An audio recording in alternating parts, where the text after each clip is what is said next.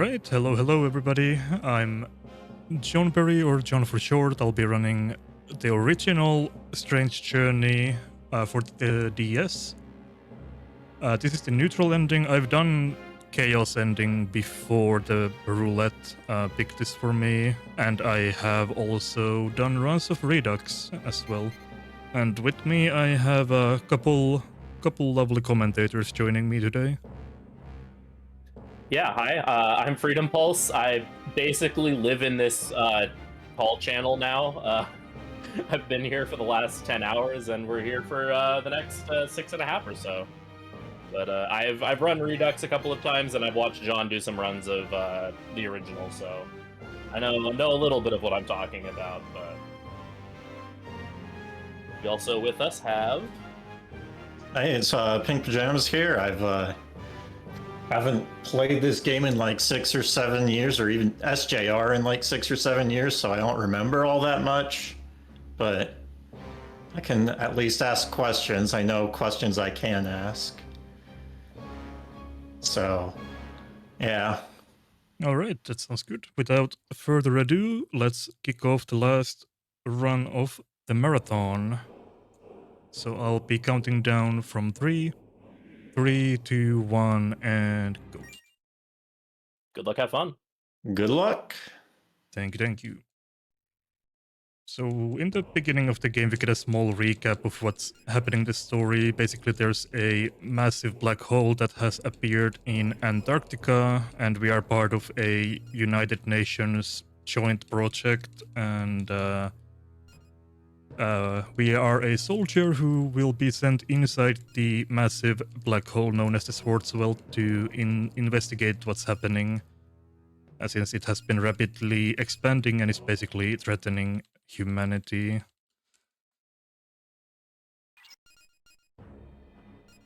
Depending on which version of the game you're playing, the NA or JP version, your character's nationality actually changes. So this is the NA version, so we are canonically a American, but if you play the Japanese version, you would be a Japanese citizen, which doesn't really have much of an impact on the story, but I thought it was pretty funny. Yeah, you get like one line from Jimenez in the North American version where he's like, "My fellow American, huh?" or something, and that's about it. Yeah, at the very beginning here, you get some questions from your Demonica, and depending on how you answer or how you get your stat growths, although the stat growths are still kind of random, you get like biased towards one stat, or is it like a specific growth spread? It's a specific growth spread. For this run, we'll be doing the game calls it a technical build, which is basically a magic bias build, where your magic growth is 24% of your level ups on average, or there's a 24% chance of the level up being magic, and then your other stats are spread between 18 to 20%. The reason we go with the magic build is because that increases the damage your magic stones do, so your Aguilau stones, Zanma stones, that sort of thing. Your elemental gun damage in this game is influenced by your strength stats, so you might think it's a bit weird that we will be going magic bias instead, but there is a very good reason for that, which we will talk about once that's relevant. Yeah, in addition to the damage that you deal with your magic stones, your magic stat also determines your maximum MP and your magic defense. Magic defense being actually kind of nice to have.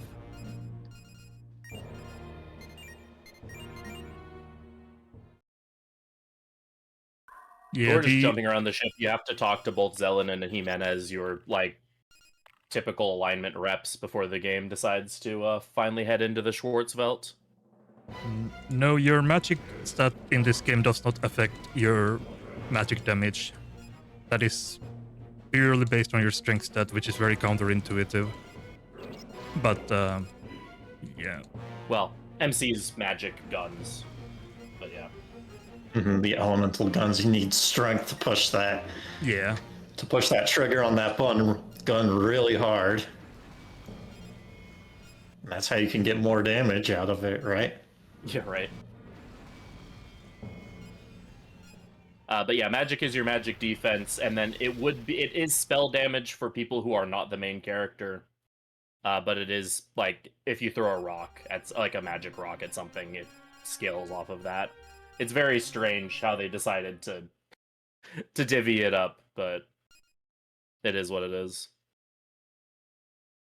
Yeah, so here we have a MC goes into cardiac arrest, and we get a vision from 3 gentlemen sitting around a table. And once we get resuscitated, the ship is under attack by something. Since we are now inside the Swordswelt, we don't really know what's going on in this place yet. So we're about to find out. Yeah, we're under attack from invisible enemies that we're incapable of seeing. So we're not entirely sure what's going on, just that bad things are happening.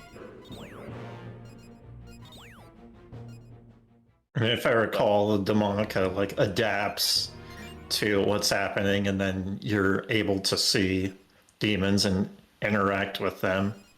Yeah, the wise men send like the program to us that allows us to see them or something. Send it over through Wiseman and Wi-Fi. Yeah, exactly. Yeah, the Swordswelt 5G network. So yeah, here we have a tutorial fight with 2 slimes. In this game, unless you have the demon or have enough allies towards this specific demon type, you're not able to see it. For our purposes, we'll just auto real quick, and there goes the first of 2 tutorial fights down. We'll still have another slime fight in a second. In typical SMT fashion, you can very much die in these tutorial fights if you're not being careful. It's not egregious like in Nocturne or SMT, if for example, but you get some free medicines that you might have to use, which we are now down to 28 HP, so for safety purposes I will be healing almost guaranteed.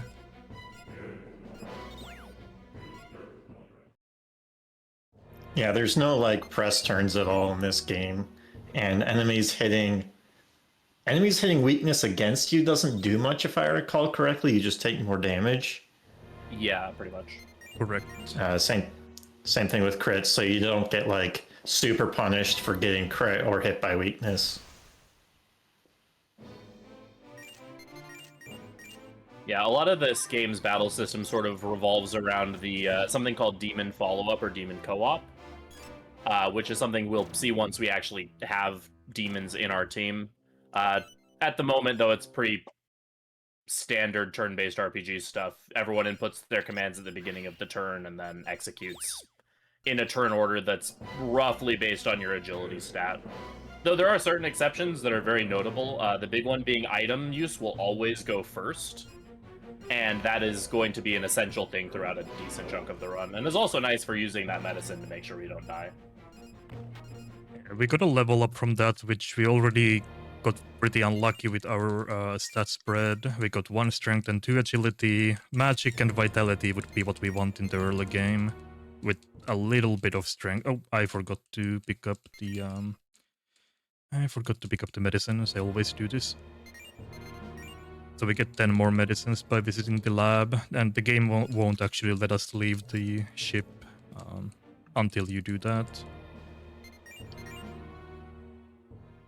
So now we are one of 4 ships that entered the Swordswelt. There's also the Blue Jet, the Elf, and the Gigantic. So we're gonna go search for crew members who might be stranded in this sector, which is now dubbed as Antlia.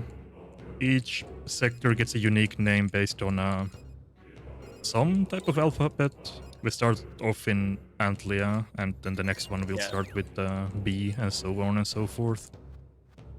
Yeah, it's alphabet, but I think it's also named after constellations. Yeah, I'm not sure. In addition to that. So here we have our demon recruitment tutorial. We get a Pixie, a trusty old starter Pokemon Pixie. As you do. So in this game, you don't have the traditional party members that you might think of from other JRPG games. You're summoning demons. It's a monster collector game. So we have a pixie now. And we'll move... That's interesting that she's not auto-added to your party. Yeah, I think in Redux she is. I want to take some that's what I encounters was- to level up. So this is hopefully a duck. This can be a duck bug or a knocker. So we'll find out. Duck gives a lot of EXP, so those are very good to fight early on. MC has access to... So there you saw... Yeah. Yeah, Regular there gun. you saw the first instance of a demon follow-up.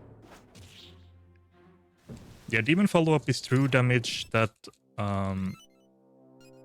True damage that's based on your level. It how strong your skills are doesn't have any impact on how strong your demon co-op will be.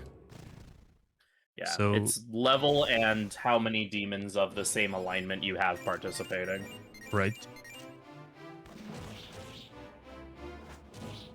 The game likes to incentivize you to have demons of the same alignment as the main character, or to bring parties, like build parties of a similar alignment to each other. As opposed to like some of the older SMT games where you just can't bring demons of your opposite alignment. You are able to, but there's of course you're disincentivized from doing so because that means the MC can't participate in co-op. Doesn't really matter all that much, but it is something that we make note of a couple times.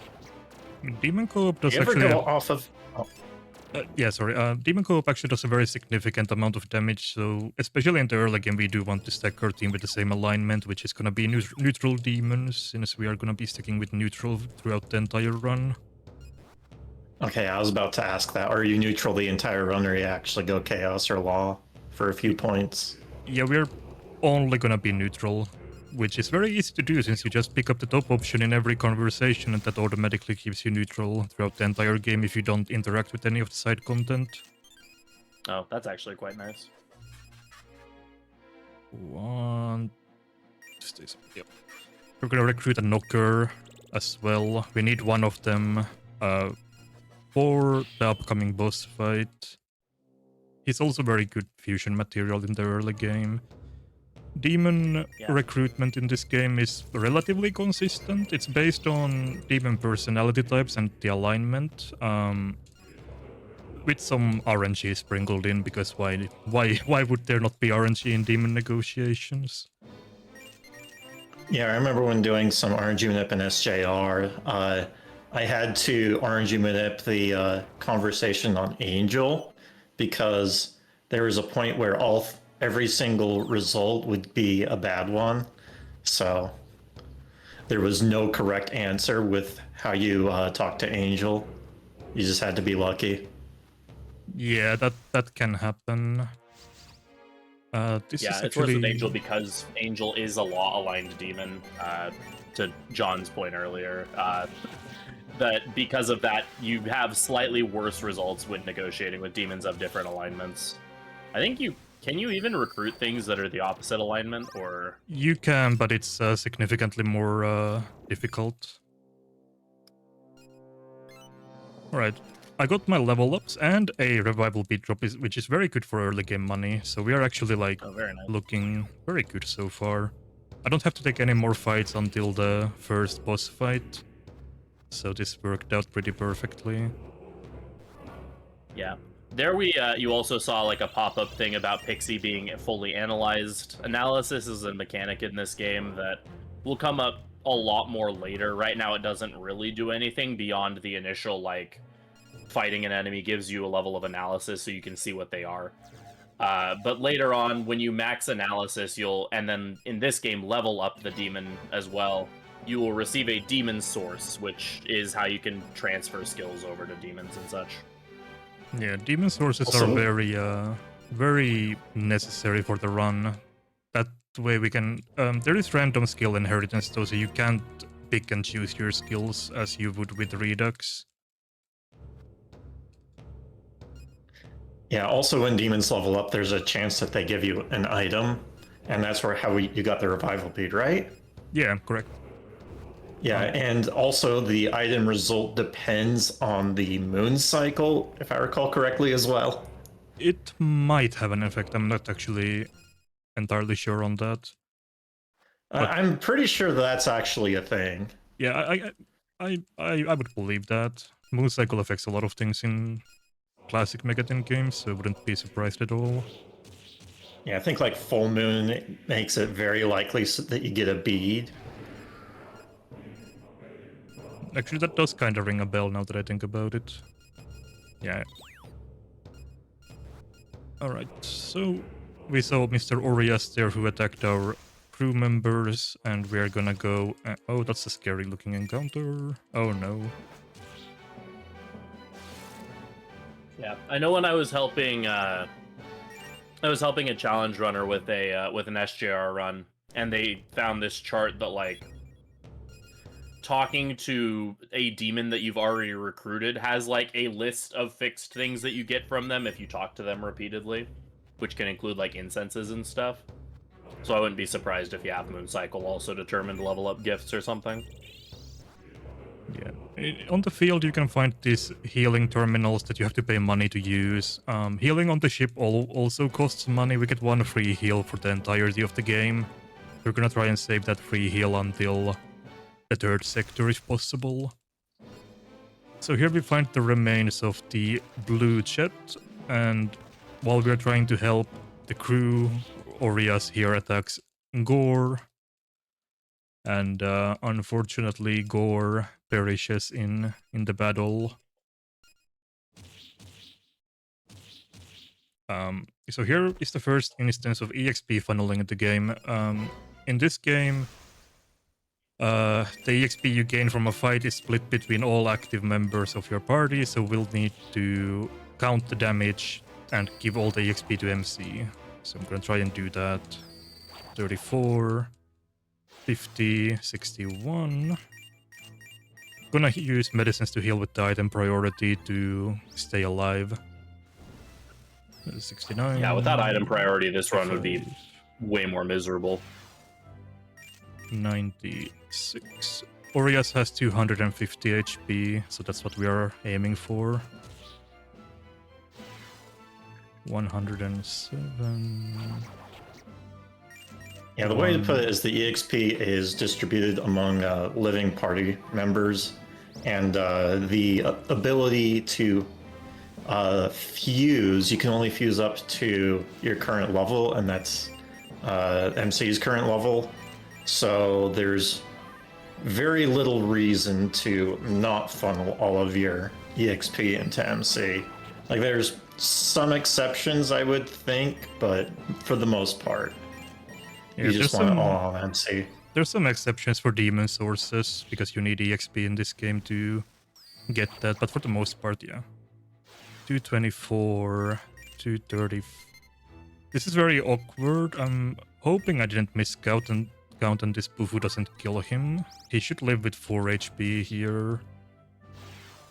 Alright, perfect. And I'm gonna keep MC alive.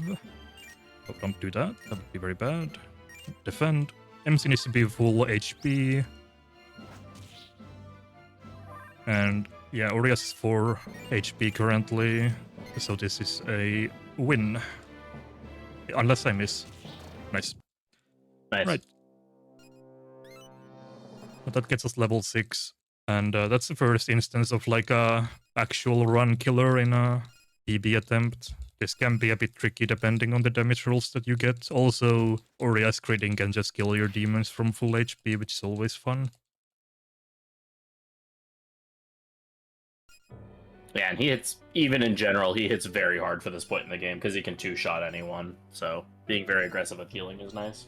Yeah, if you're lucky, you can get enough vitality to survive 2 hits with MC, which makes the last hit kill a lot easier. But in general, Orias will outspeed MC in most cases.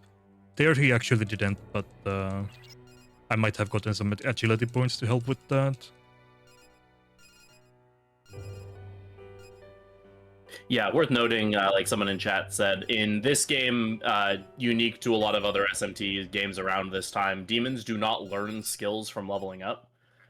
Demons just start with their full skill list, so there's very little value in leveling up demons overall, so that makes EXP funneling even more worthwhile to go for.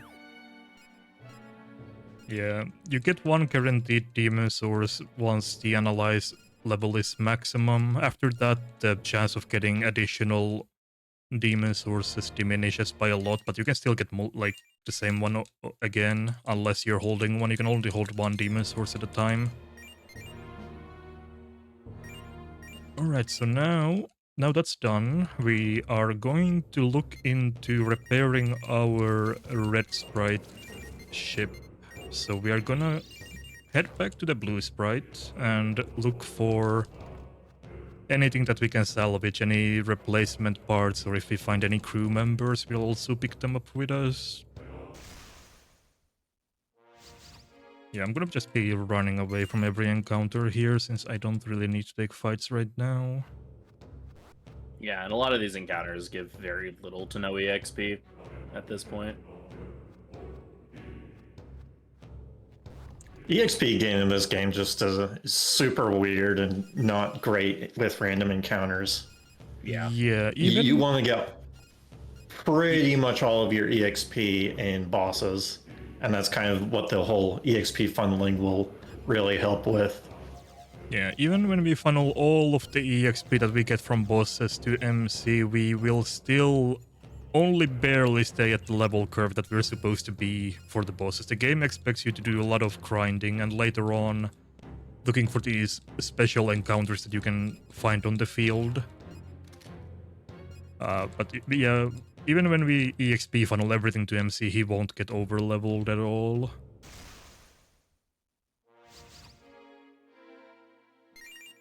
But also, if I recall correctly, if you beat enemies that are a lower level, you get even less EXP. Yes, that's correct. Okay. Yeah, so it's kind of like a soft cap on your level at some point. Yeah. This game has very little level scaling overall, though, so levels are not the most important things. Yeah, stats scale very, very heavily in this game, but levels really only count towards, like, getting stats.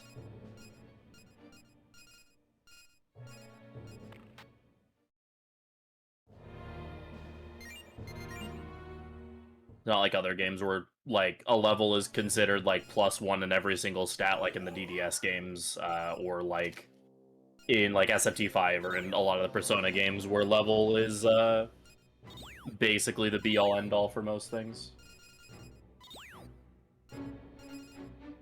Yeah, so in certain points of the story, we can visit the lab after we pick up a rare forma or such thing, and then that gives upgrades to our Demonica. So we got the Forma Surge A upgrade, which now lets us find these Formas, which are things in the Swordswell that you can find that you can use to craft materials or equipment. So we'll pick up this one. This is a story-related format that we will need to progress, so we'll just pick this up real quick.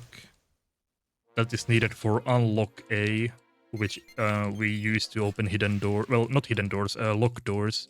There's another one called Gate Search that we will use to find hidden gates later on. No, this game does not have voice acting at all. So no SJR science noises, unfortunately. We don't get to hear the power of science. No. Although I wish we did. That was like that's one of the best parts. Oh, yeah, that's so much fun in Stranger to just be like, alright, science noises. Especially because it plays the battle theme during it, too, which makes it even more funny.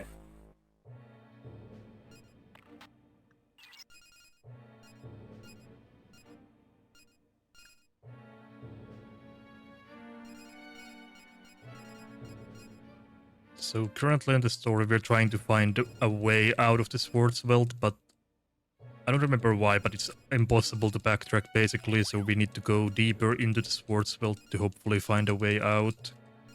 That's what we're kinda kind of coming into terms with right now. We also get introduction to the demon fusion system,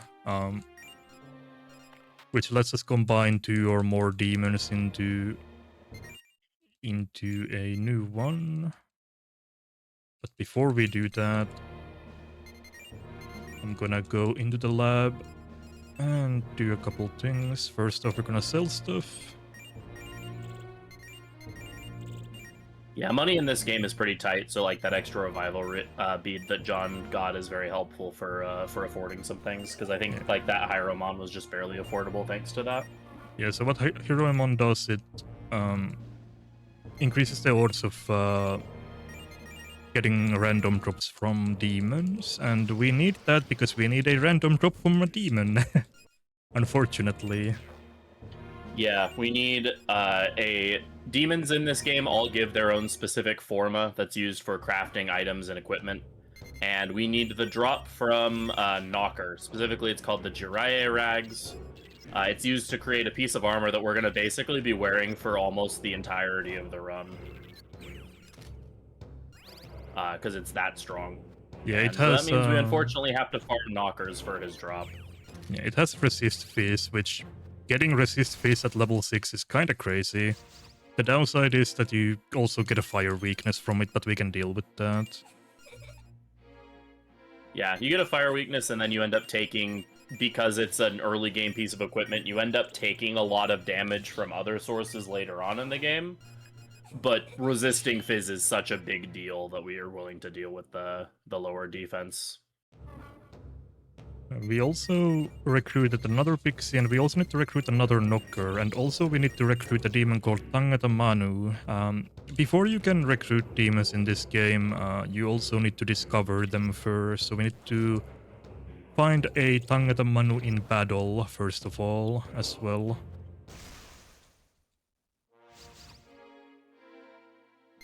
Yeah, there's a lot of randomness when it comes to getting recruits.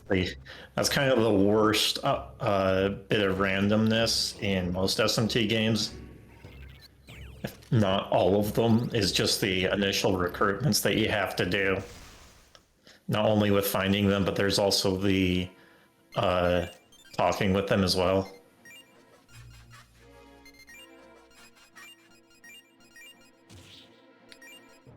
If you're ever low on money, like in your route, do you talk to demons? Like probably only in the early game, but you talk to demons to get an item from them, and then you get like a revival bead, and you can sell that to fix your money. You can do that as a backup, yes, if our money ever gets to that point, which I'm really hoping it does not, because that would be kind of miserable. Yeah, you already got a revival bead, so you're. Yeah, the I don't know if revival you're bead is ahead on money, or if that's where you expect to be. That's where you expect to be, pretty much. It's mandatory for our money route to basically work to get a random drop from revival bead as well. Or a chakra drop, that would also work. Those give 500 when you sell them. The money route is pretty tight because we need to craft the survivor vest. Aside from the materials, you also need money to do that, so that's where our money will be going in the early stages. That could be a Tangata Manu. Yeah. Hopefully. That is well, a it's with the gun, Onmuraki so I think maybe. it is. Onmuraki or Tangata Manu. It's Yeah. either or. It's Onmuraki. What's on Meraki? Darn. But there's no cursors. One thing off the list. So unfortunately, I have nothing else to do but try to find Tangata Manu or kill enough knockers to get his drop. So I'm kinda stuck here until something like that happens. Yeah. To answer a question in chat, as far as Pink Pajamas and myself, we have only run Redux. As far as John's preference, I know he likes different parts of both runs, but yeah, they're pretty equal to me. I like both. Alright, this is a Tangata Manu. That's... don't do that. What did I do? No, why did I do that? well, I misclicked. Oh, that's really bad. you got money. But that, Well, I got money, yeah. that is a little unfortunate, but we did get money. Why did I do that? He probably thought, oh, Tangadamanu, I need to recruit him, and then... No, I thought I was clicking Skip the gun, analysis but I part. accidentally selected talk. That was very unfortunate because that would have been good for getting the Jirei rag and also discovering him. So missing out Yeah. on both there, bit of a fumble.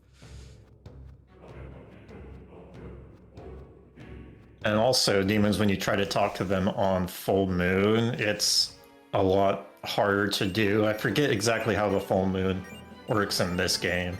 I think they just straight up refuse to talk to you. They pretty Okay. much refuse, yeah. There is a sub app that enables you to talk to demons on full, but most of the time you, especially in vanilla where you have a limited number of sub app slots, that's not something you'd want to do anyway. Or be Alright. running. We discovered Tangadamanu, so now we are a bit closer. We also got the Pixie Source, which we will need later. Right, here we go. Good If chance these it's some guys, Vera rags.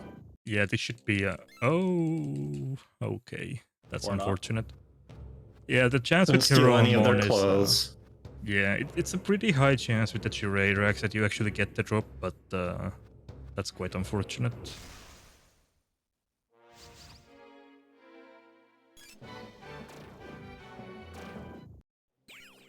There we go. Oh, we got it. Nice. So we can move on now. Tangadamanu can be discovered in the basement as well.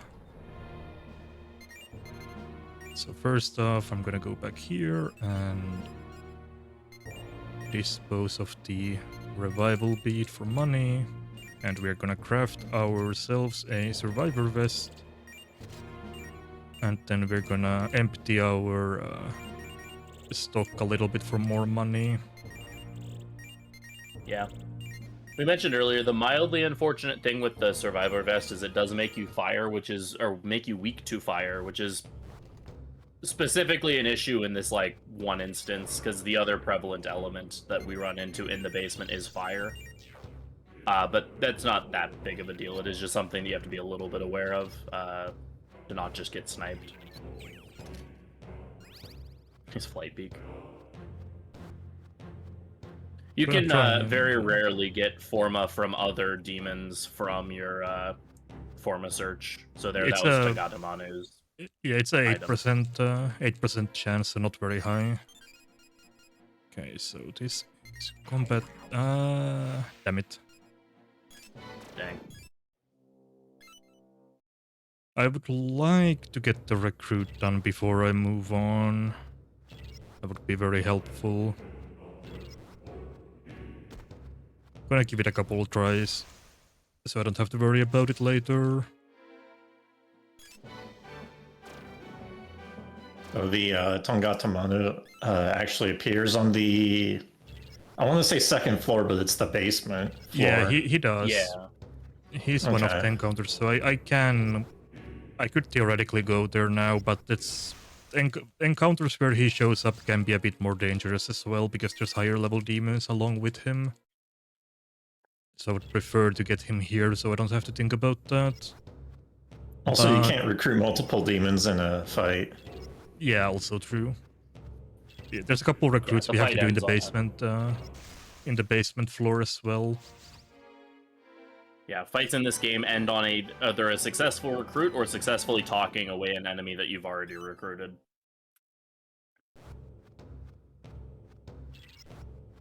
I'm gonna give it like a couple more tries before I relent, so we don't end up here for too long. Yeah, let's try one more. If I don't get it, I will give up.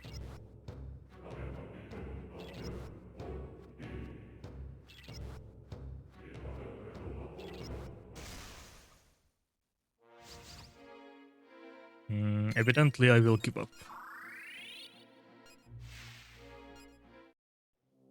Well, at least they gave you a free heal first.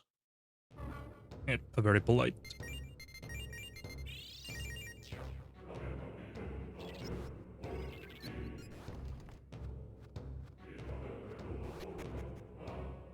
So here we will get an introduction to optional side quests, we get this injured pixie who is asking for a bead. And we'll come back later to do that, because that will open up a side quest chain that we will need to complete later. But for now, we can't do it. Side quest chain for a lot of things. Or a couple things. It's mainly the side chain quest where we, do things basically. We get the late game armor and we get a material to reduce our encounter rate. So we will need to do that at some point. Hey, there he is. Hey! Is it work clones, maybe? Or maybe there's no winning with this guy, who knows? Oh, okay, that should work. Now he's just being mean. Can I talk to you again? No, you're angry, okay. Very unfortunate. We're gonna be taking some fights here because we need MC to get or be a bit higher level. We also need to get the Sandman Source, which we are very close to getting right now. I just kinda need him to not level up, or that will make things a bit more difficult, so I'm gonna be a bit careful with that. Besides EXP and the Demon Source, we need to recruit a Kaso and a Huapo while we are down here in the basement. We're also gonna be doing some collecting for money and for items. You don't want to fight this. That's a Melcom, I think. Actually, Melcom wouldn't be that bad to fight, I guess, but... I think they're somewhat high leveled, so that might accidentally push Sandman over. No, I would be funneling the EXP to MC if I was fighting stuff. Right. That makes sense. But I would prefer to just find Kaso or Huapo instead.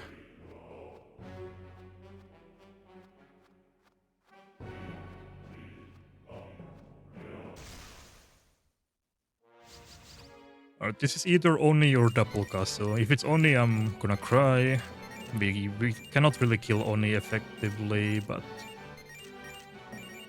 Let's see. Yeah, Oni is weak to electricity, but he's very, very beefy, so... That is not a Oni, so we're fine. Yeah. Actually, is it Oni? It might be.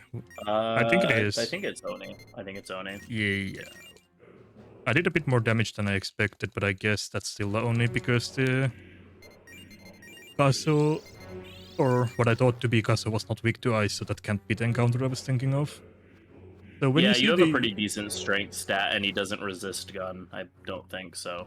That makes sense. Yeah. Okay, this is either a... I think this is a double Copa, which is good EXP. Well, decent EXP, so we'll fight it.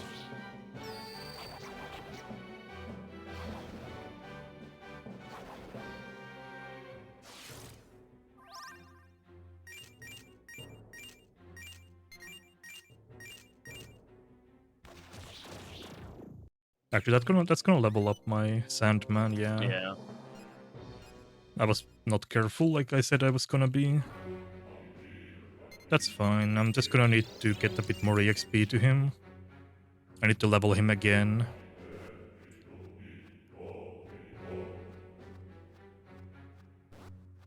It's not the end of the world if that happens. Okay, so this is either Oni again, or preferably the double Kaso encounter. That is a Oni. Darn. Yep, that's the Oni encounter. So we are out of here. That's very unlucky. He's not that common here. Yeah, this encounter zone doesn't have all that many Oni encounters, so it's kind of There's surprising. only one. There's a singular Oni encounter. He spawns with 2 gremlins. But yes, we'll try our luck at the next area. And maybe I'll have better luck here. The encounter zones change a decent amount depending on the area of the floor that you're on. Yeah, it's really fun looking at like pictures of the encounter zones on the Japanese wiki for this game, because they're quite colorful. They have a lot of very like random encounter zones. This could be a Oni again. But preferably it would be the Kaso. Okay, there we go. It's the Kaso. Okay, that's Thank Kaso, you. Yeah.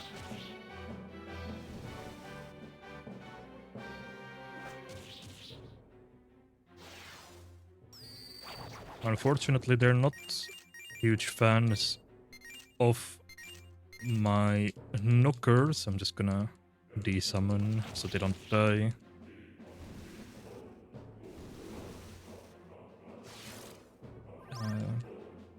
Might be in danger. Yeah, fire weakness making coming up a little bit.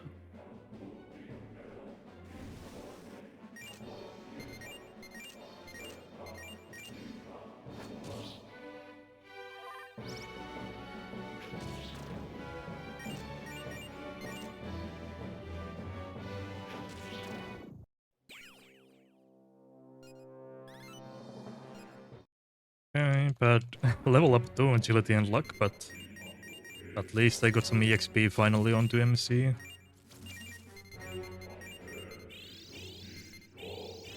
The bias taketh and the bias mostly taketh.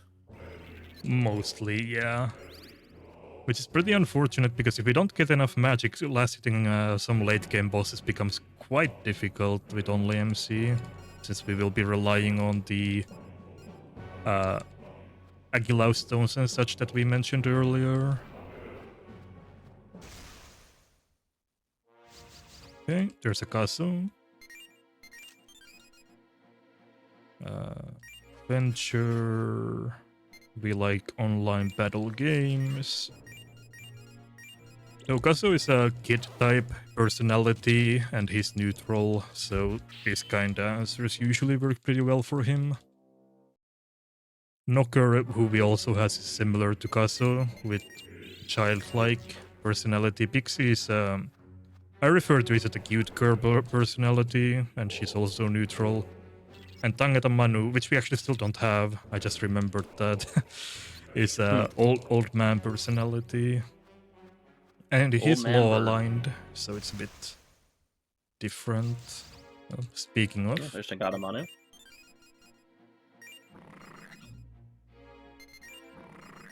Alright. Once you get to this point where they start asking for items, the recruitments can't actually fail. Unless... Which is really nice, because a lot of other SMT games you can get scammed even in the recruiting phase. Yeah, unless they ask for like... Well, I don't even know. It's not really realistic for... Unless you like deny what they want, but like you should always have what they need, because the requirements, what they ask for, are very minimal at this point. So we just need a Huapo and a little bit more EXP on MC and Sandman. I'm gonna make another safety save so we don't lose all of our progress in case we get into a Oni incident.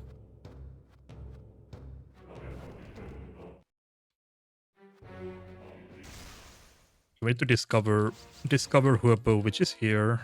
She's the sprite on the left, which is good for us. That is Huapo.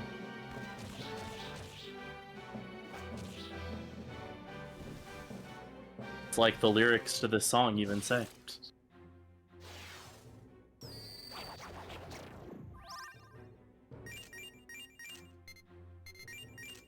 The OFL, the official Freedom lyrics.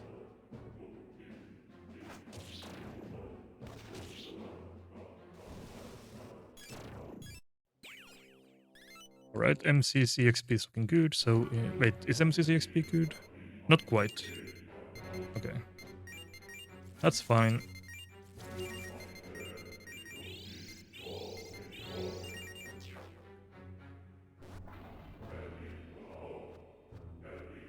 This is Huapo.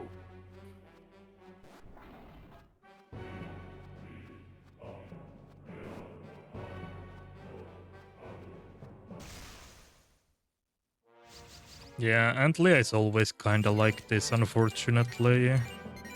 Depending on your luck, you can get through Antlia very quickly, or it might take you a long time.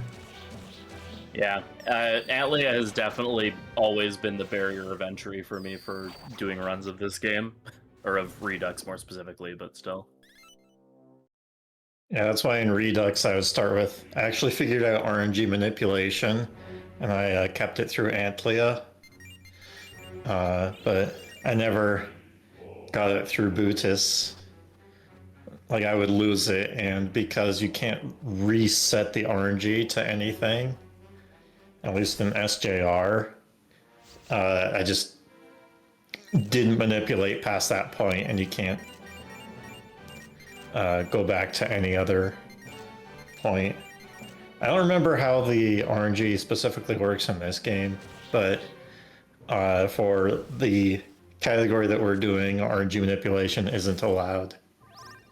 It actually is. If you look at my notes, it's outdated on the rules, but RNG manip would be allowed. Okay. There was a run like a week ago that another runner by the name of Liv did. Alright, there we go. Sandman source and everything is fine. Just need the Huobo now. Everything else is fine. Yeah. But yeah, that's the. Go ahead. Okay, I was just gonna say it's more one of those things that like it's allowed, but it's like one of those things that's just kind of so obnoxious that no one really wanted to do it. Yeah, it's not for Yeah, this this is- game. It's not really reasonable to expect to carry the manip longer than Antlia. Okay. Yeah, and Antlia is kind of where you would want to keep it just because recruit RNG is so bad.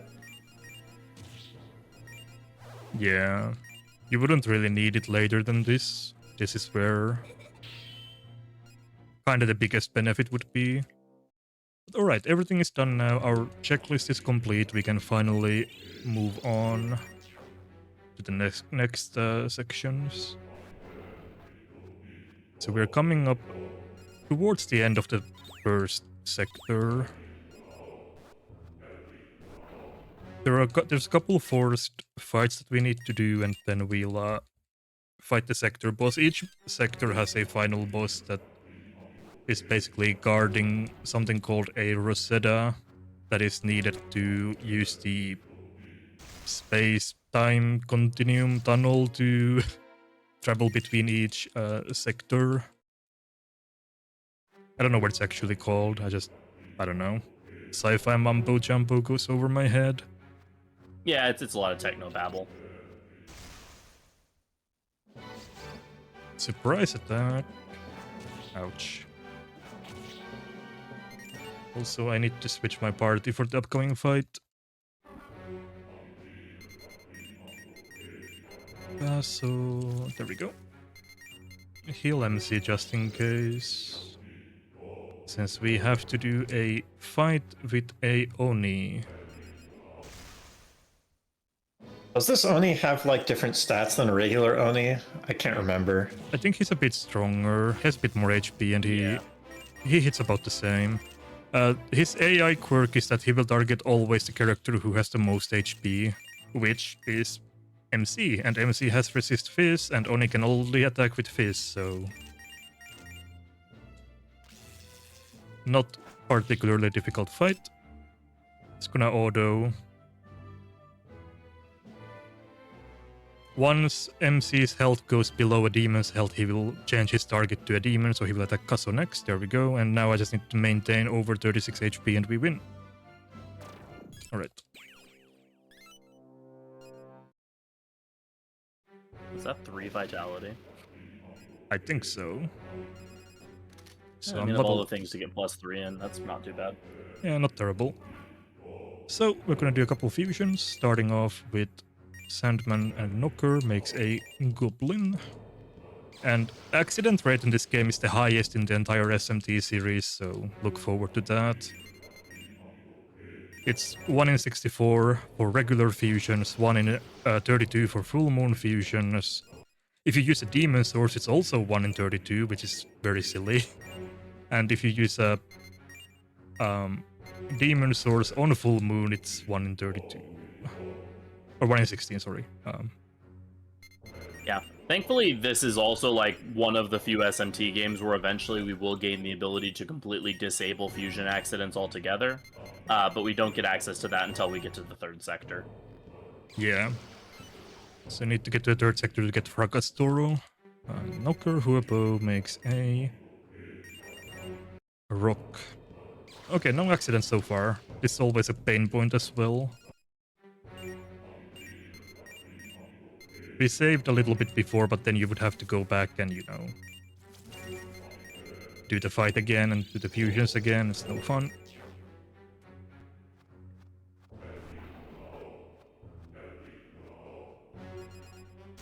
Now this is another fight, very similar to the other one, but this time I'm just gonna defend and blast them both with Earth if they're weak to CO. Start off by killing Malcolm first because he has Maragi, which can hurt a decent bit. And yeah, Oni keeps targeting MC because he has the highest HP.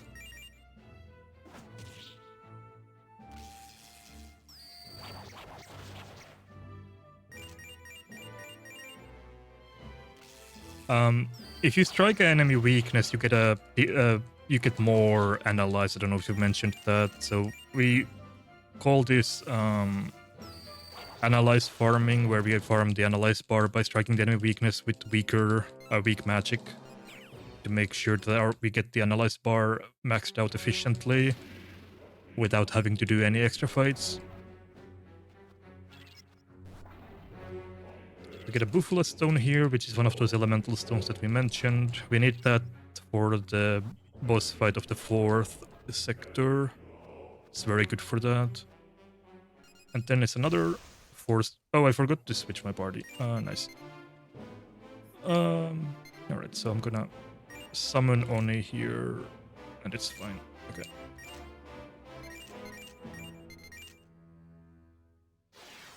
Oh, you This can't actually swap out in this version with Demon Zone turns. That's interesting. Yeah, you can't do that. But this fight is a bit more involved. You see a lot of enemies, but overall not too difficult. MC can use gun, and then we just attack them one by one while Earthus picks off the Oni with CO. I am jealous though that the Oni gets to have 2 pixies in his party. Yeah, it's a bit unfair.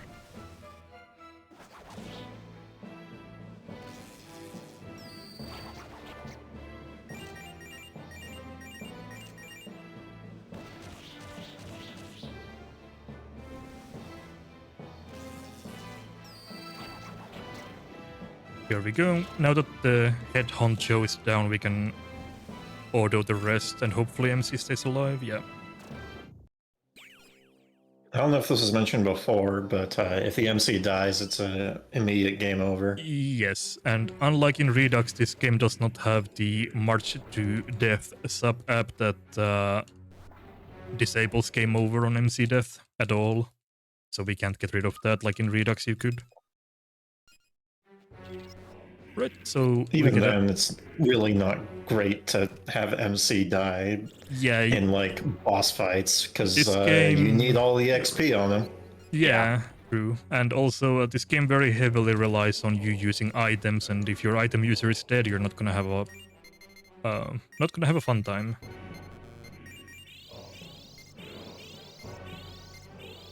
Right. So now we have reached the first actual boss of the game if you don't count Orias. So first sector boss. Here we get an introduction to the password system. You get a free password for a to summon Tangata Manu, but he's too expensive to summon at this point for the route, so we just recruit him instead. Right, so let's fight Mr. Morax. Morax he's weak to ice and has about 700 HP. He hits with fire and fizz. As you remember, we're weak to fire but strong against fizz, so it's okay. He can be a bit mean. On the 5th turn, he uses something called Gehenna that can inflict panic to our team. So we need to kinda count that. Also, Maragi hurts. That's not what we want to see. Gonna heal. Yeah, in addition to setting up buffs, so buffs and debuffs in this game stack up to 4 times, unlike in well, like in a lot of the, or in a couple of the modern mainline games. They kind of go back and forth on how many times buffs stack and don't stack. They stack 4 times in this game, so we'll be getting as many Tarukajas up as we can, which is an attack buff. And additionally, Oni is using an ability called Fang Breaker, which is an attack that also inflicts 1 stack of Tarunda, which is a physical attack debuff, or just an attack debuff in overall. This game doesn't split physical and magic attack like some others do. Triple Maragi is very rude. Start out the fight. I actually haven't seen that before. Yeah, it greatly lowers his DPS if you can land some Fang Breakers. However, if he's just going to spam Maragi every single turn, you can't really keep up with his damage output. Yeah, that is usually not a problem. He usually uses like lunge and horned rampage and stuff like that, which is we can deal with, but Maragi is the worst thing he can do, unfortunately. Yeah. Generally speaking, despite his existence as an SMT game first boss TM, this fight is generally quite easy. So that's just like kind of one thing that he can do to just be rude. Yeah, you see, so there he just punched MC with a basic attack and the fight is already going so much better.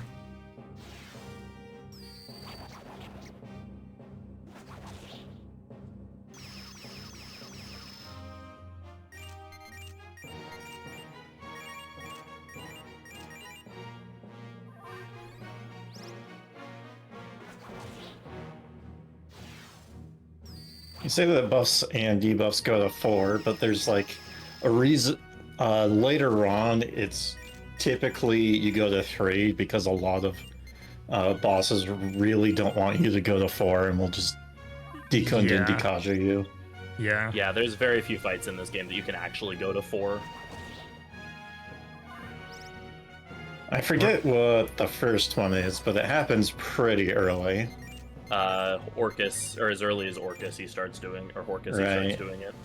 We're gonna defend for Gehenna and he missed all of it. That's exactly what we want. That's huge for us. And then do 1 rampage with Oni. And we're getting pretty close to him being on low HP depending on how rampage hit, or if anything hits. I don't. Okay. Well, at least rampage did stuff. So once the indicator turns red, that indicates that he's at 20% health. So we're gonna try and get him there without killing him. Yeah, so that should be... We defend once on everybody. Hopefully no Gehen. Oh, boy. Alright, that's good. Now I just gotta make sure that I'm healthy enough to desummon my demons to funnel the EXP.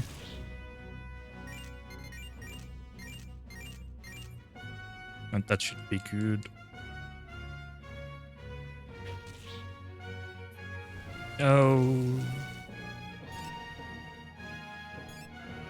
I summoned a bit too early, but okay. Good enough. Decent fight overall.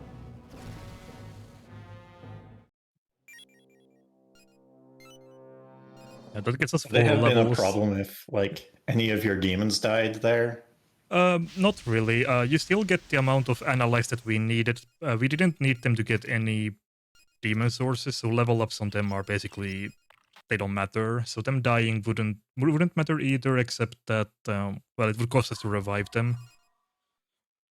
Our money should be good though. So generally speaking, your demons can die in every fight without it being a problem in terms of getting EXP. Unless they need to stay alive for the analyze, or unless they need to stay alive for EXP via Watchful, or something like that. There's only a couple of cases like that in the run. Right, so we made it through the first sector, and now we are getting to sector boots.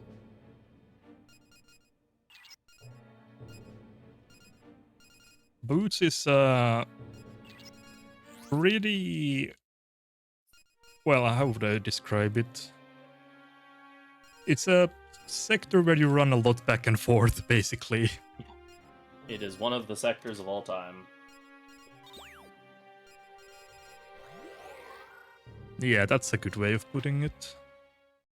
I'm gonna save, because Yes. And then we'll take a quick trip to the lab. I wouldn't say Bootis is really that bad of a sector. It is a bit slow, but I wouldn't say it's like really bad compared to a lot of the other ones. No, it's not bad per se. Wanna buy Ancient Vest, but I'm not gonna equip it. Alright, and now we get rid of our revival beads. Yes. And all the format, this should yield us about 4.2k. I should have enough for that. Yeah, money is good.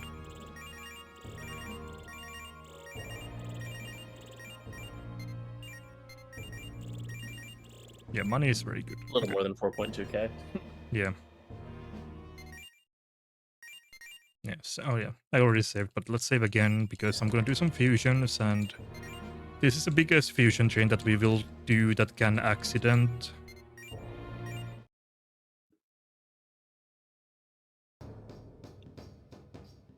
We're gonna do You need to a get some extra money though.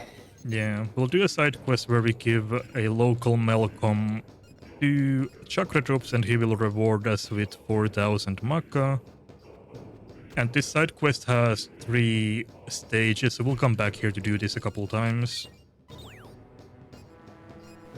Yeah, here he asks for some chakra drops for some money. Later he'll want a chakra pot, and then after that he wants something else. I forget what he wants then. Great chakra. Great chakra, yeah.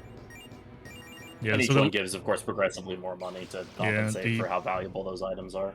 the second one gives you 15k, and the last one gives you 40k. So it's a very significant amount of money. And you're selling chakra drops anyway for money, so you just get a better deal. Right.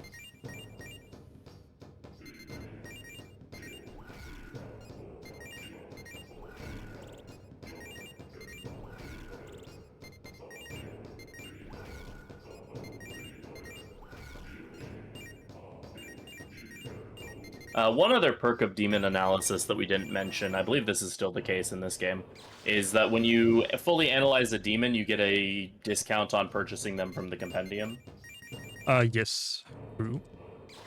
So they become half as expensive, which is really, really nice for decently long fusion chains.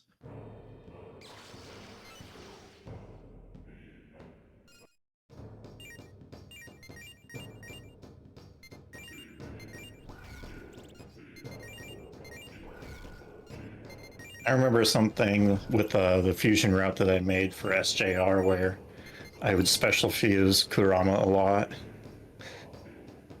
Just because it's really quick to do. What did I do? Cause oh, wrong demon. Okay. Yeah, we'll get Kurama. We use him a little bit and use him as a material as well, but we don't do it like excessive amount. But we will make use of him a bit later. Right, one more fusion that we need to do, but first another compendium trip.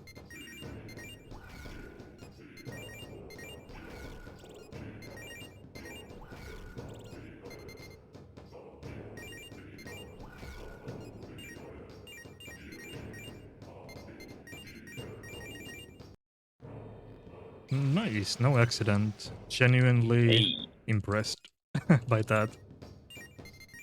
I'm gonna summon...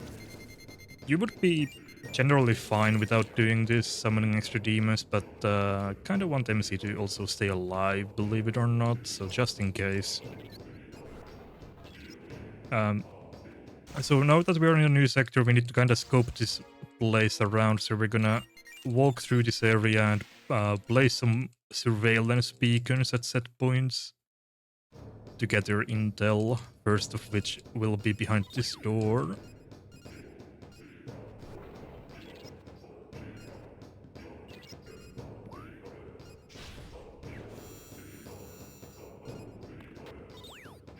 And then we need to do another one, so we'll head on over to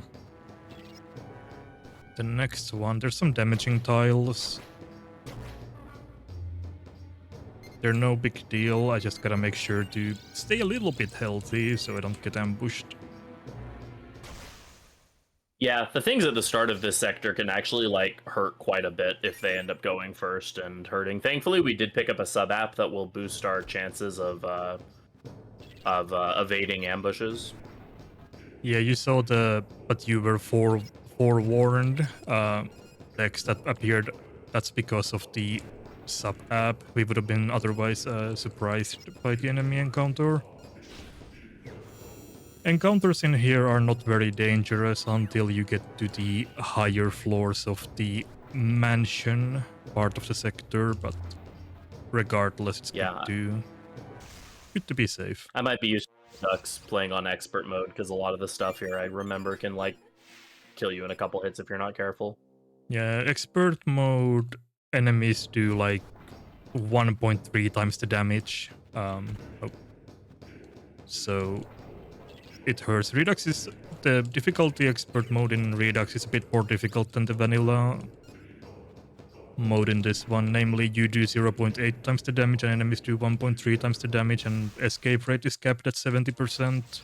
There's no cap in vanilla, and some other minor stuff like ailment infliction rates and whatnot, but overall, there's some quality of life stuff like no sub-app limit in Redux and commander skills, which makes that game overall a slightly easier, I would say, but they're both still pretty challenging games for people who haven't played those games that much. We also picked up a Forma, which lets us now get the gate search that I mentioned earlier, that we can use to find hidden doors throughout the sectors, which we will be using pretty much immediately. Power of science. Take it easy.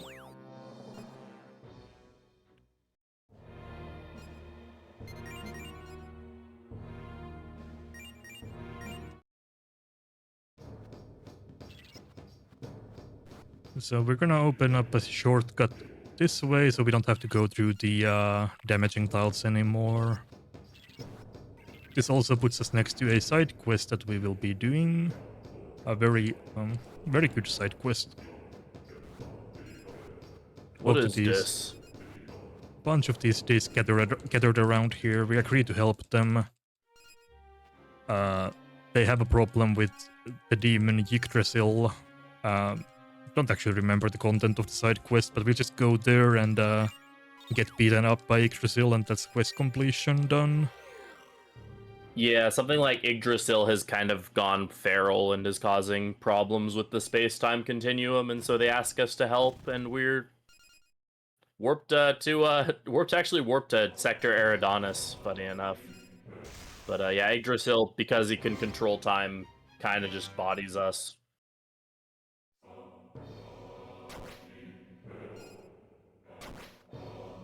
Yeah, so we do this because this gives us the accessory for Yggdrasil Ring, which prevents MC from getting poisoned at all, which is very important for the upcoming fights. Yeah, it also gives us like an additional, I think, 20 HP or something, which is a not insignificant amount. Yeah, it's also... And then in this quest, you get saved by some unknown entity, which as a later side quest, you are that unknown entity. So there's a quest to make it so that you don't enter a time paradox, but it's optional. Yeah, we're definitely going to create a time paradox in this game right now, because unfortunately the Norner ring, which is the reward for doing that, in addition to the fact that it's an optional fight that you don't really want to do, the Norner ring just isn't that good compared to like the Yggdrasil ring. It's +1 to all your stats, which is kind of cool, but by the time you get it, you're over halfway through the game, and that doesn't really matter nearly as much. Yeah, we just need the...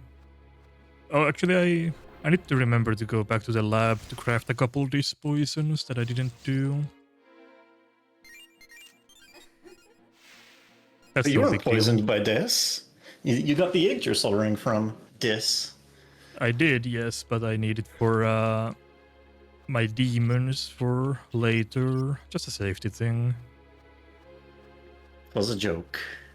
Right. I missed that. Oh.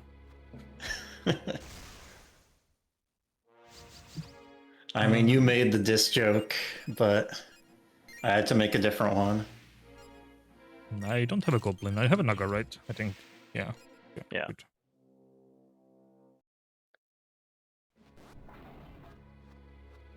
So we're looking through this area. There's another ship that crash landed into sector boots. The ship number 3, the Elv. So we're gonna search this mansion for them. Oh, failed to run away. Nice. Charge would be scary if I wasn't resisting physical. Yeah. In It this could be a charged game, gun attack. yeah, in this game, charge boosts the damage by 2.2 instead of 2.5, and it only lasts for 1 turn, so you need to use it immediately if you want the damage buff from that. Yeah, which is such a weird quirk, because as far as I know, this is like the only game in the series that does that. Yeah, charge is actually very well balanced in this game, I think, unlike in a lot of other SMT games where it's completely overpowered. Yeah. Or the opposite extreme in 5, where it's like very situational at best. Yeah, so we find Zelenin, who is the Russian scientist from the Elf here, and she's been captured. And at the same time, this Bifrost comes in, and we get taken to Mr. Mithras, who is the sector boss of this sector.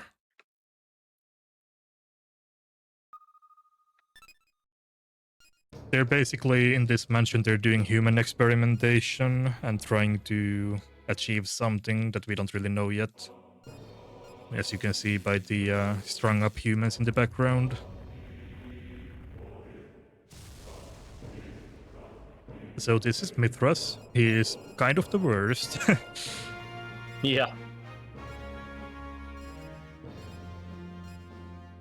Why Atlas decided to give the second boss in the game Mabufudine, I will never know. So he basically tells us that we need to convince our crew to join them, so we get let go as sort of well, he thinks we can convince our crew to join him, which we're not really gonna do.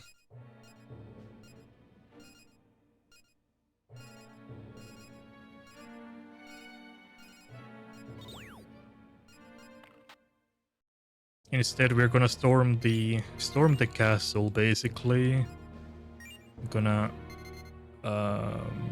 what was I need to Dispoisons. Yes. Oh, I sold my stuff, right? Well, that's fine. Right, I did sell my stuff, like I said I would, of course. It's okay. I can try and see if I can pick up detox cores from field search forums, or if I can find them in Antlia on a revisit. But yeah, we're basically gonna charge the Mithras castle right now. We're gonna create a diversion on the outside, and then we can sneak in to hopefully rescue Zelenin. Something really nice about this stretch here is that once we actually get into Mithras's castle, there will be no more encounters for the rest of this excursion into the dungeon. Yeah, I'm gonna switch my Which I party, think is so... yeah, it's really nice, yeah. Yeah, it's a neat little detail that, all the guards are distracted, and so there's no encounters.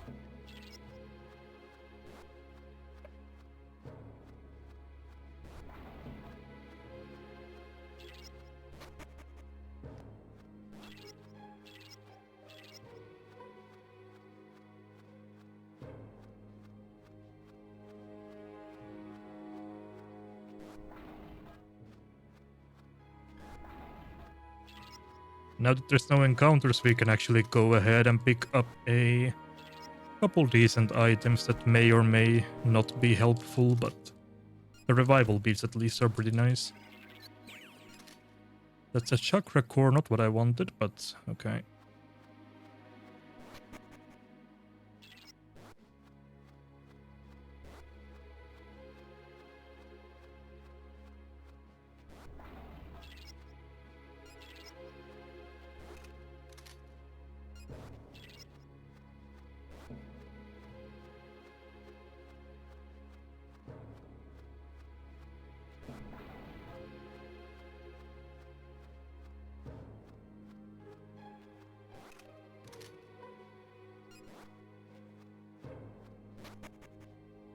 Alright, I'm gonna make a safety save here because we're approaching another boss fight.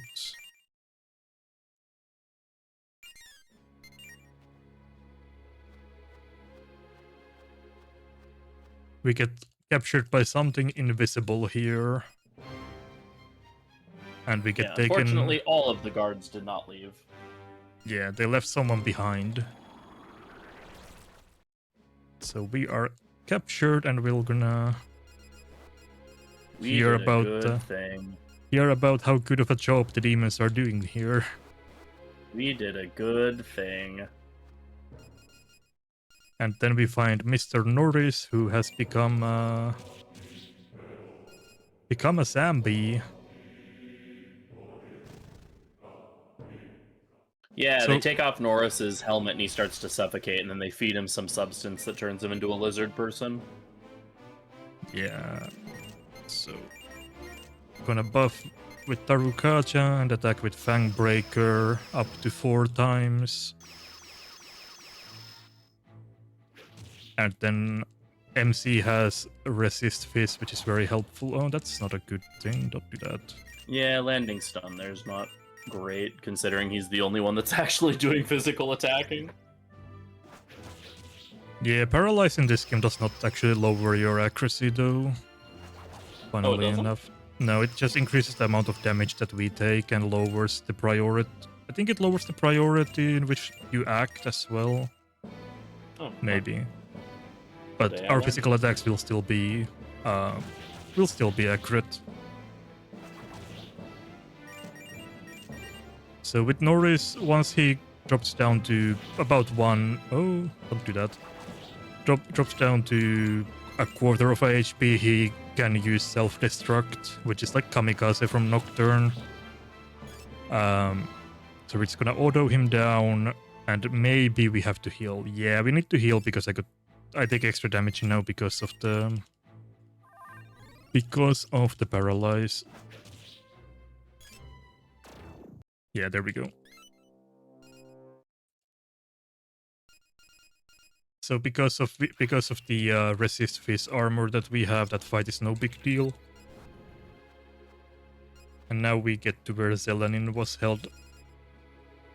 And we'll try to look for a way out until we find this very suspicious crewmate in the corner who reveals himself to be Mastema. Nice pair of shoulders, that's what he is. Everybody's favorite angel. And he's gonna help us out because he's a nice guy.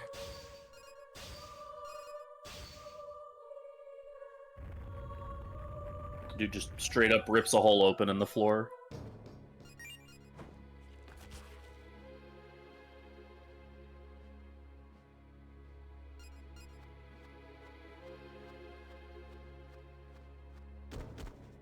Oh, right here.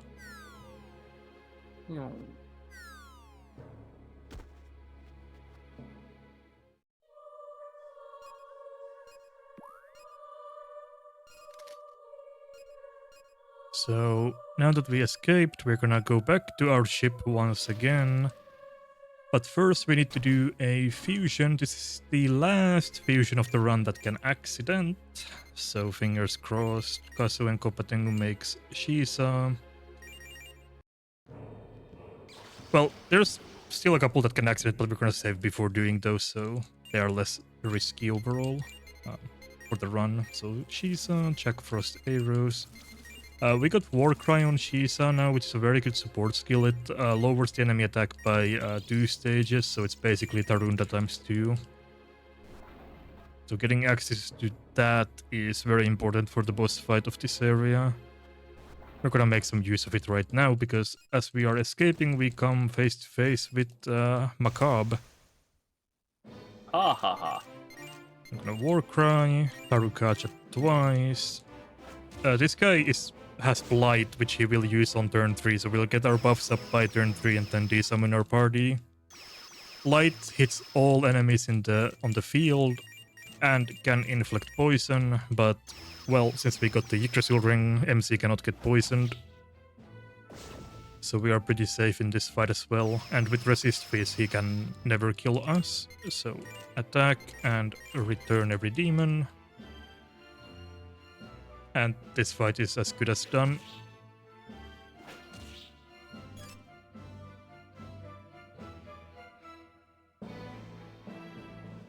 And SJR every time he gets a turn, you hear, oh. Yeah. During auto battle, I think. Yeah, the auto battle sound effects in SJR are something else. It's just constant stream of noise. Oh, got some magic finally. Nice. What? We got magic on her magic build, MC? No way. No, that's very surprising.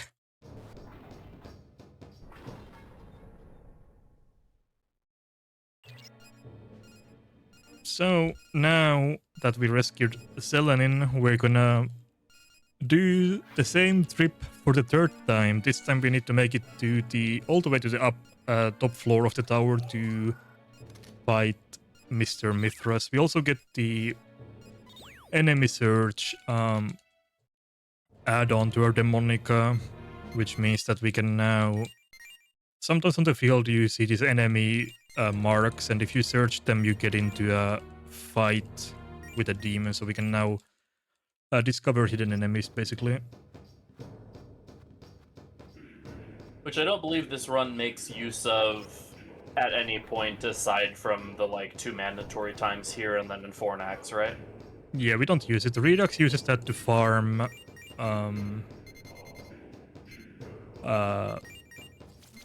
Farm stuff in Karina for a frost, so you can get the frost cannon, I know. Yeah, materials and money. But we don't need to do that, since we're not getting any upgrades to our weapon, or our gun rather, for the entirety of the run. We're gonna be sticking with our trusty fire shot for the entire run.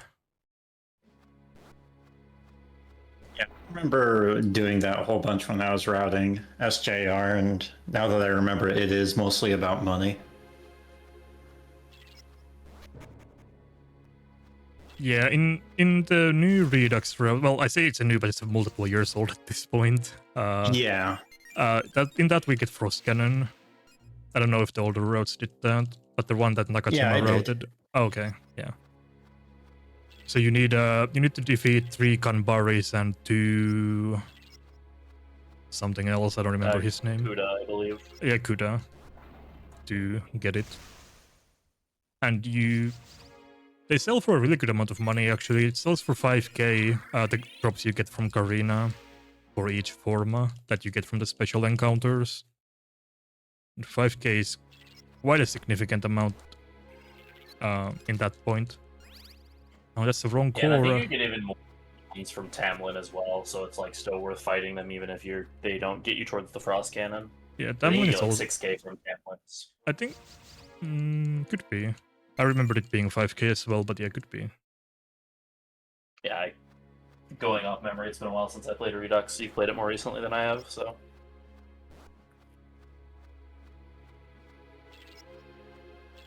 Yeah, Nakajima being the person who also made the route, this route. He first started with Strange Journey and then made a Strange Journey Redux route, which beat mine pretty hard. Yeah, he's really good when it comes to this game and Redux. A lot of knowledge. Unfortunately, not very active these days, but has put a lot of work into this routing this game and the Redux as well.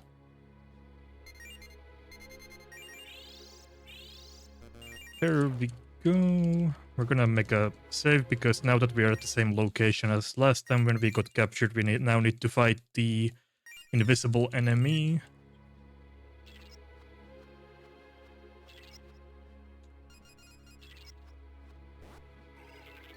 Which is Fomorian.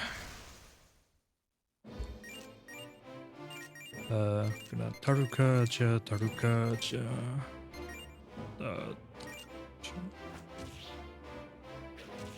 He's always going to target the enemy with the lowest HP, so that's gonna be Jack Frost. He's gonna get bullied a little bit. Hee-ho. Yeah, unfortunately, that is kind of what's gonna happen here.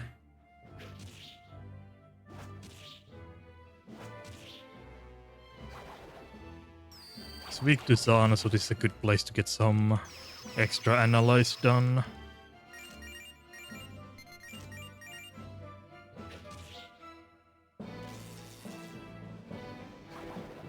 He only uses Fizz and Zeo sometimes, but primarily Fizz, so we're gonna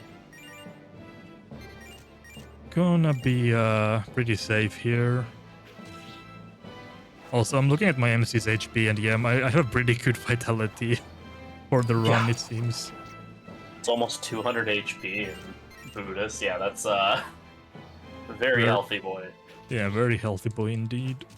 And again, EXP funneling this fight, so MC gets to duke it out.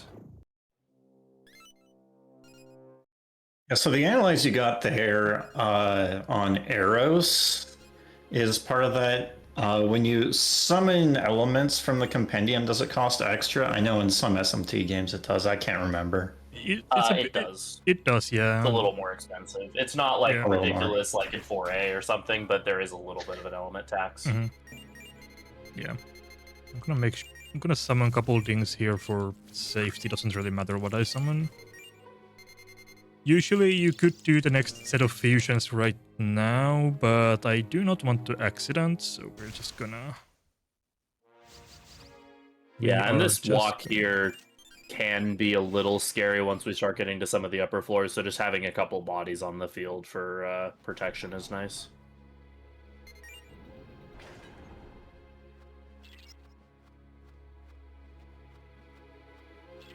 Yeah, we'll come here and we'll meet Jimenez, who is also infiltrating the palace. And we're gonna fight the Bifrons that captured us earlier. Oh, is Jimenez gonna lose the fight? Yeah, so this is RNG. We'll see who ends up dying in the fight. In Redux, they like heavily inflated Jimenez's level for this because there's actually a chance that Jimenez can lose this fight. The game will just continue on like normal if he does, but it is just really funny to see. Yeah, it's funny, like, Jimenez can die here, and if he does, the fight ends immediately, so it's actually good for speedrun if Jimenez dies, but that's very unlikely to happen. But usually, either Lilem or Asumi or both will die, depending on what Bifrons does. We'll see. Nobody's gonna die. Sad. Everybody lived with low HP. And you can see Jimenez is Chaos. He's the Chaos buddy. Oh yeah, we didn't mention that. Zelenin is the low rep. Probably should have mentioned that at some point. Well, we kind of did. We said that they been passing a little bit, but yeah. Maybe I might have missed it. Kind of. We said that there were law, chaos, and neutral buddies, but we didn't say who they were. Right. They were. Yeah.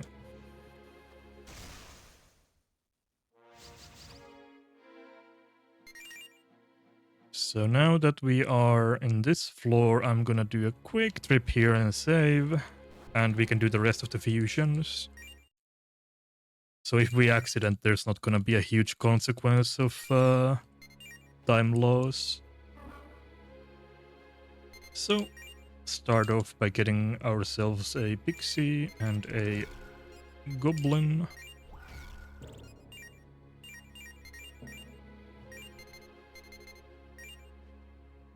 And then we're gonna use a source, and we need Rakunda, Watchful, and Media. without the like so.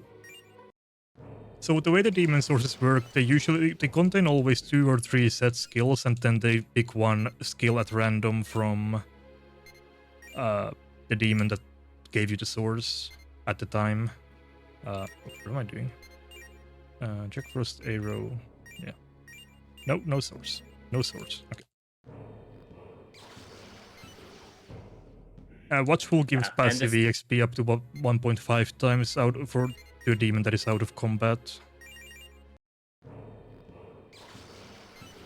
Yeah, one thing with this game, you heard John make a comment about how he wanted a couple skills without Dia. Because skill inheritance is random in this game, we can't choose what skills we get. However, some skills are a lot noisier than others, and some demons like to learn certain skills more than others. So it's important that we don't have certain skills on some of the demons that we fuse, otherwise we won't be able to get other abilities on demons later on that we would actually want. Yeah, this game has a hidden tier list for skills, and I think demons also have preferences for skills as well, like in Nocturne. So it's quite important to prevent some it's of like the... Nocturne, where the lower level skills are more likely to get passed, which sucks. Yeah, so yeah, if it's a little bit of both. There's some waiting, and then there's also some like preference as far as like healing demons like to grab healing skills, for example, or like demons like elect abilities. Right. Yeah, so for example, Dia is a rank 1 skill, and that would cause a lot of fusion noise and straight up ruin my Vivian fusion later. If not Vivian fusion, but I forget which fusion it is. But it can ruin my fusion routing later if I keep that skill. We're gonna make our way to the top floor while enabling... Some of the elevators are out of order currently, so we're gonna go ahead and re-enable them. One thing about the neutral route that is very nice compared to the chaos route of this game is that we fuse pyrocheck early, which makes it so that we can talk away the enemy pyrochecks in this area. Since we are weak to fire and pyrocheck has Agi, he hurts a lot if he attacks MC. So, quite happy with the small routing difference between this category and the chaos one. Don't have to deal with the worst possible encounters. Basically get a free pass unless they somehow go first.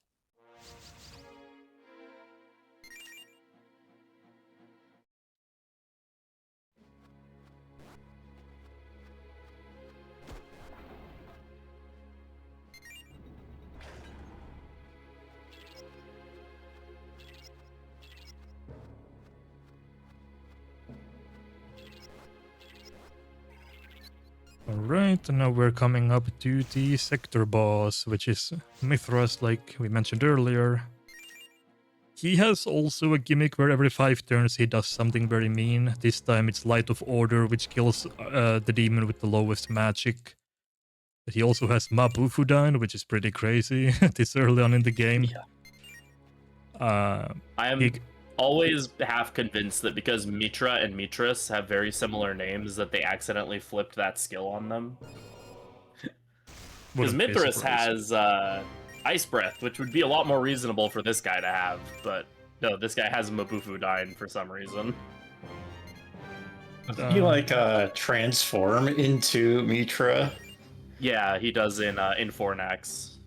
Oh, yeah. Part of like the boss refight segment. And I think even in the cutscenes here, he was called Mitra, even though he's Mithras. Yeah. So he can also inflict a strain, which he did on Inugami. Strain passively every turn removes a percentage amount of MP from the demon. Inugami is the worst target. Like MP poison. Yeah. Inugami is unfortunately the worst target for that, but should be okay. Yeah, Inugami has the most MP that he needs to spend, right, to get everything up. Yeah, he has Medea, so he's our healer base. Ow, ow, ow, ow, ow. Ow. I have extra bead, so I'm gonna throw that out there. Yeah, we do need to keep one bead to give to the Pixie for the Fairy Village quest at some point, but we can throw as long as we have the one. There's the Mabufudine. So now that it's the 5th turn, we're gonna... Our Shisa is currently the lowest MP character, so we're gonna conveniently swap him out with a Naga to prevent him from dying. Naga is gonna be the sacrificial unit instead.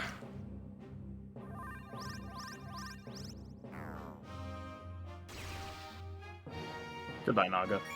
And then we'll get our Doggo back.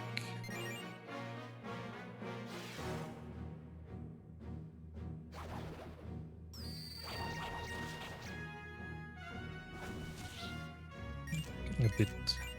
Oh, don't use the bead, I need it later. Getting to a point where I'm a bit scared to use another Garu. Maybe I can do it one more time. It should be fine one more time.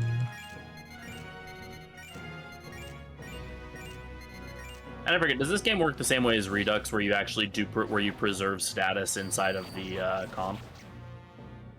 Yes. That's... Yeah, so even though we dismissed Shisa for a little bit, bringing him back in, he still has all of his buffs and such. Yes. Which We're is now nice. at a point where... Oh, this is getting a bit...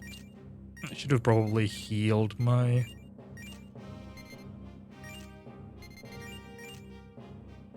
Or I should have given Inukami more MP back with Chakra Drop. But that should be okay. He's very low now. That's fine. I don't care about my demons dying now. Goodbye, Only dog. Inugami needs to survive this for Watchful EXP.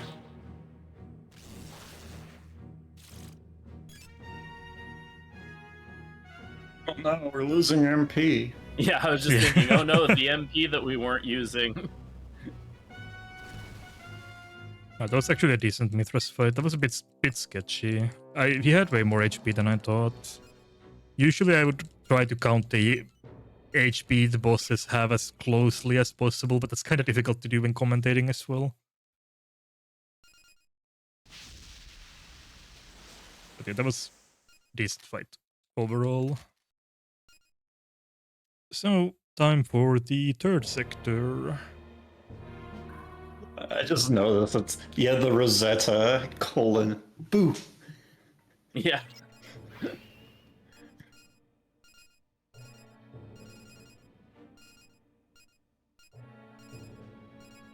Very spooky Rosetta.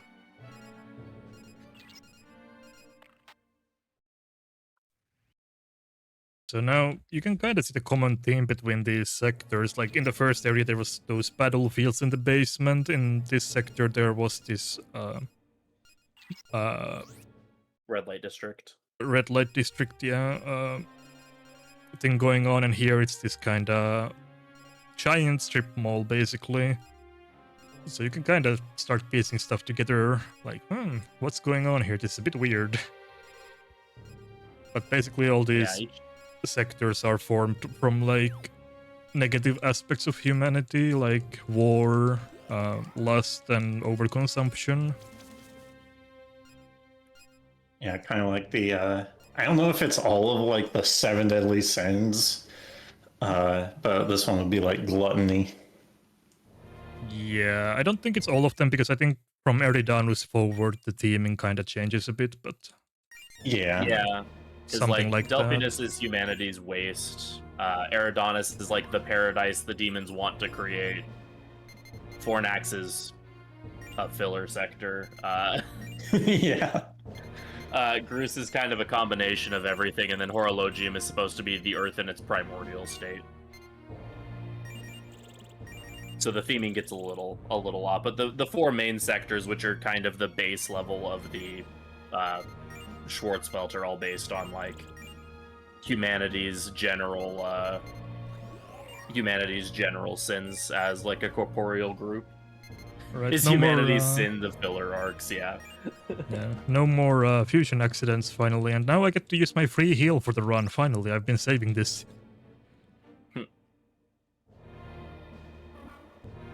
saving this for 2 whole sectors. I'm finally rewarded for it. Compendium.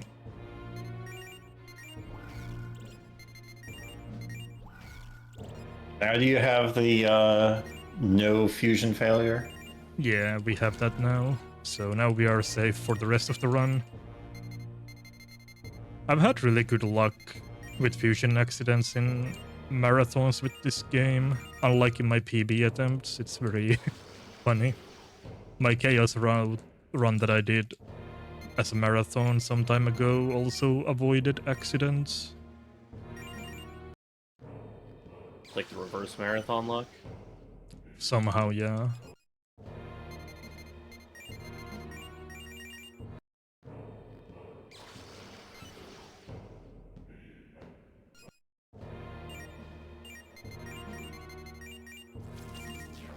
I know he's supposed to be like flying closer and further away, but like something about the sprite for Sudama there looked like he was like pulsating, which was a little gross.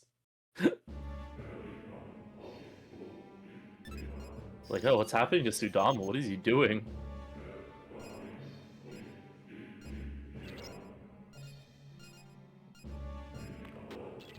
This is potentially a bit of a controversial take, but Karina's actually one of my favorite sectors in the game. Yeah, I don't know why that's controversial. agree to I don't know, I disagree. know a number of people that either love Karina or hate Karina, so... I don't really like Karina or Boots, either of them that much. I like Delphinus a lot, though, and I like Yeah. Fornax, which is that might be a bit controversial. Yeah, my favorite two are probably Delphinus and Eridanus, but I think Karina or Horologium are probably my third.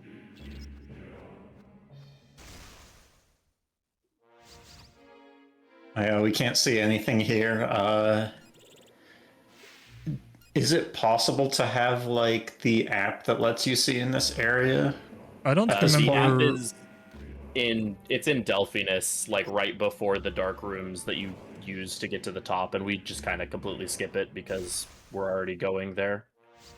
Yeah, there's Yeah. no reason in a speedrun to get it. I don't remember what the requirements for that are. Is it if it's just money or if you need to do something else as well? It's a main app, so it just gets set if you grab the Forma for it, and we walk like I literally see. on top of the Forma to pick it up, but it's not worth grabbing Right. Yeah. because it's There's just like, also, like- literally on the road in Delphinus, but you'd have to leave to get the app installed. So Right. There's also like different type of darknesses, so one app won't clear all of them. There's like 4 or 3 different darkness types in the game. there's 3, yeah, and the last time you see the tier 1 darkness is in those rooms in Delphinus, and so as soon as you get to Eridanus, you're dealing with tier 2 darkness, and so it doesn't even do anything there anymore.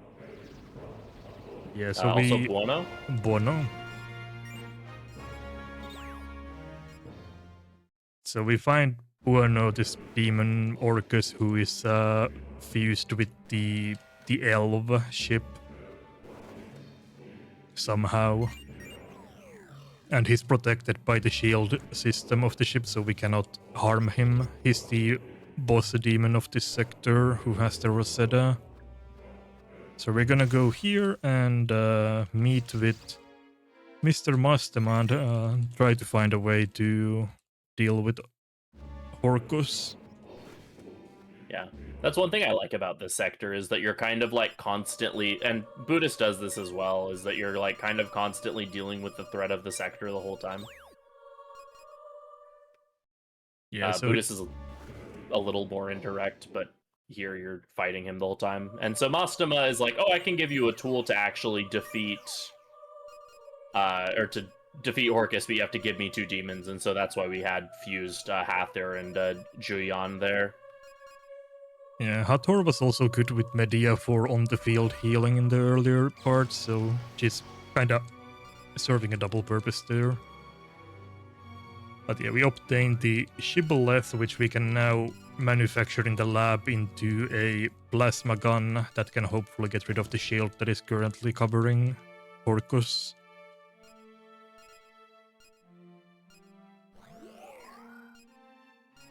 Yeah, there's also this whole thing about how Zelenin is kind of traumatized by her experiences in Buddhist and refuses to use the summoning program, so Mastema gives her an angel instead. It's like, ooh, law. I'm okay with law demons.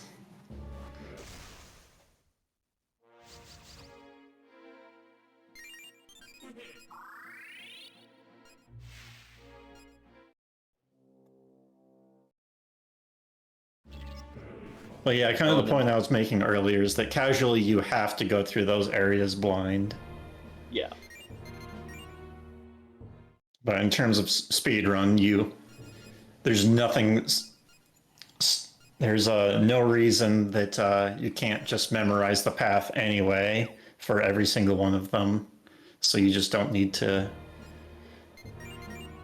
be visible or to be able to see in those dark areas. You can just memorize where to go. Yeah, so we have the weapon now, so we need to go back all the way down to where we saw Horcus. Yeah, Strange Churn likes to make you put through a lot of walking around these sectors. It gets a bit easier in like 1 second once we get the app that reduces the encounter rate.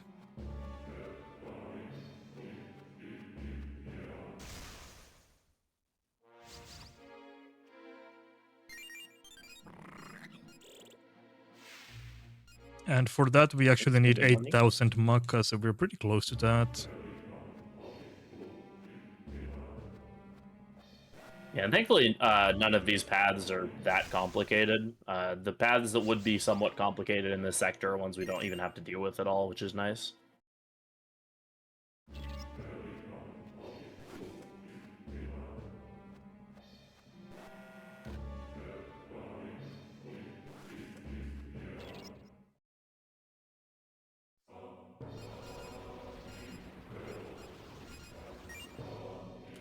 So we fired the Horcus Buster, and it worked, but not completely. The piggies turned red. And now Mastema and Jimenez get into a spat, and Jimenez starts attacking with a regular gun against the Horcus, which is a great idea. And he's surprised when it didn't work. Yeah. Jimenez is not a fan of shoulders. No. I mean, we have Muminofu with us, who's a Chaos Demon, and we all know that Muminofu does not have shoulders.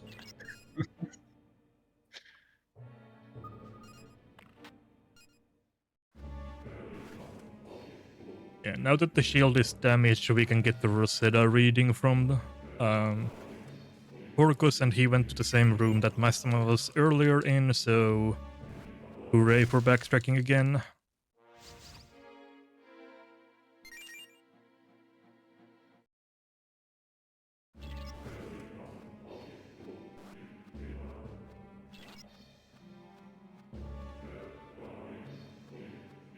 Really, Mominofu only has shoulders, depending on his mood. Oh, that's true, yeah.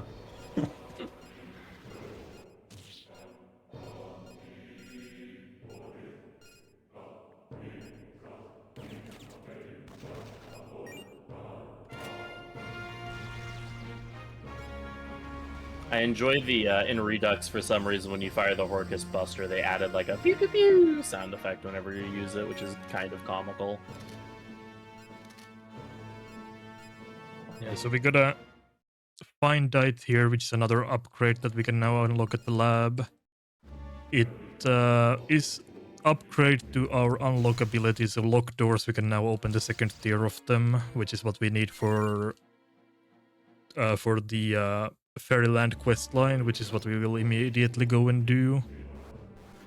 We also got a sacrifice, which is your homunculus item from Persona, so it absorbs 1 hit of instant kill. So if we get unlucky mood out, the item will activate and we won't die.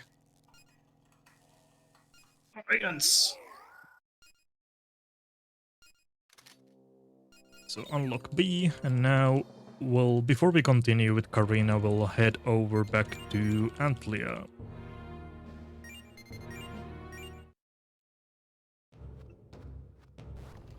ideally I will fight something along the way and get a format drop so I can afford the thing. Or I can unlock this. What is this? Antlight might be enough.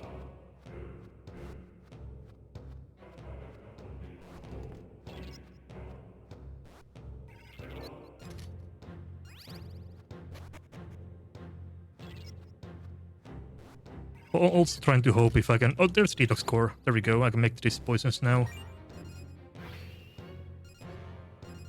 Better late than never.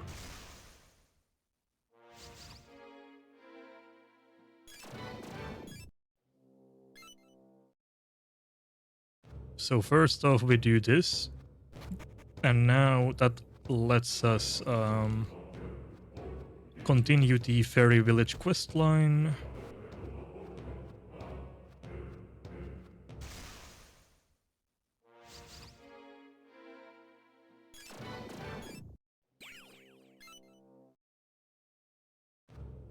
Which is behind this area that was previously locked behind the B door. We couldn't get here.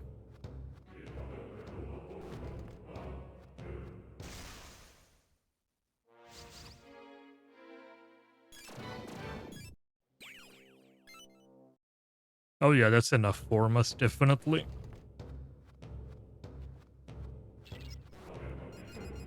So in the meantime, in like the 5 seconds since we last saw her, the pixie has evolved into a high pixie.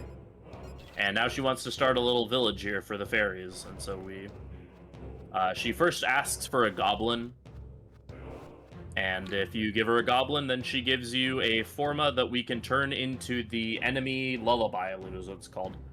Yeah, so we get the Sub Sleeping app, Stone, and that drops which lowers your encounter rate by a lot. Yeah, it's like it's more than double. It's very significant. We get like maybe 3 times less encounters than previously, so it's a very significant upgrade.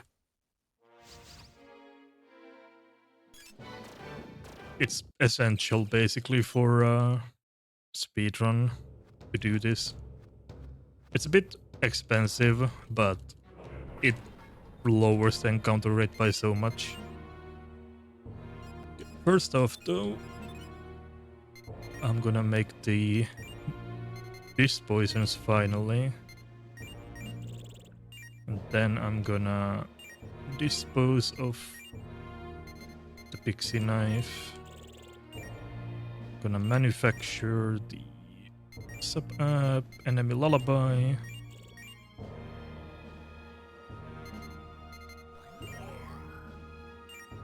And then I'm gonna get rid of the rest of the formas that I collected for a bit more pocket money.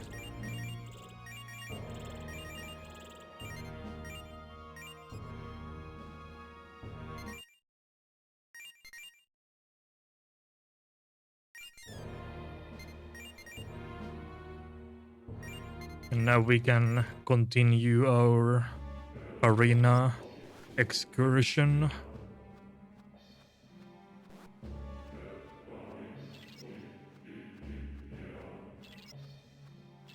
This is where you would also need to unlock B4, so we can now explore a bit deeper in this area.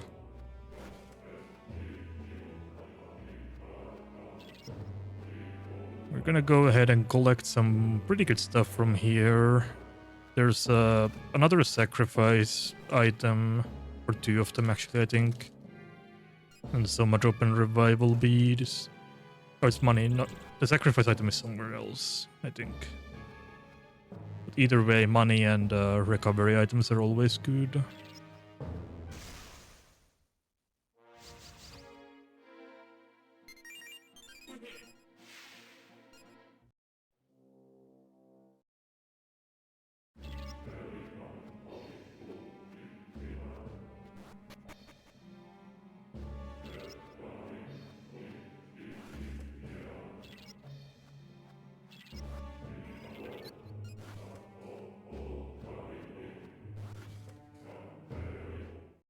And this is another floor with Horcus. He has escaped here, so we're gonna fire the Horcus Buster again, and he's gonna run away.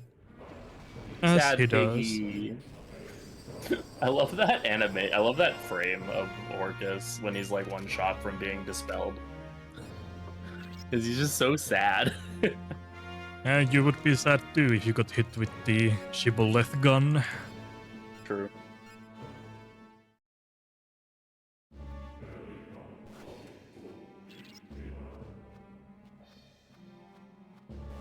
And he didn't get very far. We find him in the literal next room over.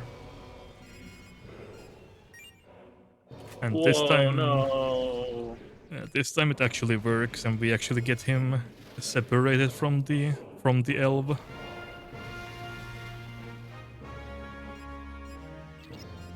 And we separate a part of the elf from itself, apparently, as well. Yeah, break the ship in half. Yeah, so we explore inside the elf and we find the radio that they used to contact the UN back on Earth.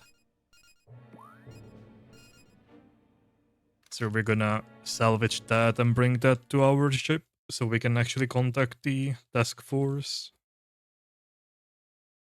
Yeah, also Bugaboo got eaten at some point, and so Jimenez collected his forma to like recreate him.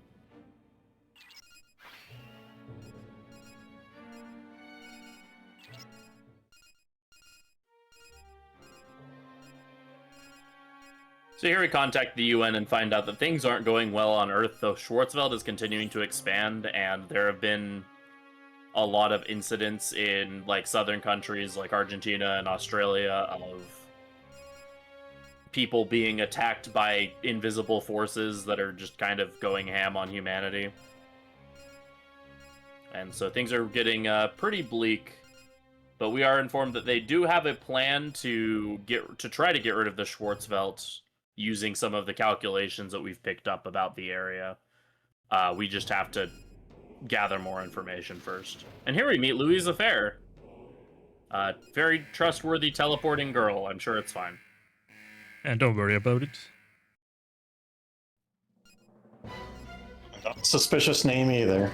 No, not at all.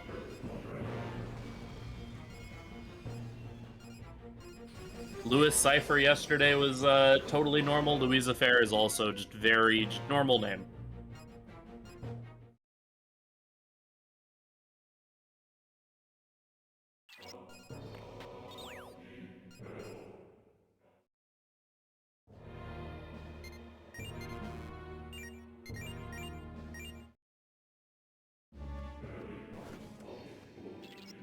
So Horcus attacked the ship, tried to attack us, so we're gonna chase him down until we come to this floor with this space scanner thing, and he disappears into it while very conveniently dropping his hoof as well in the process. Yeah, it's a funny bit of slapstick in Redux because he like charges at the ship to try to eat it, and they power up the plasma shields to full power, and he makes like noises like he's getting electrocuted. It's really funny. Yeah, so with the hoof we can make ourselves a space scanner, so now we can access these, I don't know what to call them, special floors of some kind. Sanctum is the term the game uses, I believe. So first, I'm gonna dispose some items. But yeah, I believe it's called phase shift in the English version, but in Japanese it's space scanner, which is a kind of funny name, and you get to hear it in Redux. The voice is like, space scanner. This is probably, yeah, not necessary, but whatever. Alright. And imagine having to pay for healing. Yeah. Redux bros, stay winning. I joke that one of the biggest changes between Vanilla and Redux is that Zoe, the healer person, had her nationality changed from American to Canadian, and you can tell because she no longer charges you for healthcare.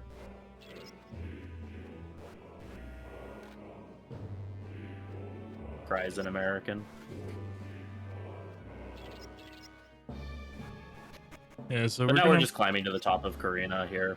There's nothing really stopping us from just going to the end where Horcus is. There's a few items we want to pick up here, but aside from that, we're basically heading right for the boss. Yeah, you can get some pretty good stuff by going around. We need money, so you can pick up stuff like attack mirrors and magic mirrors that sell for 7.5k. So we need those and some other good stuff.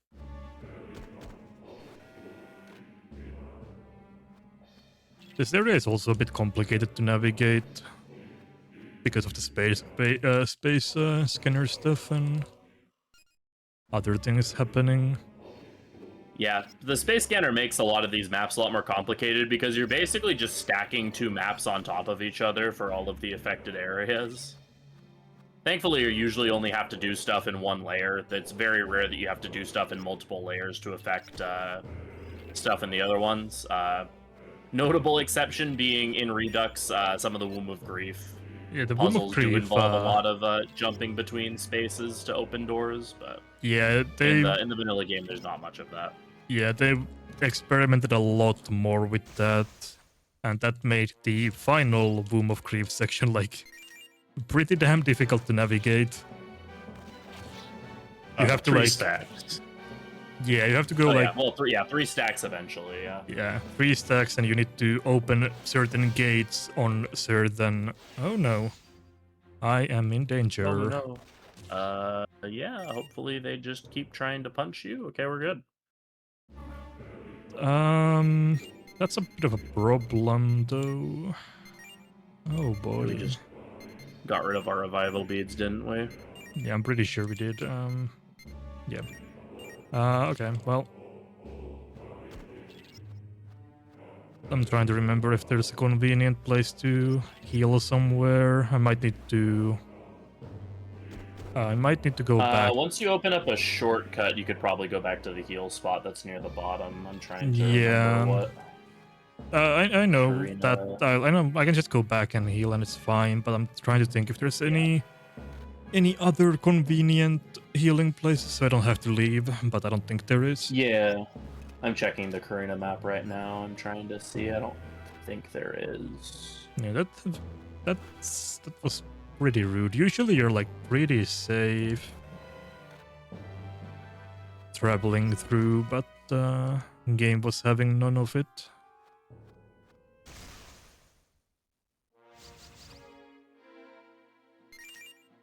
Oh, bollocks. Yeah, Bufula is probably the nastiest thing that you can get attacked with.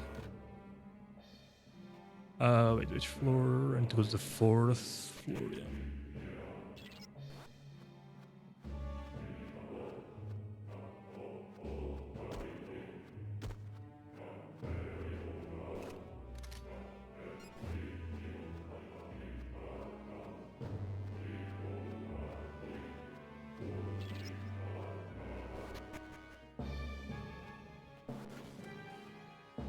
Oh wait, no, I need to go to the 2nd floor, right?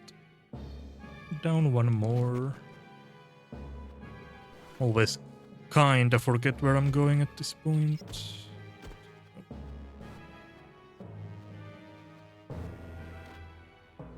Alright, I can confirm there's not another heal point. Yeah, that's what I remembered. I was nearby just other planning than the on one going on the back first to the floor. ship. Yeah, thankfully the run back isn't that bad once you've opened up all the doors and everything. Yeah, it's not that bad.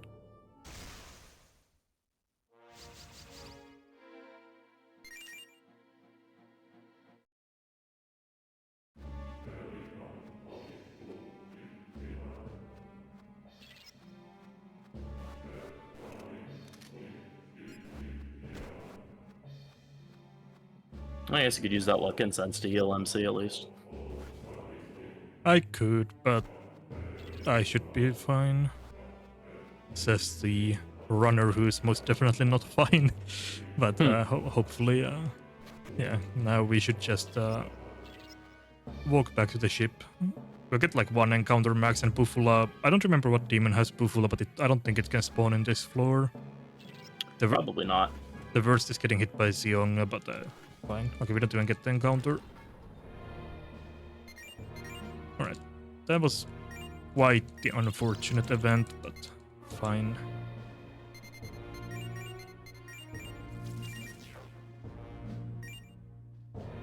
Uh,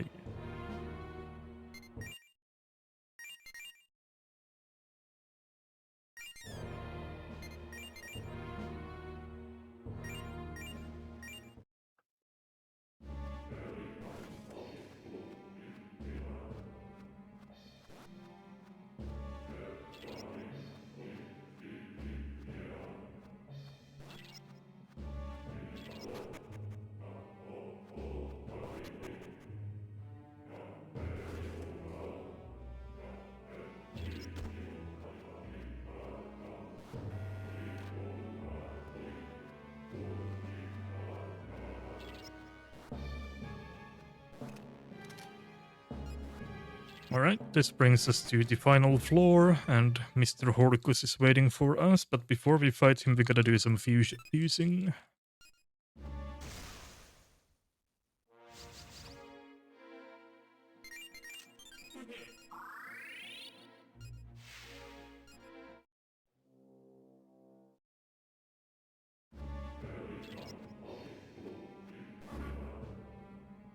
So first off, get Harpy, Inugami, Pixie, Goblin, Oni,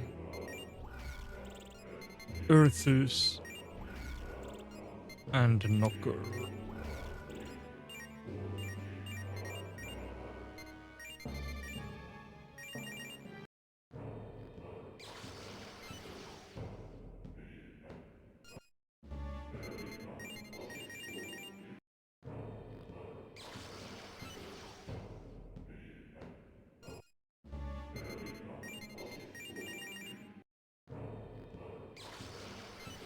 And we're gonna make a special fusion. Special fusions are fusions where you need specific demons to make another one.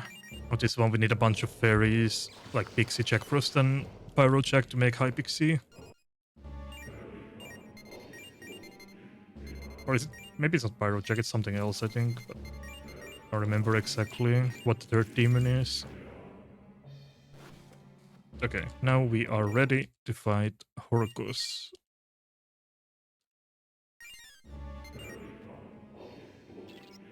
Oh, Horcus is weak to fire. He summons an ally Piggy on the 5th turn.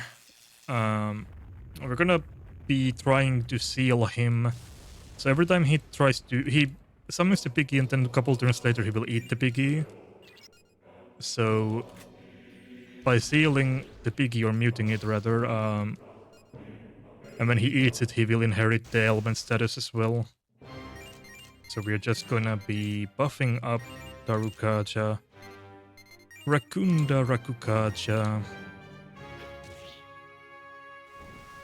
We're gonna buff with 3 because if you go to buff 4, he will Dekunda, or Dekaja rather.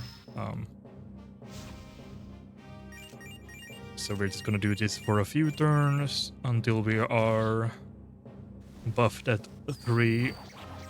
And we're gonna farm co-op by using fire skills.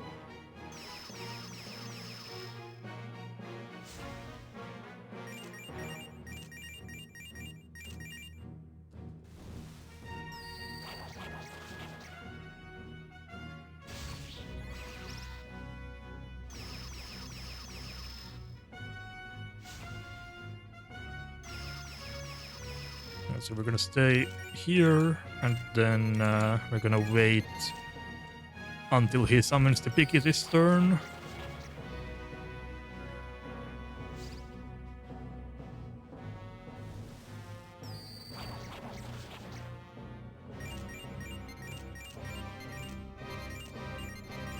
And then we're gonna use Makachama on the Piggy to mute it.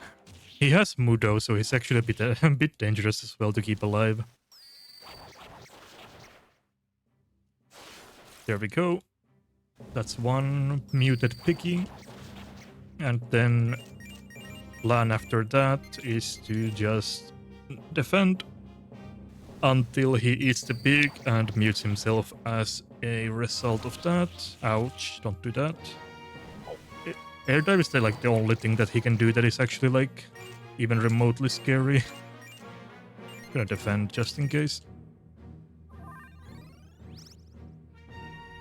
Yeah, so we mentioned a little bit earlier that in after a certain point, this being the point that bosses like to punish you going to +or-4 with Takunda or Takaja. However, in this case, we're actually going to take advantage of that a little bit because he likes trying to punish you with Takunda or Takaja when you go to +or-4. And he's muted, so he is not going to be able to successfully cast that spell. He is now completely AI locked. He will try to either spam Takunda or summon a pig. Neither of those things he is capable of doing now that he is muted. And so we are free to just wail on him for the rest of the fight. And we're going to use this as an opportunity to analyze a couple of our demons, since we don't have to worry about taking damage or anything. Yeah, I'm just gonna. And then once we've gotten the analysis we need, we'll then return for a solo kill, I believe. Yeah, hopefully that's not. Yeah. Okay, that's perfect. And MC just does the rest.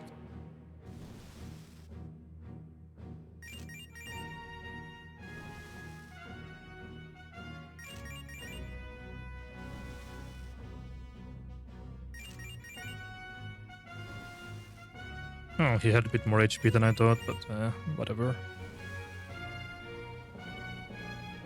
That's like the easiest fight so far. The first two sector bosses can actually go wrong, but this is like very consistent, thankfully. Yeah. With the AI lock, he ends up being like one of the easiest bosses in the game. Hey, I actually have a decent magic stat. Yeah, I think I've gotten like good amount of bit strength and magic, so... Yeah, I think I spied you had like 29 magic, which is really good this early. Oh, I didn't realize I had that much, but yeah, that's good. You got the car Rosetta this time. Yeah, Rosetta car.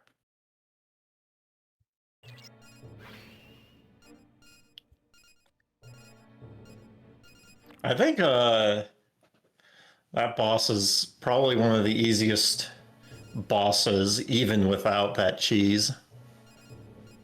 Yeah, the only he thing doesn't can do really all do that is... much aside from air dive. Yeah, air dive does Most of the hurt, stuff is but pretty like, tame. you can still like be fine as long as you buff. Yeah, it's physical and you resist fizz anyway.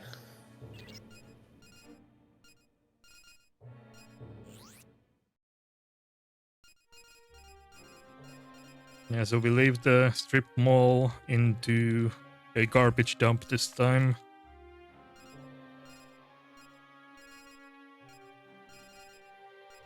Well, this is Sector Delphinus. I quite like Delphinus, actually. Yeah, I do as well. Right. But Delphinus starts out with us discovering that Commander Gore's body has suddenly gone missing. Which is ominous. Very ominous, yeah.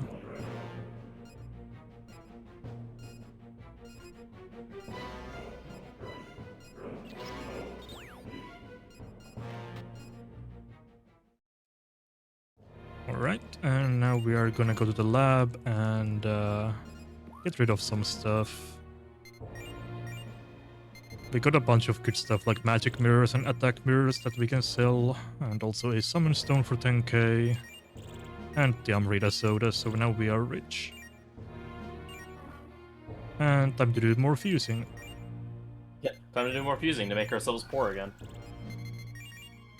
That is the life cycle of a SMT player.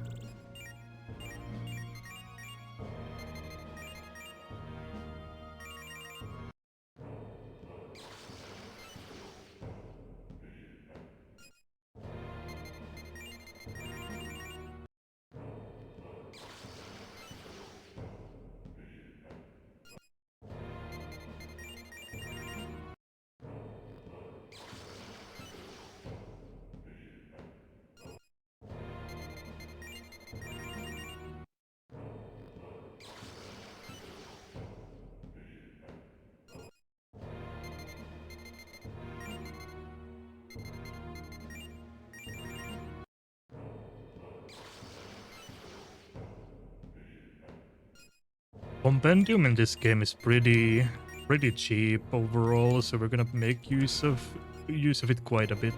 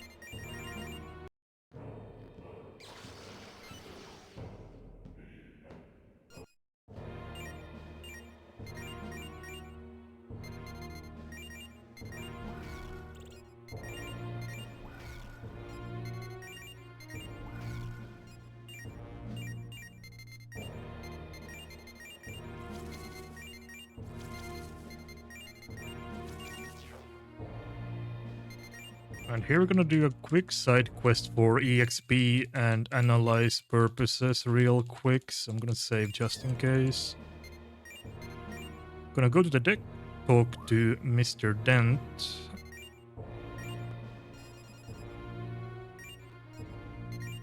And he's gonna fill us in on a situation where a demon has inhabited the toilets of the ship. So that's not good. We need to clear our toilet of demons, so we're gonna go fight Mr. Kanbari. He's weak to Fizz. He uses Tetrakarn sometimes, but mostly we can just auto and beat him up. It gives a lot of analyze because we just auto and abuse his weakness. And hopefully we don't die.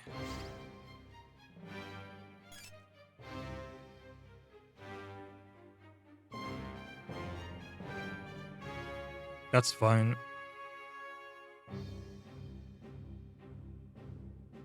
Also, Tetrakarn doesn't always go at the beginning of the turn. I forget if agility matters here. Yeah, or if agility it- matters a little bit. It's a bit RNG if it's not always like even if my demons have higher agility than Kambari, it doesn't necessarily mean that they go first, but it's just a higher chance. But yeah. The point is that Tetrakarn doesn't go first Right, in the turn, yeah. and it Yeah. Also doesn't last. It only lasts for the single turn. Yeah. So it's kind of stupid that you can use Tetrakarn as the very last action of the turn, and it does Right. nothing. Yeah. Also, this game, as a player using magical shields, this game likes to counter them very heavily. Like most bosses read your Tetrakarns and play around them.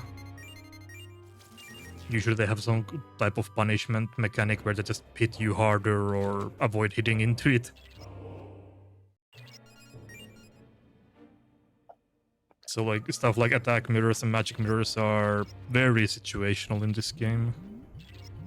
Yeah, there's a few bosses that don't, but yeah, a lot of them can tell if you're trying to Karn cheese them.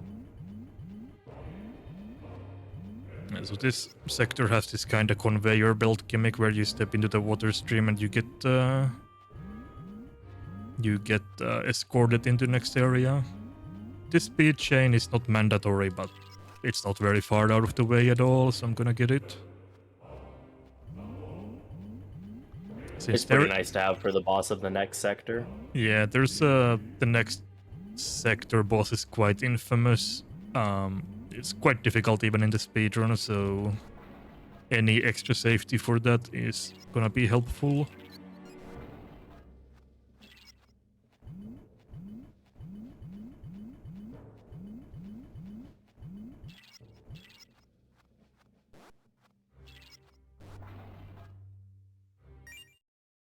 So my party is actually wrong. Oh, is it wrong? No, it's not. It's correct, okay. This fight is quite tricky as well. We're gonna help Zelaning fight these guys, and these guys are very mean. They hit hard.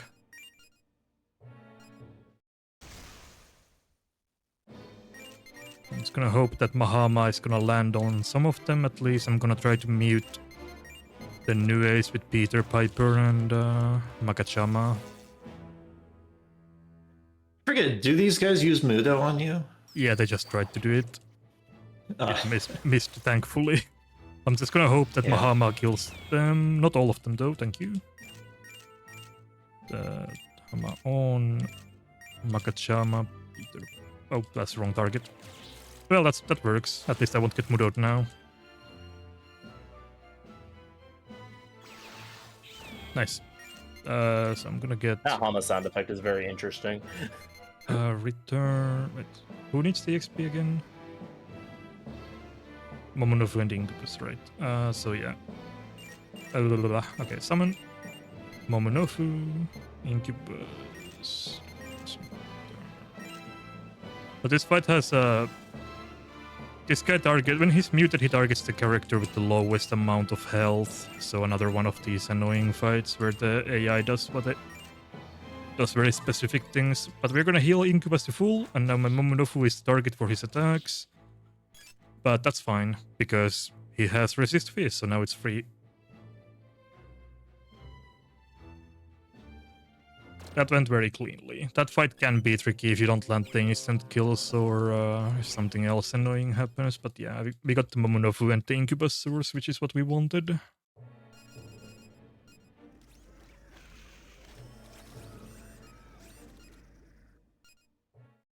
Incubus source especially is very good because it contains acid breath, which is 2 stacks of Racunda, without the negative effect of taunt, which would give the enemies 2 stacks of Tarukacha as well. So it's basically a taunt without any negative side effects, so it's a very good skill. We'll be using it for the rest of the run once we get it.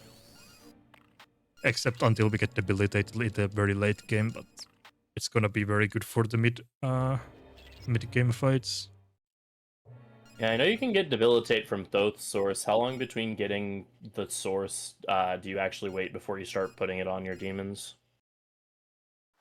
Is it in Thoth? I don't think it's in Thoth source. I think Vivian's source has Luster. Yeah, Vivian's Luster Candy. I'm pretty sure Thoth is debilitate.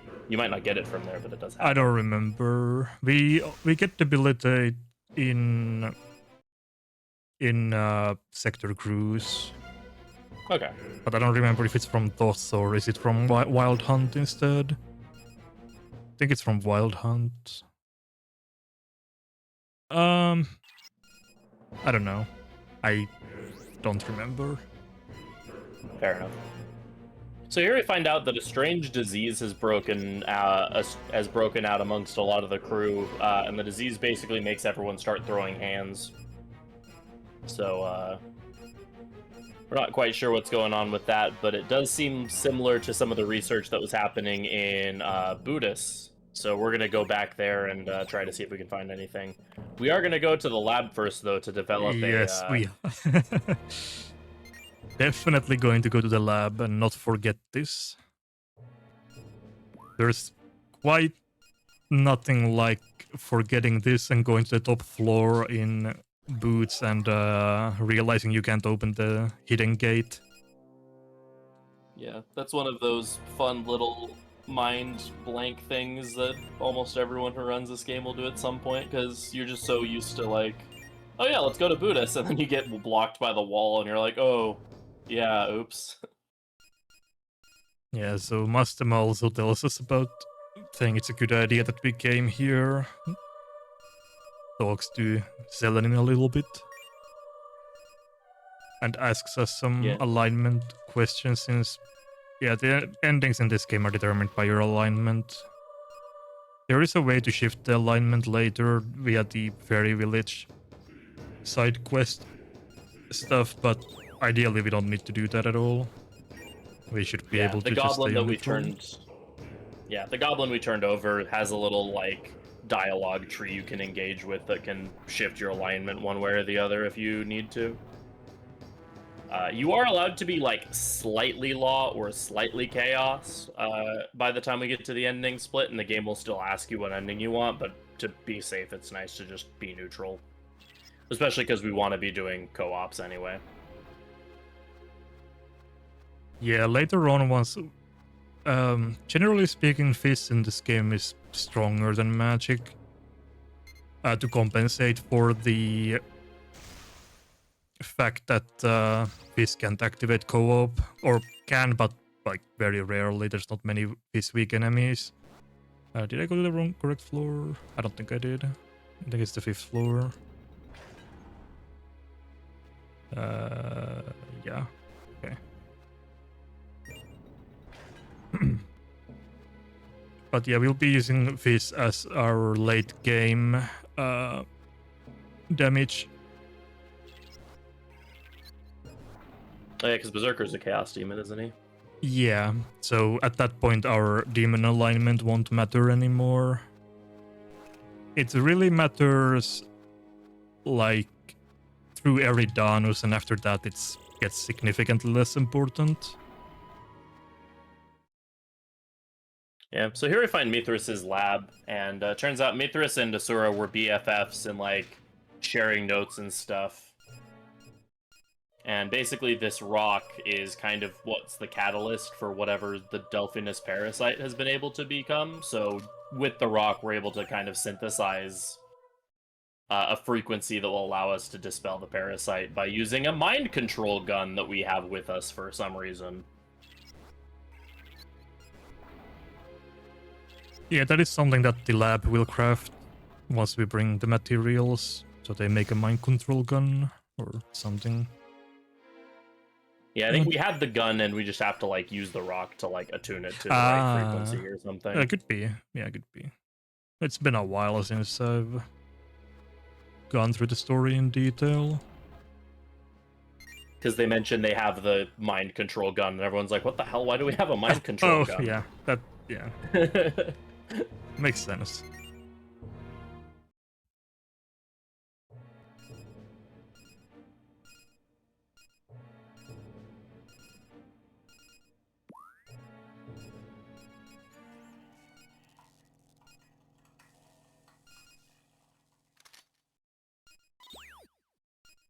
So yeah, now we obtain the Mortal Kombat gun, or the MK gun. And technically, the game wants you to like go around to all of the fighting crewmen and like use it on them and get some rewards, and there's like a side quest and stuff. We're basically only going to use it to cure Jimenez. Oh, and then test it on these people in the sickbay. Yeah, gotta make It's sure. the mind control gun with a K. Yeah. Yeah. Also, I love the sound of the special effect, which is just the screen flashing green. Yeah.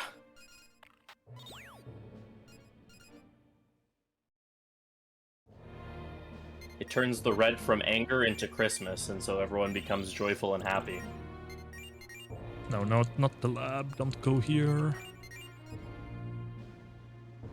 We're gonna leave and go help Jimenez, who is also inflicted with the parasite. We ran into him earlier. So we're gonna go help him.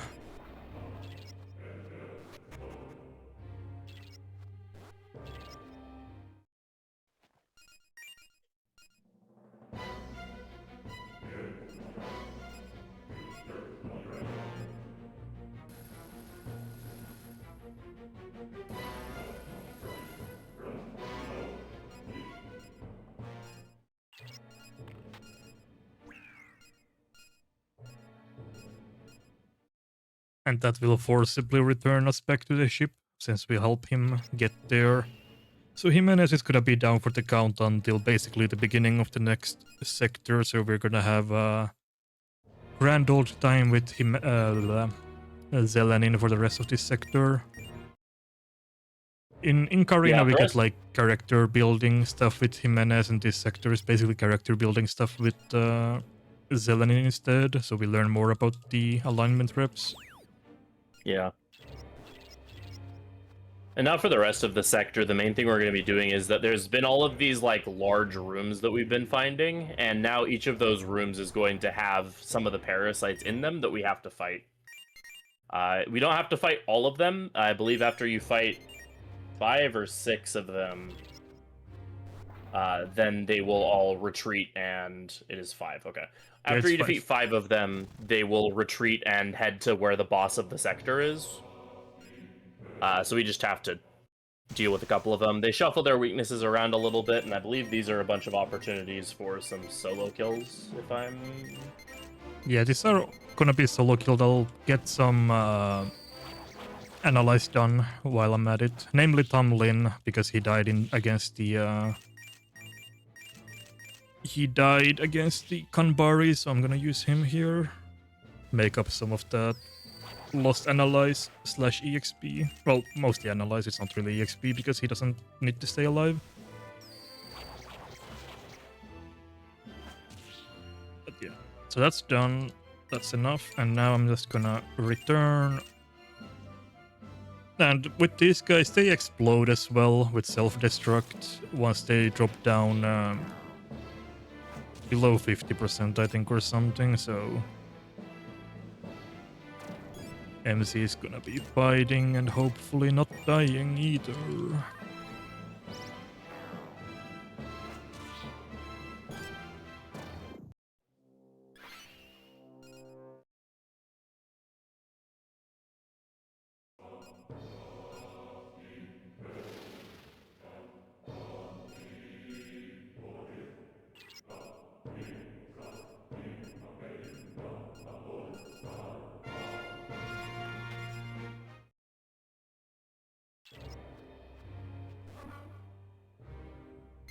Gonna make a special fusion here. Get Black Frost, everybody's favorite, with the Incubus Source, with Bufudai Maraki and Yo. Acid Breath.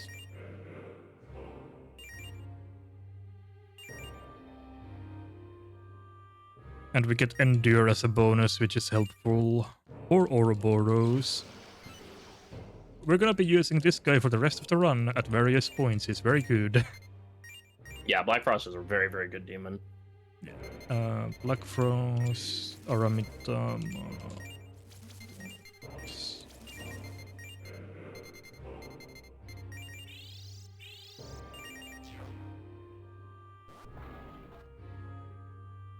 He repels fire, resists fizz, is not really weak to anything. I believe he also drains ice. Yeah, I think so. Has good stats, good amount of health. He's just very good overall.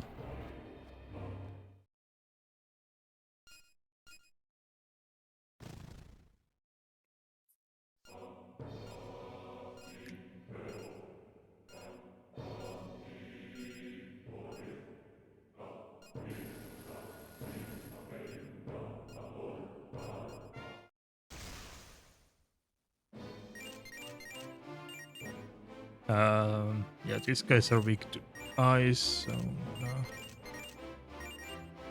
ideally get 6 co-ops here to get Aramitama and Aquans maxed out on their analyze. Ideally Black Frost as well, but it's not mandatory in this fight yet. That can wait a bit longer, but ideally I just don't miss and it's gonna be like fine. Speaking of,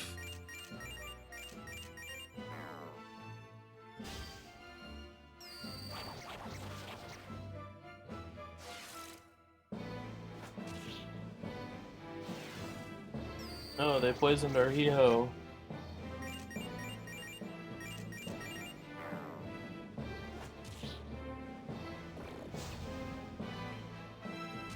alright, that's fine.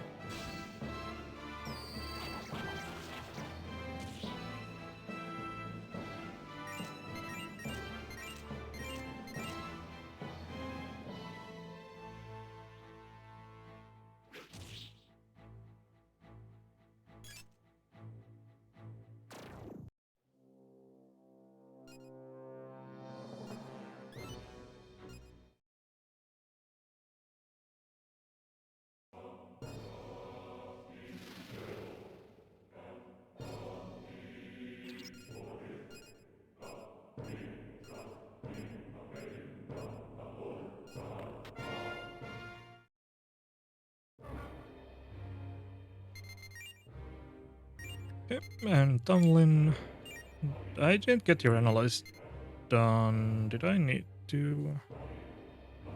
No, that's fine, because yeah, you will get your analyze done at the Asura fight. That's fine. Okay. Yeah, Nosuchi, Tamlin. And use the Inugami source to give you Axle Claw without charge. Yes. And now we're gonna use the Aramitama and the Momonofu source to get Axle Claw, charge, and Berserker God without lunge, which is this perfect. So Aramitama doesn't result when fusing, doesn't result into a new demon, but it boosts the strength and agility of the demon that gets fused with it. And you can also use sources with the fusion, which is very good for skill slot management. There's a Momonofu, Virtue for Quancha.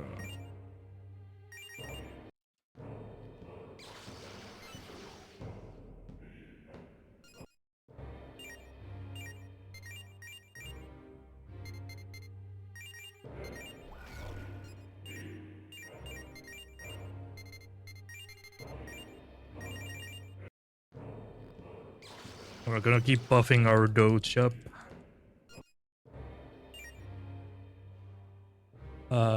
And then, yeah, more fusions. Gonna have a very, very swole diet, dog.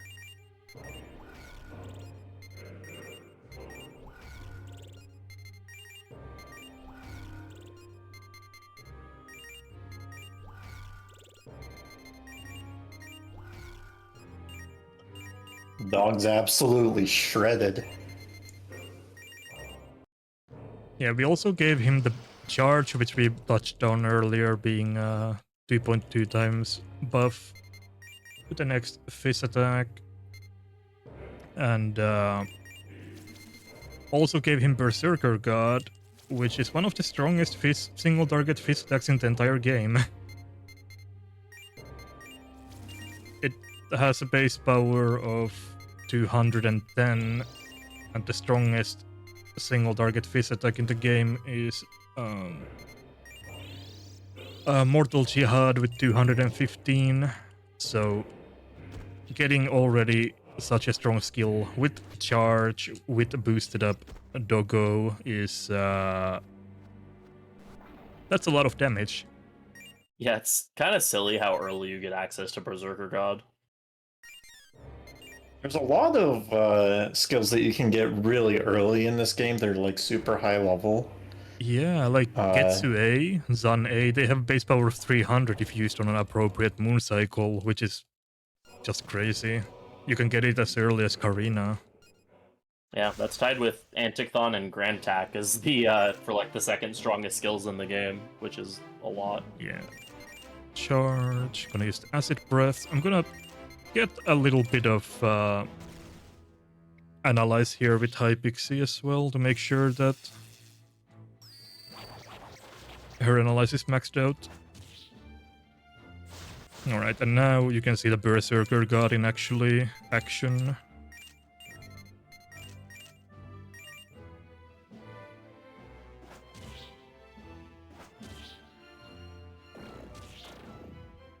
700. Yeah. We're dealing like high tens, or like barely 100 with other stuff before, and now we're suddenly dealing like 700 plus. Hypixie Analyze is not maxed out, but if it's close enough, I can live with that.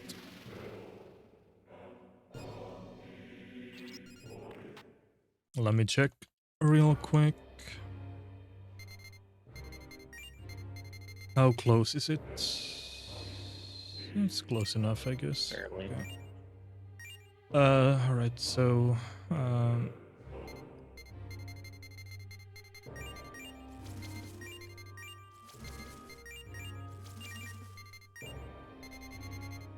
So now that we have gotten a lot of Analyze done, but we haven't actually gotten any sources like recently, because we haven't been getting EXP, now is the time to get the EXP to get the sources, so we're gonna be rocking this party for a bit and taking out higher level random encounters that will level my party up a few times.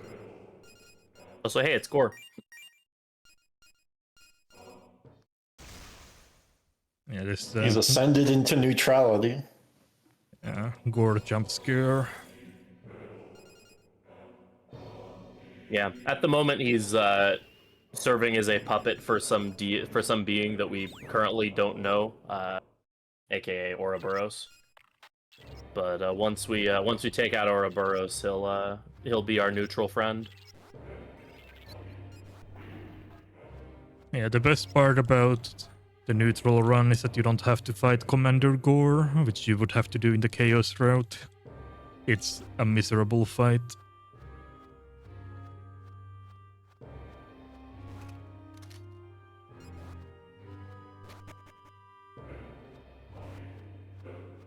So more dark rooms, everybody's favorite. Woohoo! This time with conveyors. Yeah. Is So this this the tile one right with in front of, conveyors? yeah, that's the former right there. We just walked over. Right, so okay, this is a good fight. Gonna use my Axle Claw and defend.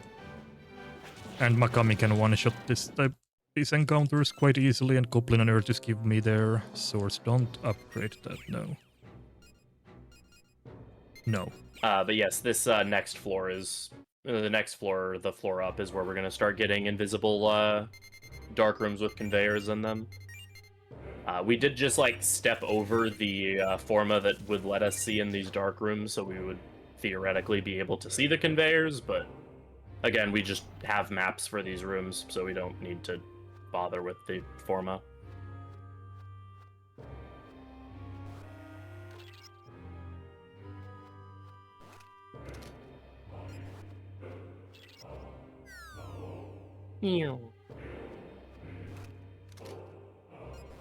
Umbrella Shower, very important for the boss of the next sector. Yeah, party-wide cure all ailments is really good against a boss that inflicts random ailments to everyone.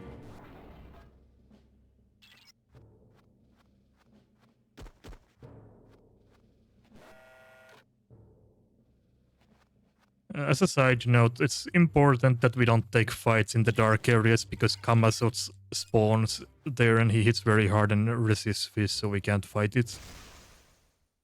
So we're trying to time these encounters so we don't end up in a situation where we come face to face with him.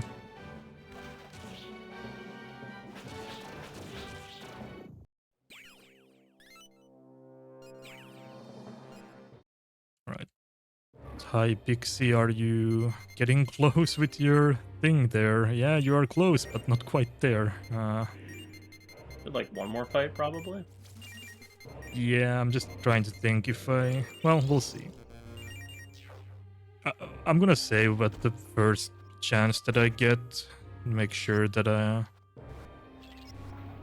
if something goes wrong with her, because if I level up with her without getting the swords, things are gonna get a bit awkward. So right. Yeah, and unfortunately, sure special fused demons take slightly longer to analyze than regular demons for some reason. So. What was I doing? Just here? Yeah, it's here, right?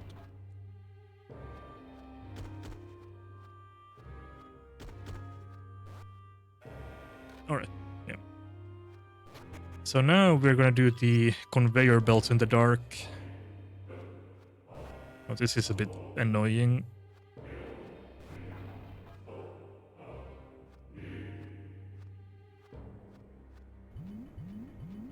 If I make a wrong step, it basically resets our entire progress here, so I'm just gonna make sure that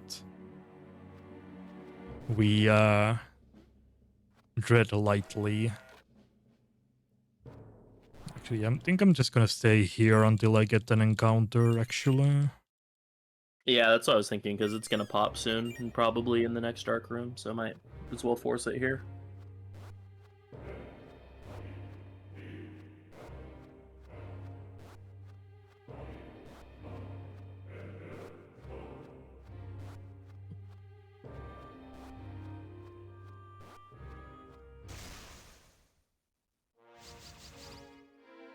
One shot.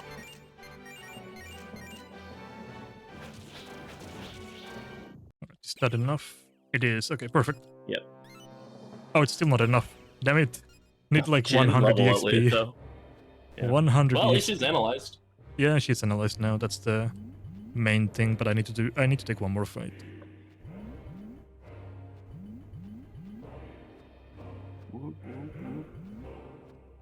I enjoy the dubstep conveyor belt noises.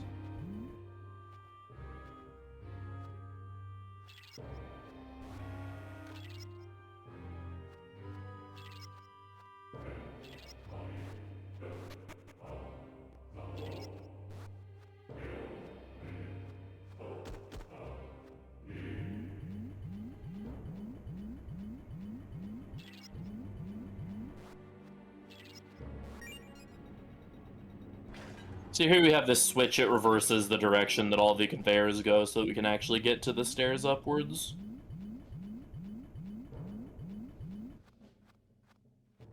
Yeah, this is a gimmick that will interact with now again and then one more time later on in the run, once we do a revisit to this sector.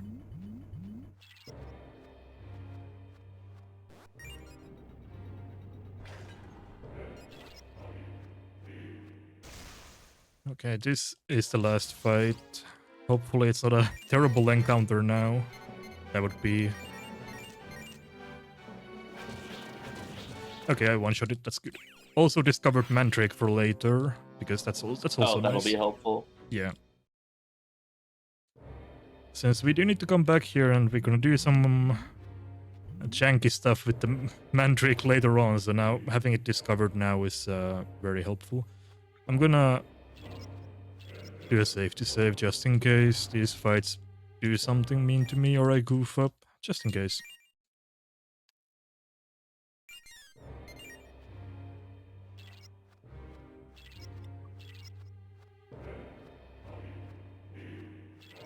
So for these fights, it's back to Makami and Black Frost. Where's my Black Frost?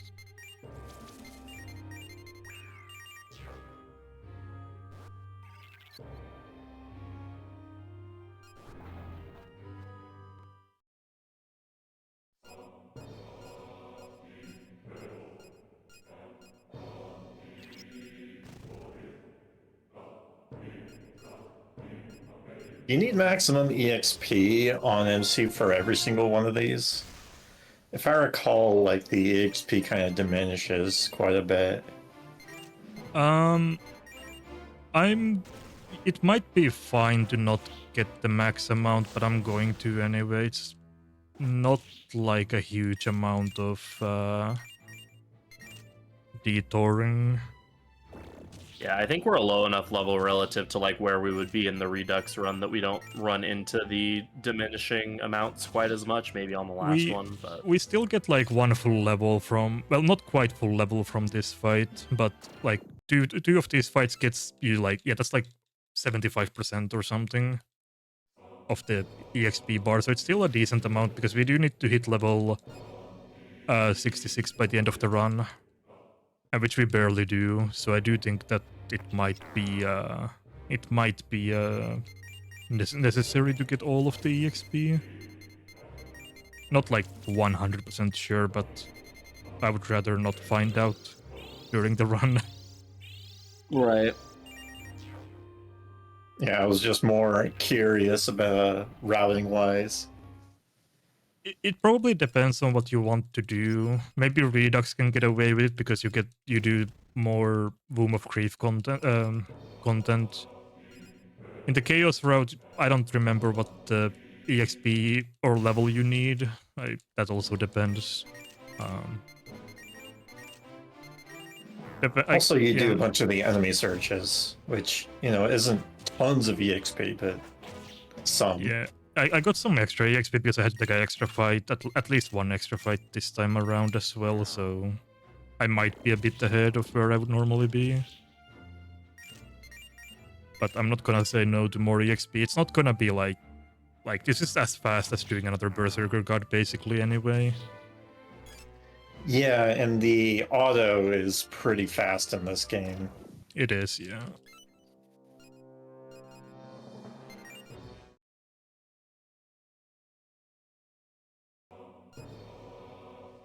All right. Now that all of these parasites are dealt with, now we have to actually go take care of the final boss of this area. Yeah, as it turns out, because we were getting Rosetta readings from all of these parasites, that the boss of this sector, Asura, had basically split up his consciousness into like hundreds, into thousands of individuals to become the Delphinus parasite. And now that we've destroyed a bunch of the parasites, the remaining ones are all going to assemble together back at Asura's body, which you can actually find earlier in the sector as like a statue. Or they're all going to reassemble to become Asura proper so he can fight us.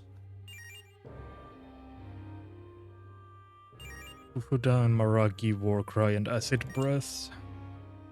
Yeah, we lose the Endure here. But we get life bonus. Yeah. I just like Endure for Ouroboros, but yeah. Actually, I forget, do you lose your buffs with Endure in this game? I don't remember. I don't feel like think it works so. that way in Redux for some reason, where it like tanks your debuffs before or maybe it revives it does. you. Yeah, I've been asked that question before as well, but I don't remember. Endure doesn't really come up much. Right. It's only useful for the Ouroboros fight, and like it's an optional skill for that, so doesn't come up that much. So I just don't know. Makes sense. Yeah, we unequipped our Survivor Vest now because we don't want Resist Fizz for this fight. We instead want to get rid of our Fire weakness because this guy has Marakidine. Yeah, Resist Fizz would still be nice, but it's not worth having an open fire weakness for. Because he does have, like, some pretty strong Fizz skills, but yeah, they're not Maragidine. Yeah, we also found the Kamudo sword earlier, so we're gonna have a better way of dealing with some of these last hits. For this fight, though, we can use a Bufula Stone, which is quite helpful. Yeah, so this next fight, Asura, he likes to open the fight by using one of his unique abilities called Asura Roga, which inflicts the ailment Rage on the whole party. However, if you don't enter with a full party, he doesn't use Asura Roga turn 1. And so we're able to do that to just start setting up without having to deal with the Roga, because the Rage status is really obnoxious because it makes you lose control of all of your party members, and they'll just attack any target randomly, which can be pretty annoying, and it lasts usually around 3 turns, which is about the time he would use Asura Roga again. Yeah, so he will, instead of Asura Roga, if you have 3 party members, his AI will always default to using Marakidine instead of it.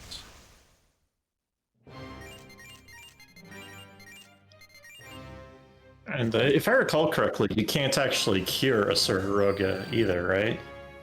Amrita Shower will get rid of it, but there's no, like, normal way to. Okay. And you'd rather have the Amrita Shower for Ouroboros.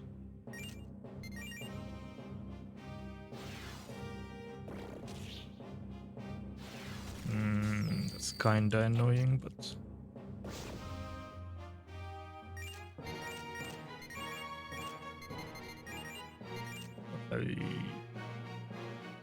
Wait, what? Did I charge with you? Yeah, I did. Okay. Yeah, hoping that he doesn't use Maragidine again, or I might end up over-damaging. Oh boy.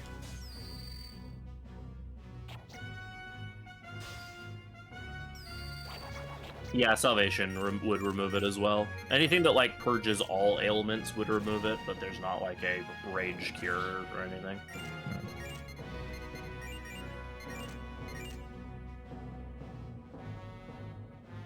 This turn he will use Asura Roga, but okay, he died like he was supposed to, so that's good. Nice. Good fight. Does Tamlin dying there matter at all, or is it fine? I'm thinking... That's what I'm thinking about. Fair enough. I'm thinking if... Do I need his source? I do need it, so yes, that actually does matter.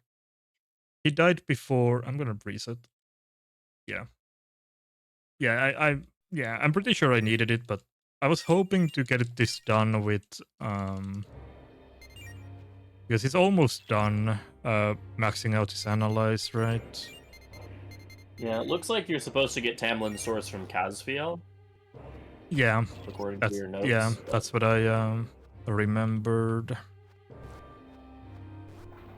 So I think it's enough if I hit one Bufudine, but I unfortunately just died right before the Bufudine landed. Right. So I couldn't get the analyzed maxed out. I could do some backup where I just, defend against random encounters until I get it, but maybe I should have done that, I don't know. Adjusting this guy's HP can be a bit of a pain, Right. so I might have been better off with not trying to get the analyze here, but... Also, I was briefly really confused by one of the source names that you get, and then I remembered that Black Frost's name is a pun in Japanese. Yeah. Because his source in the translation is called the Evil Source, and I was like, what demon gives you the Evil Source? I was like, oh.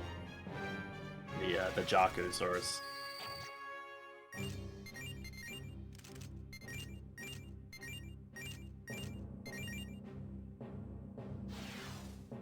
Hopefully this time Tumbling can survive until I land the Bufudine.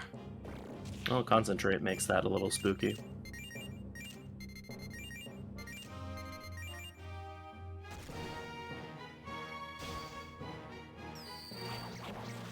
Actually, I think he did get the... Yeah, I think he did survive last time as well, didn't he? Not sure now. Actually, isn't Actually, Ashura a physical skill? Yeah, it's like mind charge into physical. actually, I'm dumb because I could have got the analyze done in the Casfiel fight. That would have been enough because it.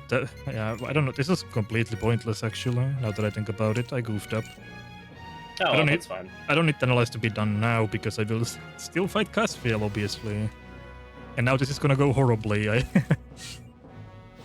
I'm getting punished for not knowing my. Okay, whatever. Fine. Yeah, I did not need to do this for a second time. I'm overthinking it. Because, yeah, I'm not gonna get it now either, right? Oh, I am. Okay, well, whatever. Nice 7 agility, thank you, game. Wow. Okay, yeah, I goofed up there. Well, whatever. I have it done now at least, so there's not gonna be problems Yeah, no, you'll because of definitely it. get it from Casfiel. I just like beating up Asura because he bullied me in my casual playthrough so much, so I just wanted to do it twice. Yeah. You just wanted to be angry against him. Yeah. Yeah. Didn't get inflicted with the rage the first time, so I had to do it again. Yeah, you need to showcase the mechanic.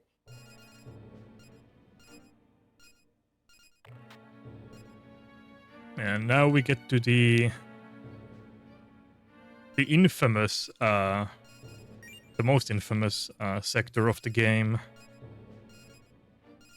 Everybody's favorite Eridanus. Yeah. Known I for actually its, really uh, like my favorite. Eridanus, but Known for its teleport mazes. Hell yeah. hell yeah.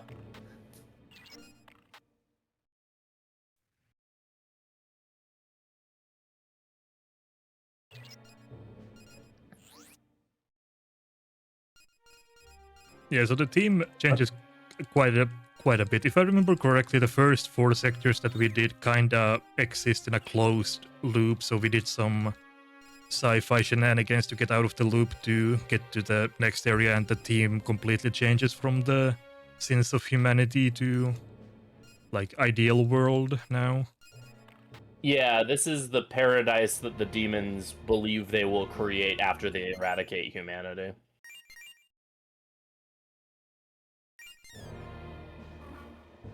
Yeah, so now I'll summon my physical resist friends. Don't need to be that scared of random encounters with the setup. Equip Survivor Vest again.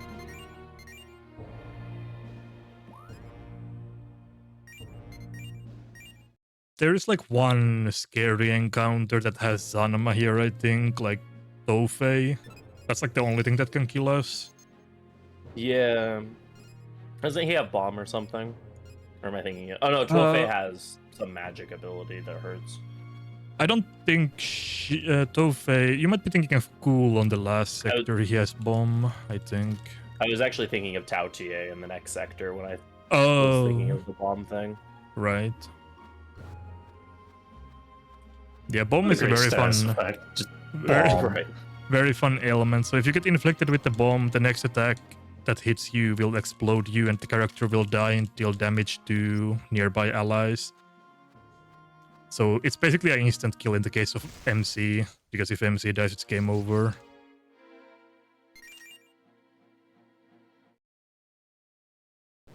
Insta kill with collateral damage.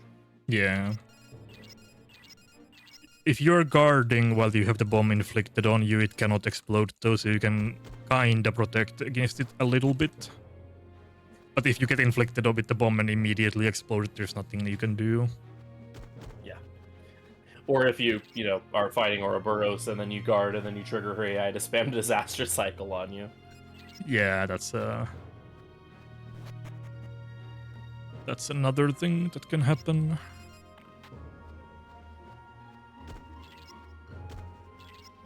Is it this one? This one. We're gonna pick up this rare format that we need for story reasons later.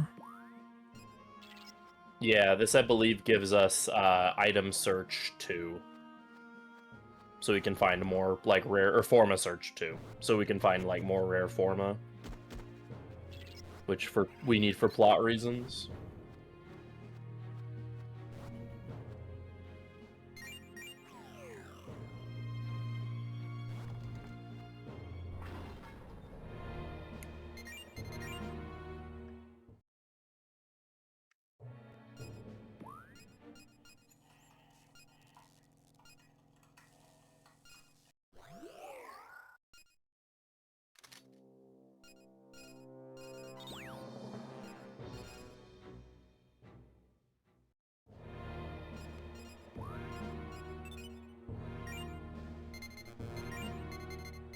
We need surprise. Where is it? Surprise. And Paracelsus. Get rid of Roemo.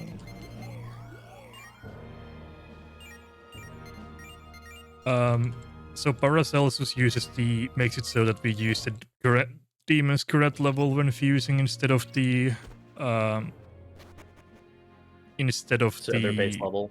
Yeah, so we can make higher level demons with the materials basically, and then Surpriser increases the odds of preemptive strikes for us, not preemptive strikes, but we can surprise the enemy more often, which is almost the same thing, but not quite.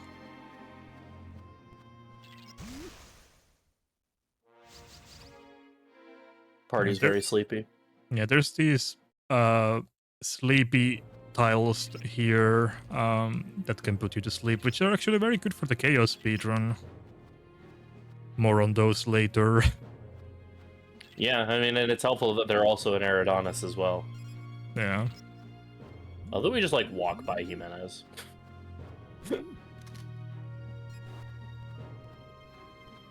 I don't remember what he gives you if you actually help him, but it is just kind of funny that we just like let him be.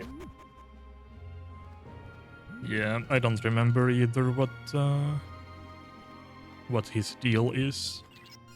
Yeah, he does give you an item if you wake him up, but I don't remember what the item is.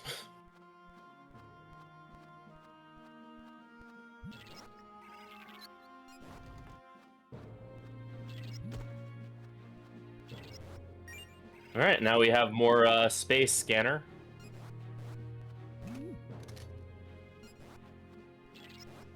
And yeah, this is another mandatory format that we need from this sector. This is what we needed the upgraded Forma Surge for, the Asteria Stone. It's needed this turns to... on the a warp or a Yeah. teleporter to get further.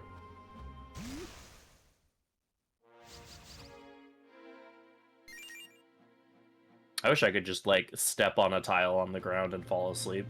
that would have been really Right. helpful during the summer heat that's going on right now. Would love that. Press a button and fall asleep. Yeah.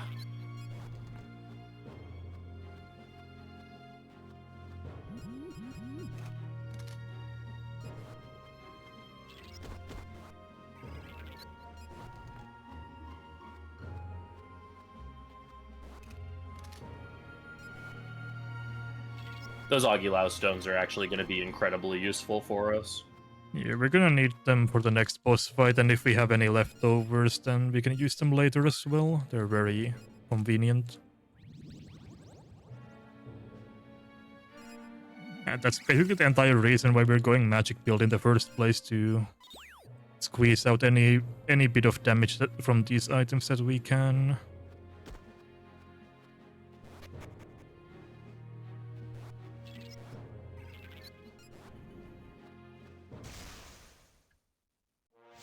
So our entire goal here in Eridanos right now is we're trying to find what's called the vanishing point, which is basically just the location that will allow us to escape the Schwarzwelt. Since the UN informed us that they're planning to like create a circle of nuclear bombs around the Schwarzwelt to try to blow it up and something technobabble reverse the polarity of the Schwarzwelt and cause it to collapse. Which surely that'll work out. Just don't look at what the estimate is for the run. But our goal is to just get to the vanishing point, which will allow us to escape the Schwarzwelt. Which is conveniently at the top of this tower. But first we're going to fight Casfiel here for... We get is EXP. it mostly for EXP, or do we actually care about the thing that he just gives us? EXP. Just EXP. You get, like, some materials for crafting, but we don't use it in the run. I don't remember what they're used for, even. Yeah, I know fighting the first of the Motons gives you sub-apps that help boost stats that demons get on level up, but given the limited amount of sub-apps in vanilla, that seems like that'd be really useless. I Yeah, recall you need to go through here in the Chaos route. You need to beat some of these to get the Thunder Repel armor, or Thunder Null. Monarch West is just yeah, that's what it's used for. It's is it a repel? I don't think it's a repel. Yeah, that's Yeah, the one it's for a beating Bishop null. on 10, right? Yeah, that's the Chaos alignment exclusive armor. Yeah. Oh, okay. Yeah, so you would fight Bishop on 10 for that once you're locked into your Chaos ending. And you also get the Vajra sword, which is less important, but it helps boost your damage by a little bit. But there we go, we get the sources now. For Black Frost and Tumlin. I'm really sad now that it's not called the Evil Source.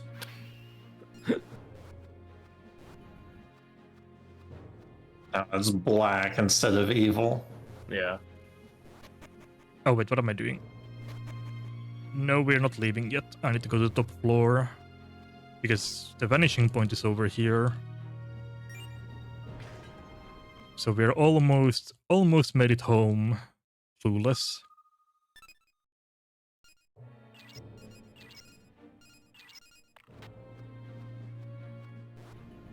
But yeah, just as we are about to try and open this door, we get a contact from Arthur, which is the artificial intelligence aboard the Red Sprite, who tells us that we need to return to the ship immediately.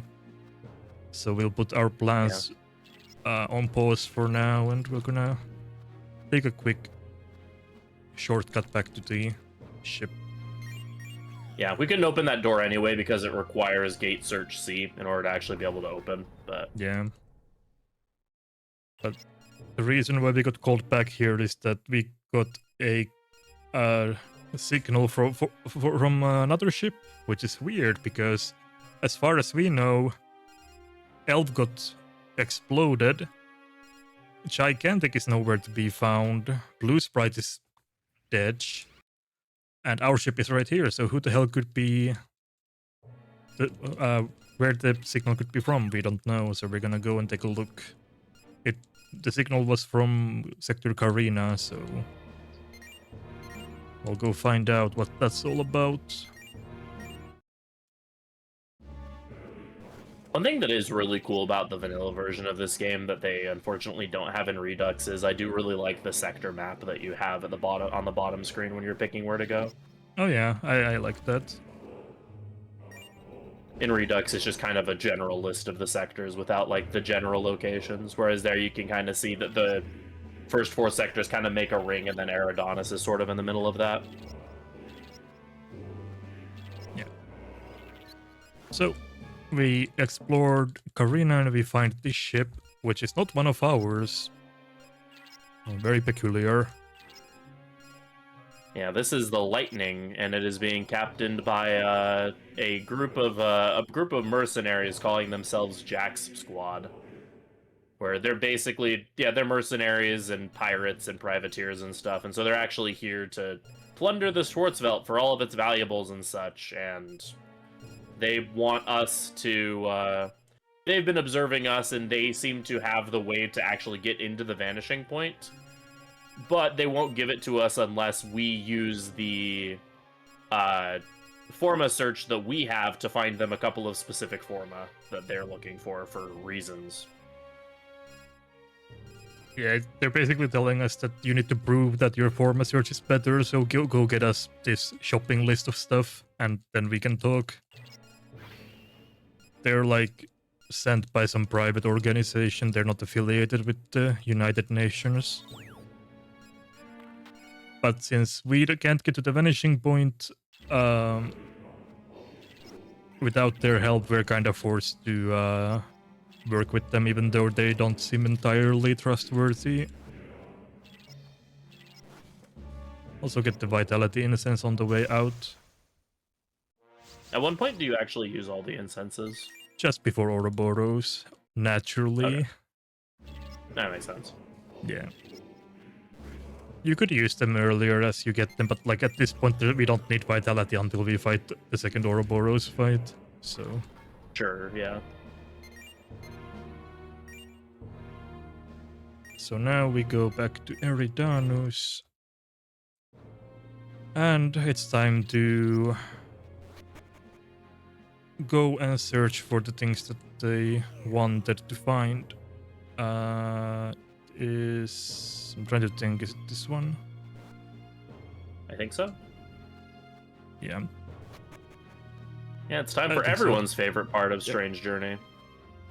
So if you tried to use this this teleporter before, it was guarded by this ghoul who works for the Jack's Squad, so they let us pass now. So now is the infamous teleporter maze that takes you so long to get through casually. This is where, if you got this far in Strange Journey on a casual playthrough, there's a good chance that this is where you would stop playing the game. A lot of there's people actually a have, really convenient way to dropped remember out. how to get through this area, funny enough. Where if there's an item that you pick up, you go right. If there's not an item, then you go left, with the exception of the first path you take where you just go straight.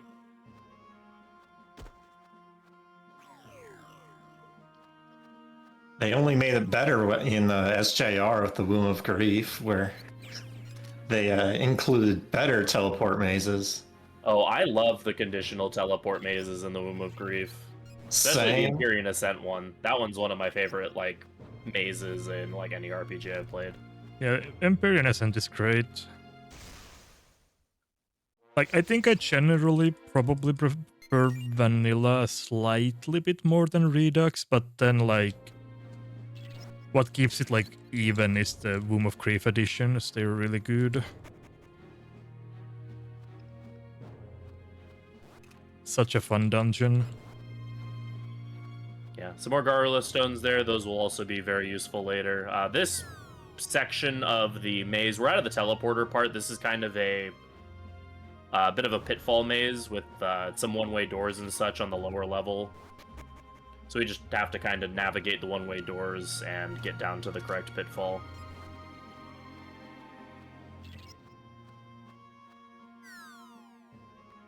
And that's all the formas that we needed. So casually this can take you like multiple hours of just walking around trying to find, because all of the formas, when you see them on the map, they're not marked in any way. They look like regular formas. So the game I think they might be the only silver forma that spawn in this section of the map. But... No, because you can see on the map there's another one right there that we don't need to pick up. Oh, okay.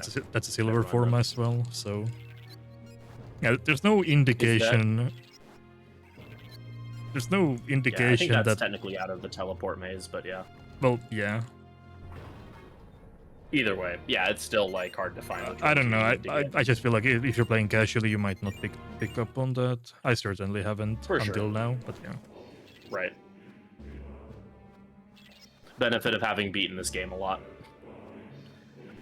Yeah, so Sector E is a garden because it represents the paradise that the demons intend to build after they eradicate humanity. Yeah, it's... The first 4 sectors are only tied to the sins of humanity, basically. The other ones are not. There's some lore about that, but I forget. Yeah, that's one's Eridanis. Fornax, I think, is literally nothing because it's kind of like the back rooms of the Schwarzwelt. Yeah, I think, like, Fornax is... We get attacked by the 3 men when we're trying to escape, and then we end up in Fornax, so it's not really, like... Yeah, I don't know. And then Cruise is, like, kinda Antlia, but kinda not at the same time. Yeah, it's a mashup of all of the sectors that's kind of shrouded in illusions. Yeah, and then Horologium is, like, the core of the Schwarzwelt or whatever. Yeah, it's like the Earth at its time of creation, or like a primordial Earth. Yeah.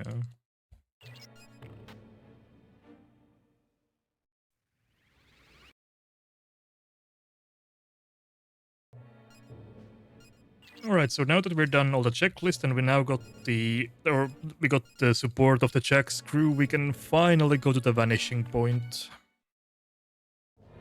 For real this time.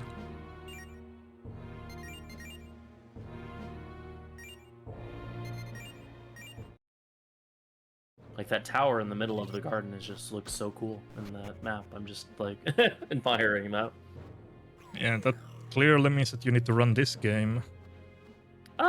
I think I'm good.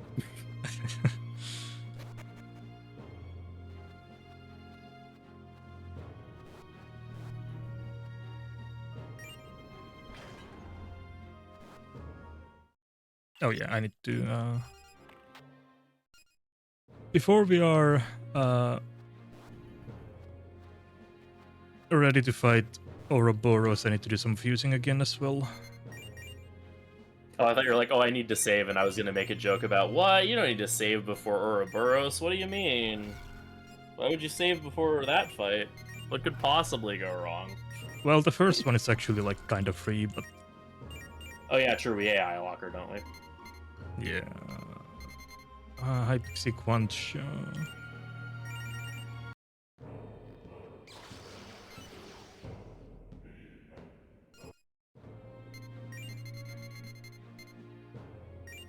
Casosaurus, Rakuka, Tetracha, Rakunda... Maragi is... correct, yeah.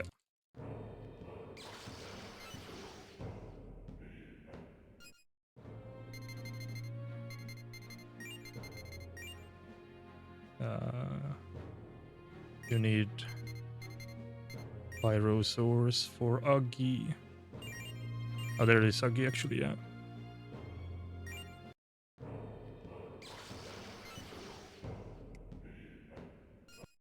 Makami, Dominion, Goblin, Mabufula, Tarukacha, and Agi.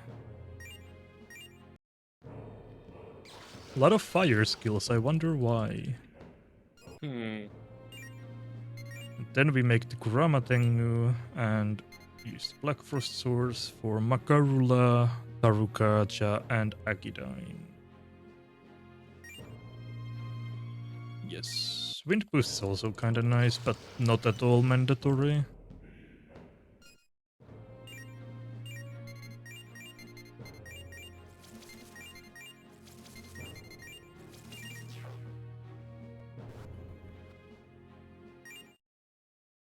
So yeah, the Guardian of the Vanishing Point is Ouroboros Maya, or Mother Ouroboros.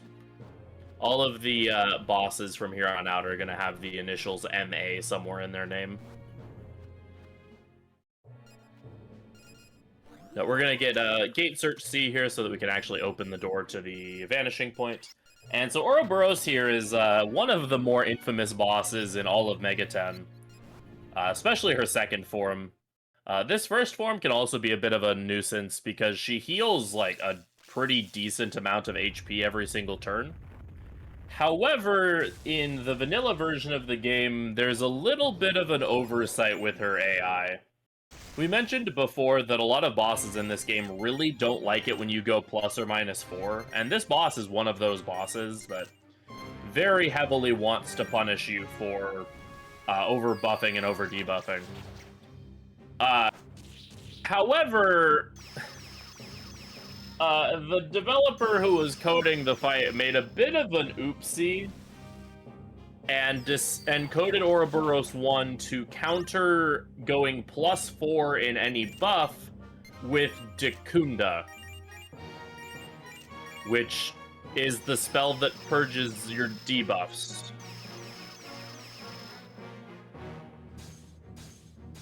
Yeah, so we're now stacked at 4, and she's supposed to use Dekaja to remove them.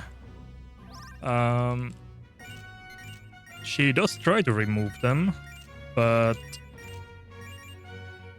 she's gonna be using Dekunda instead because someone put the wrong skill into his AI. So what happens is she tries to clear the buffs every single turn, but she can't, so she's stuck on using Dekunda for every single turn for the rest of the fight.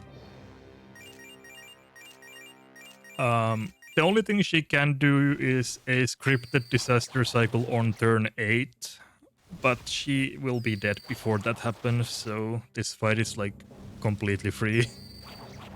Yeah.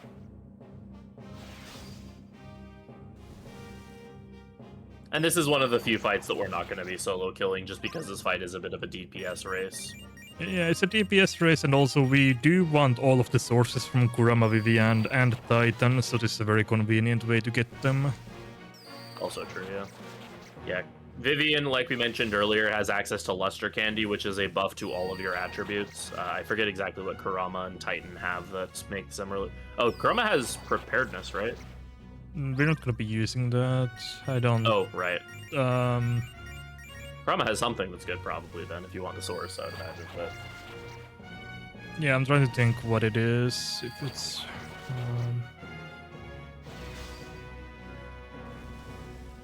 I don't remember right now. I just looked it up. It's Void Wind, Life Bonus, and Mana Bonus. I think it might be the life bonus that we want. Yeah, that sounds right. That would make sense. So co-op damage is based on two things. It's based on your level and on the number of people participating in co-op. And that's Ouroboros 1 down.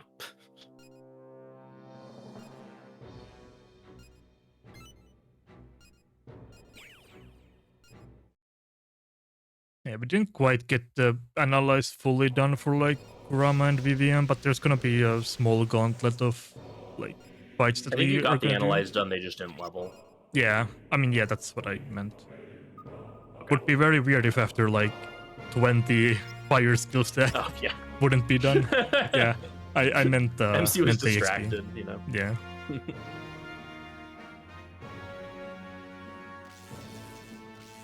I don't know if buffs and debuffs factor into co-op at all, honestly. Well, debuffs do, I believe. Well, I think Oh, actually, I Ouroboros think is alive, by the way. yeah. Well, actually, I do think they. I'm pretty sure they do factor in as well.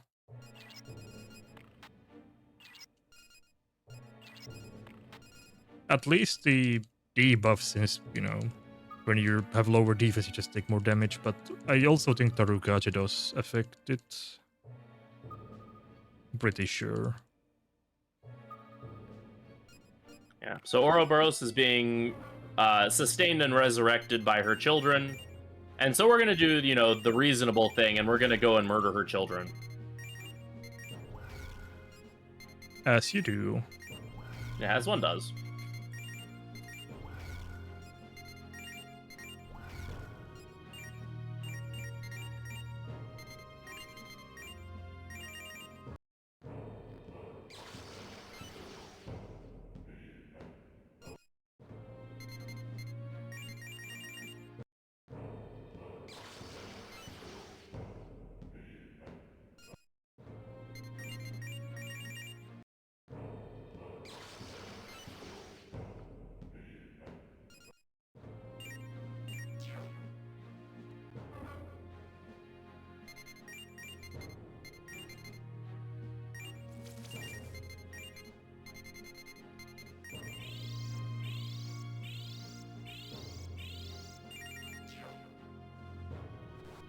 Yeah, I'm gonna Yeah. save again. It's not really something I need to maybe do, but there is a non-zero chance that things go wrong here.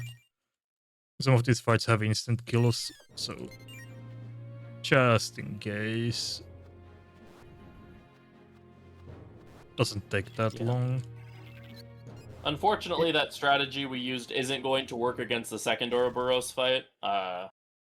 Instead of Takunda and Takaja, she has access to Silent Prayer to completely purge buffs and debuffs if you overbuff. She also has one or two other really nasty AI quirks that we'll probably get into when we get there. But yeah, first we're gonna be burning some mandrakes. Yeah, if I recall, these fights are kind of tricky, but compared to Ouroboros, it's nothing. Yeah, they're like more of like gimmick fights. Like Mandrake has very high agility, so they have a very high dodge chance. That's kind of the fight here. And then like Basilisk can stone you, and Jelahorns can Mudo you, and then the Quancha fight in the middle can like inflict the elements. They're all like kind of annoying in their own way, but none of them are like super difficult or anything.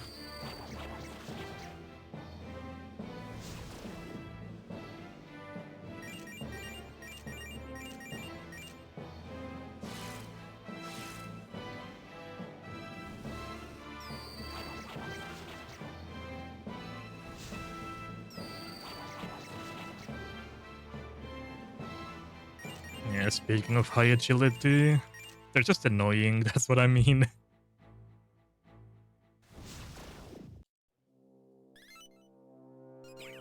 There you go, there's Karama's source.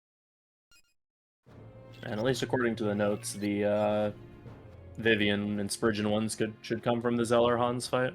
Yeah. The analysis done, you just need to I just need to level them up, that's all.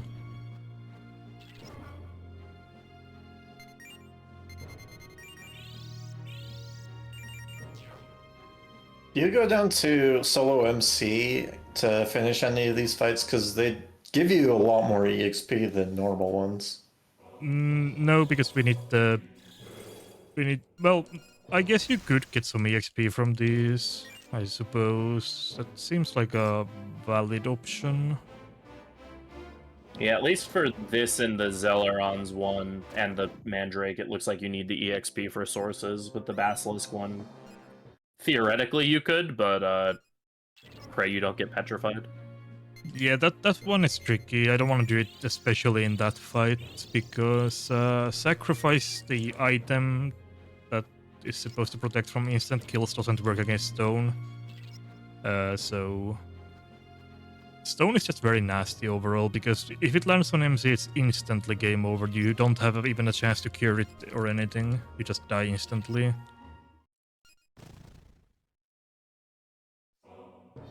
And there we go, passing our past selves, just Oh, yeah. deciding to not undo the time paradox.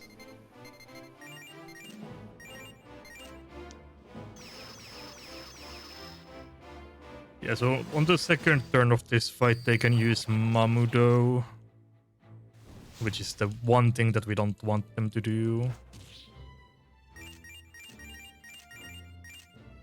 So ideally, Vivian acts before them. Okay, good.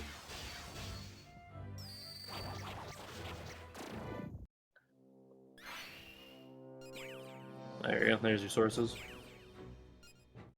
Yeah. So the Basilisk, yeah, you could get the extra EXP if you really wanted to, but it's kind of tricky, and the way the EXP route for this route is routed out, it could get you level 66 like one level earlier, but well, not one level earlier, one white fight earlier, but that's not hugely beneficial, I don't think.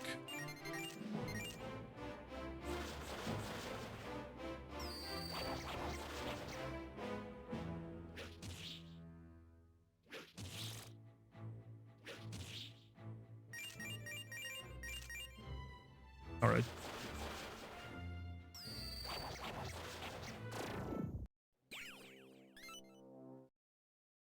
All right, now we are all just, set up. I'm just so used to SJR and my routing of that. Yeah, it's really nice in SJR that you don't need to worry about your demons leveling up because you just get the source instantly once the analysis is done. That's very big difference in between these two games. Yeah, so it's just more curiosity than anything. Right. I'm gonna use Curiosity all about the differences.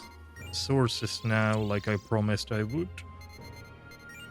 Incenses. Yes, instances. Yeah. I said That something stat else. spread is very funny. 35 magic, 35 agility. Yeah, I guess my strength isn't that good, but it's fine. It's not that bad. It's just it just looked kind of funny. Yeah, I mean 24 is not good strength, but whatever. It's fine. Alright, so this is probably the hardest fight in the run.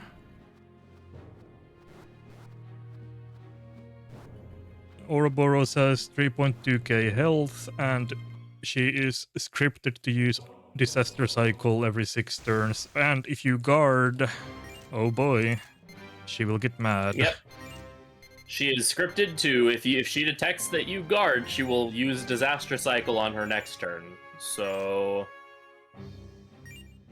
Actually going to snooze the ad so people can watch the Ouroboros fight. I'm gonna need to focus a bit for this fight. Yeah, so we're gonna buff and debuff to plus and -3 here, and then just go in and kind of hope we win.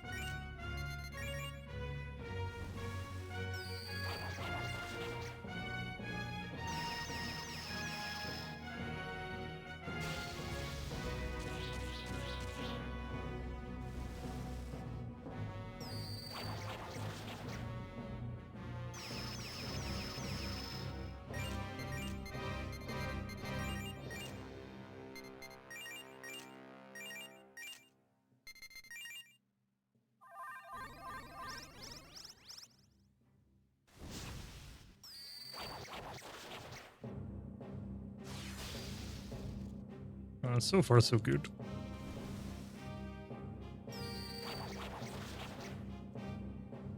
The Disaster Cycle turn is the big question mark, though.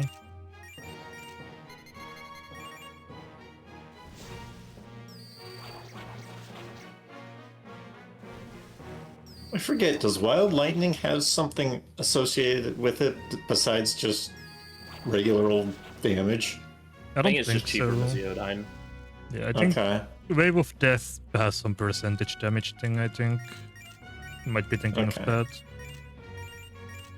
Because I remember two things that were crappy about this. One of them being this disaster cycle of random status ailments. Oh, that's actually kind of annoying. I'm kind of low. Probably should have healed before the cycle hit me. I need to heal here, and I can't cure the mute, unfortunately.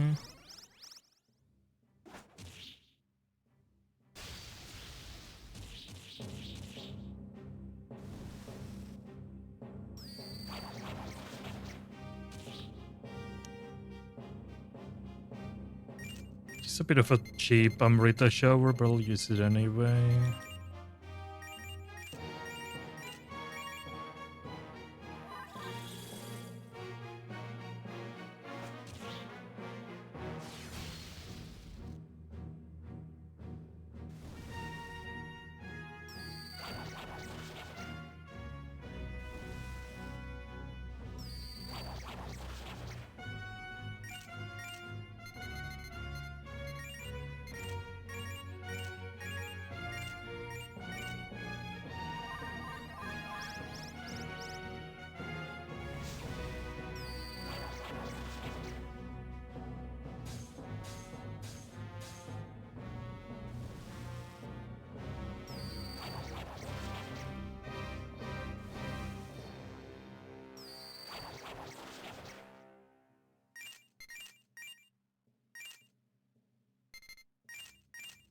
I'm gonna defend. No, I'm not. What am I doing? Don't defend. Yeah. Like, wait.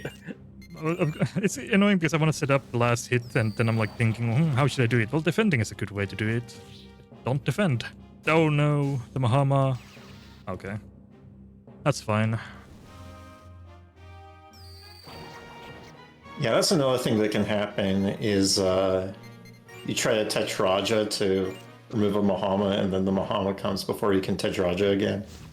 Yeah. I'm kind of doing this a bit early. This might be trouble. Oh yeah, that's trouble.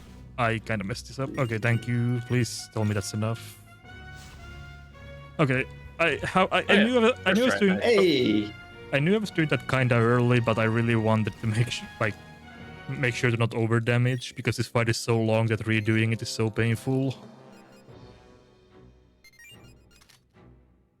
Usually you want to kill her before the second disaster cycle comes out, because if you get like really ailmented, you can't really cure it in any good way. You have a couple Amrita sodas, but... don't the ailments also include stone? Yeah, Yes. and if stone lands Yeah. on MC, it's an instant game over, so that's like the big, big problem. Yeah, it can also include bomb, which would be equally bad as far as like getting hit, since you're not allowed to guard during that fight. Yeah, at least that can be removed, but... True. Alright, using all of the Aguila stones is not ideal, but I can live with that. Ideally, you would want to keep something for Fornax, for the... one of the fights, but...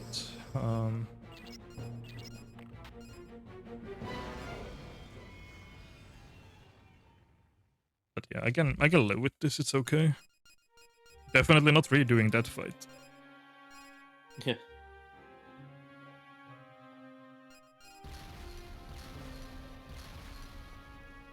So, surprise, surprise, we were unable to escape the Schwarzwelt, and also the plan to nuke the Schwarzwelt failed horribly. Yeah, and they went along with it while we were still inside the Schwarzwelt, those bastards. Yep. Also, like, Antarctica is now, like, beyond messed up from that, I would imagine. Like... Oh, surely, unless the nuke is somehow only localized inside the Schwarzwelt somehow. I don't know. Yeah.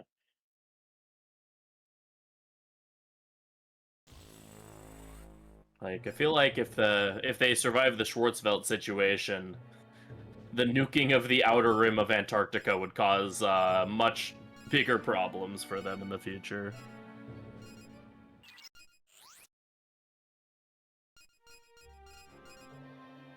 Yeah, so this is the back rooms of the Schwarzwald, like Frito said earlier.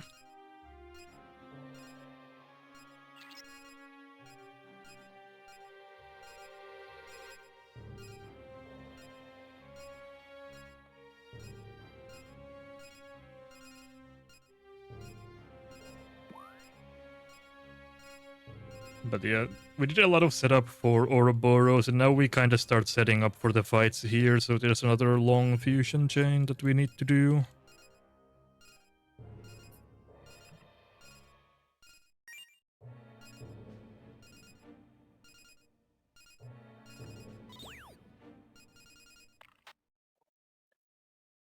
But first off, we'll go to the sick bay and heal. Yeah, so at this point in our plot, Arthur kind of interfaces with the four wise men during that situation and discovers that the core of the Schwarzwald is a being named Memelef, and that the only way to actually get to where Memelef is to find use the exotic matter that we found from Ouroboros and find the exotic matter in these other areas rather than, going around the ring of the Schwarzwald to kind of dive deep into its core.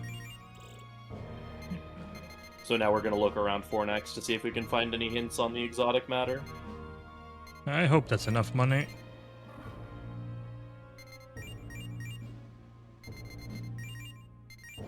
As we kind of said earlier, there's a lot of repeat boss fights. So a lot of the bosses that we fought earlier come and they transform into something else that is similar, and they end up being pretty easy boss fights.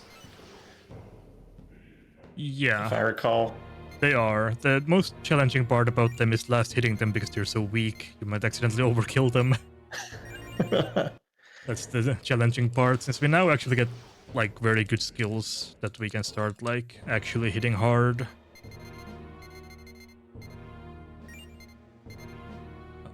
Ertusaurus or Lachesis Decajansion.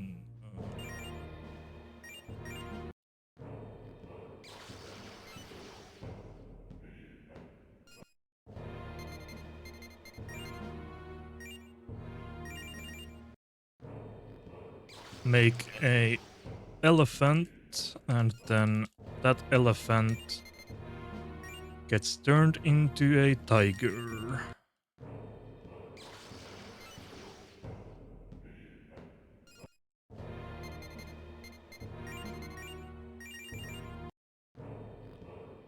I'm sad hell doesn't get used in any run ever.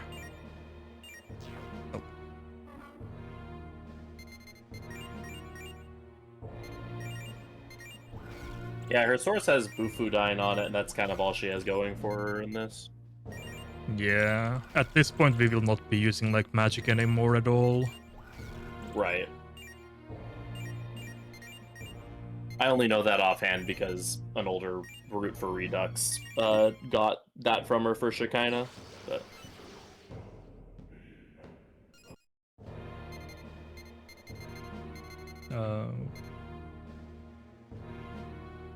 Oh yeah. Rama time again. This time with Tumlinsaurus.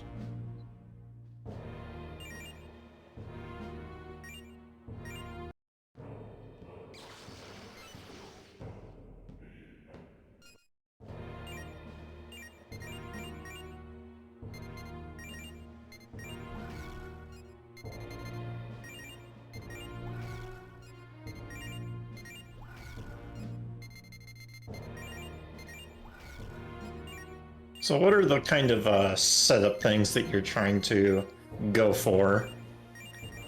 We want Megaton press and some sort of healing skills, so Mediarama basically. But even then, that's not very good. Healing skills in this game are pretty bad overall, unless you're using Mediarahan. We'll also set up Watchful so we can get a Demon Source onto Thoth later, so that's why we're doing the RS fusion stuff right here. Thai Pixie Source, Darugacha Watchful, Mediarama.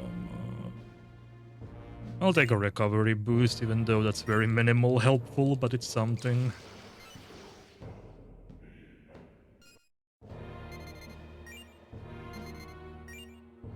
And then Thoth is debilitate. Yeah. Oh, there is like another way you can get debilitate, but Thoth looks like it's the one that's in the route. Yeah, we also get onto this Fuki we do a bit of a setup where we get Zan A on them now. We mentioned that kind of offhand earlier how strong that skill is. We get it to this line of demons. I don't remember what the clan is, but this line, because then we can upfuse that into Berserker and keep Zan A. I believe he's a brute. Yeah, brute. Yeah. So we first make a Suiki upfuse. First make a Fuki, upfuse into Suiki, and then we'll upfuse that eventually into Berserker, and then we can do Zan A with Berserker, and that's really, really strong. Since he also learns Fist Amp, which boosts the physical damage by 1.5 times. Well, that's kind of some preemptive setup. We can't make Berserker until like midway through this sector though. So not quite yet. We're not high enough level for that, unfortunately. Yeah, 53 it looks like. And you also get Luster Candy from it. Yeah. I don't know if that's helpful. It is for one fight, I think. But somebody else also learns. We get Luster Candy onto another demon as well. It's not only gonna be Berserker with that.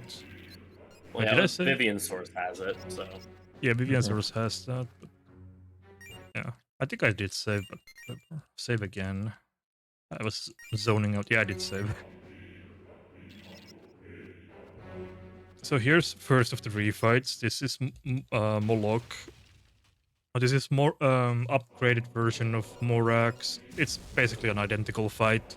He has a bit more HP. He has 2.2k. Also, Gehenna is no longer like guaranteed to be used. But yeah, now Megaton Press is our new skill of choice. So instead of Berserker Guard, we're changing to multi-hit skills because they have higher damage potential.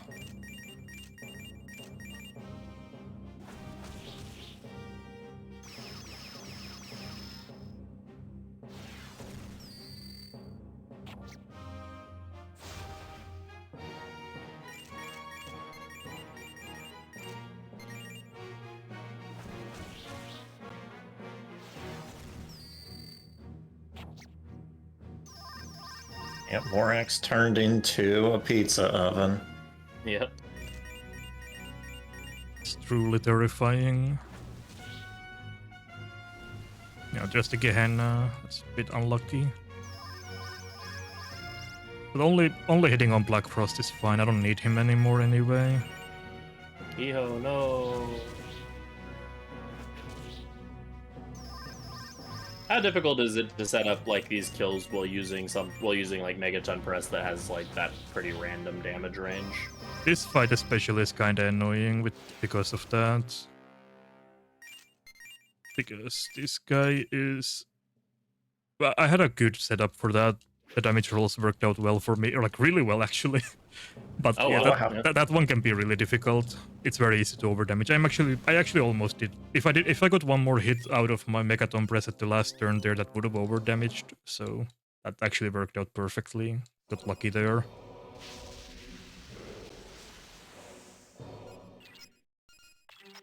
If you have a Bufula Stone still, if you didn't have to use it against Asura, then that will make this easier.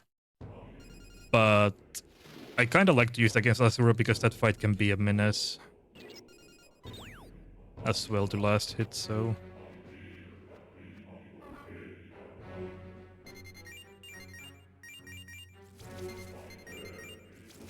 But yeah, like I said, the hardest part about these fights is to not kill them accidentally.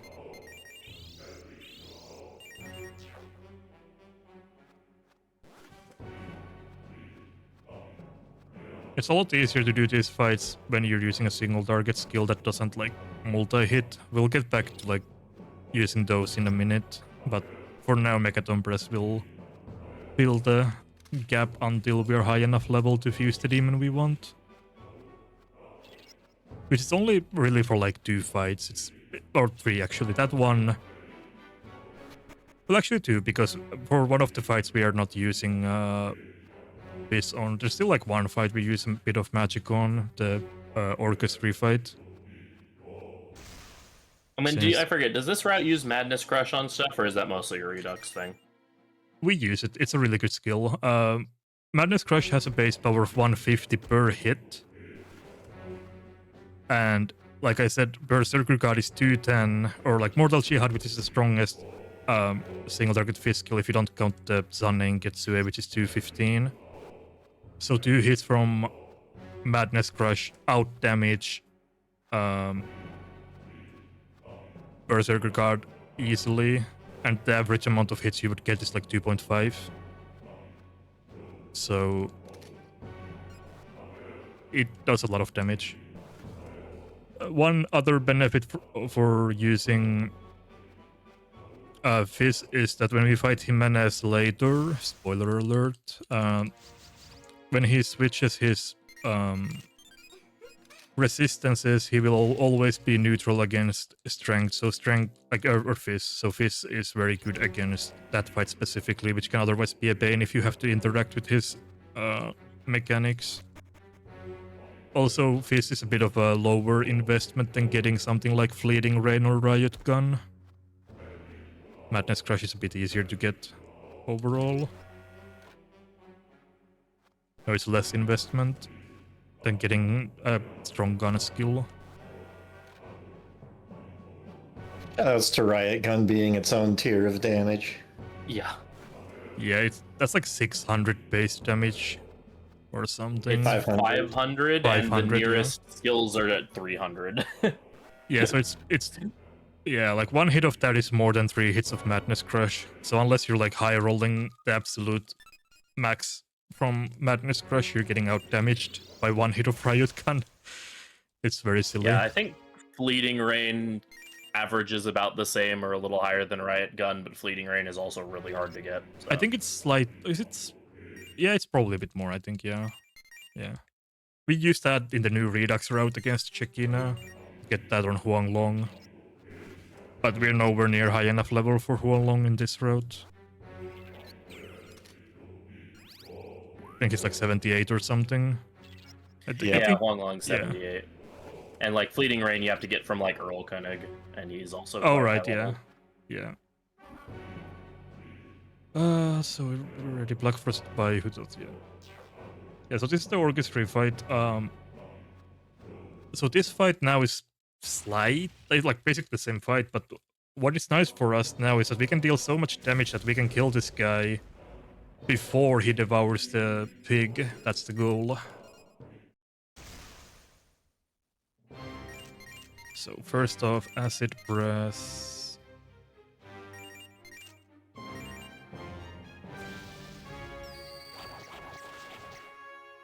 It turned from a pig into a door. Oh, I don't need to guard. What am I doing? I need to attack with fire. Don't waste damage. I forget. I mean, I guess I should Warcry once.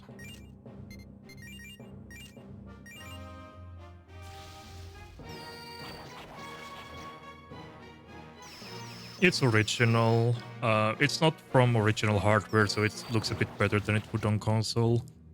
But the nice thing about Vanilla Strange Journey is that it runs on 60 FPS unlike Redux, so it looks a bit smoother as a game.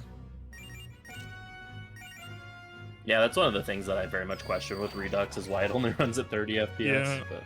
I tried going back to Redux for a bit to see how it felt to play, and after playing this, it felt like the movement was like very choppy almost, and I didn't like that so much. The turning felt awkward, but yeah. Not sure if that's because of the 30 FPS or something else, but just something I noticed. Yeah, Redux also has sprinting, so that might also be Yeah, it's a bit different. Throw you off a bit. Yeah, it's a bit different.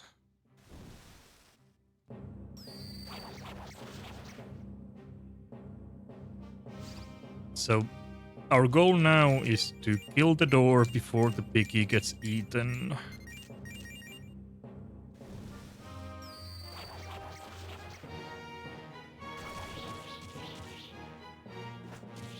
Big counter.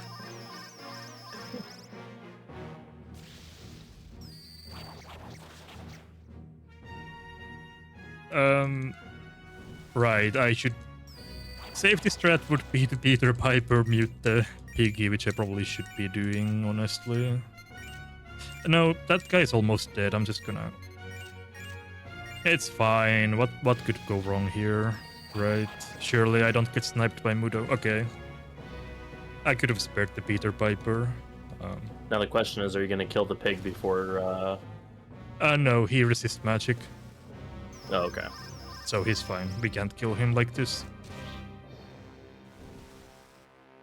Which is good, because I don't want to. And now that the door is over, the fight doesn't end. It's only the pig. I'm just gonna Peter Piper it, so MC doesn't have to worry about getting mudoed while I kill him.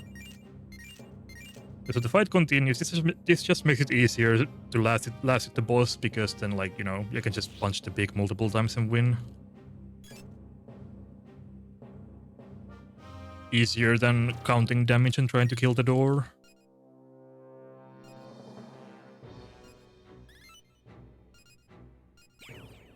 And with Watchful, we get Thought Source. That was kind of the reason to... First we make it from Phoenix, who has Watchful, make it into Ares, and then that gets fused into Thoth eventually, so... That's kind of how you do that.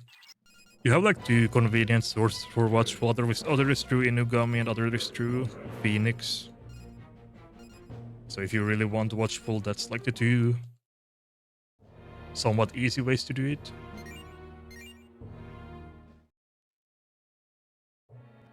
So now in the story we learn about the Jack's crew forming a base somewhere in the Swartzwell, so we're gonna go and pay them a visit and see what they're doing. Because we don't fully trust them, and that's weird that they have this own kind of place somewhere. It looks like it's somewhere in Antlia or something. I don't know. I don't know exactly where it's like located in the Swartzwelt. And we asked them, like, what are you guys doing over here? And they just tell us to leave. They won't let us inside.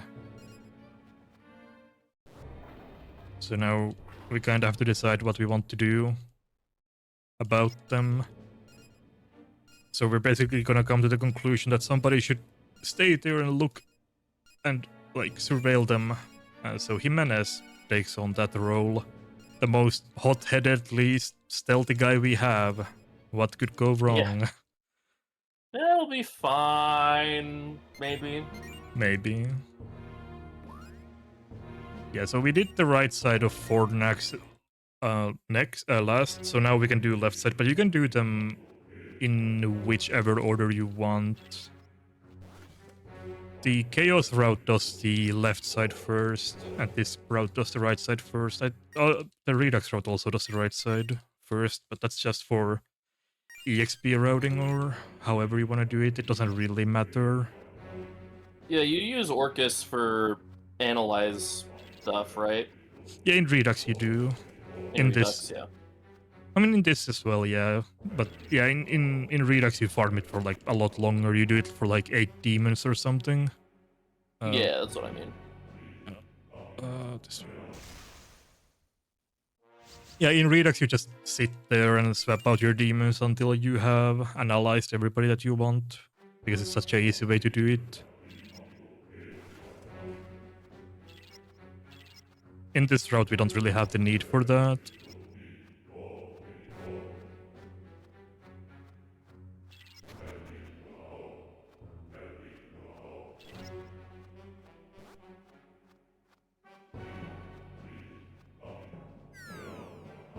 So this side of the dungeon is just a little bit of a pitfall maze. Yeah. That's quite tricky to get through since only one of them. One of the routes leads you to where you want to be. So it's not the easiest, but once you make it through, the boss is not far away. Yeah, a lot of trial and error, which is further enhanced if you're doing the Alice quest, because then there's even more trial and error with dropping down those holes.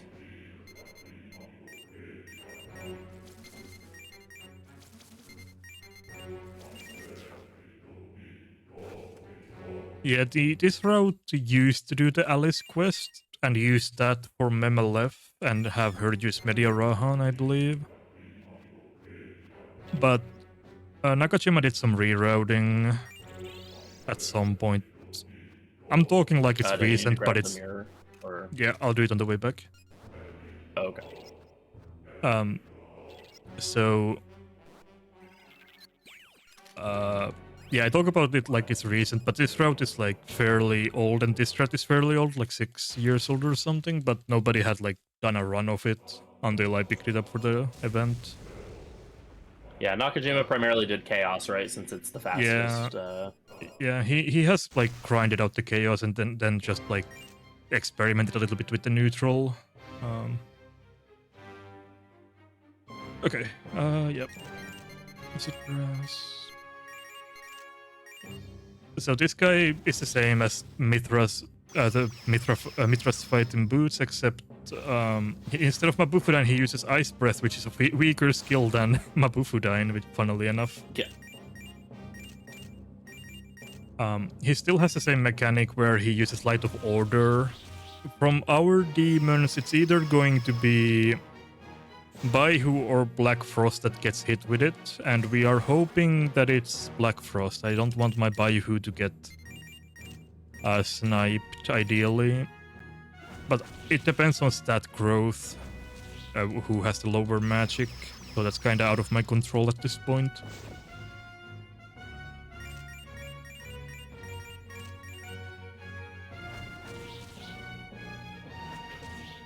And so, moment of truth. Who is going to get hit? I mean, I could summon theoretically someone else to tank that hit, but whatever, that should be fine. Alright, it's Black Frost. That's what you want. Yeah, that's what you want to see happen. I'm just gonna whittle this guy down a bit. I don't want to use Megaton Press to accidentally kill him.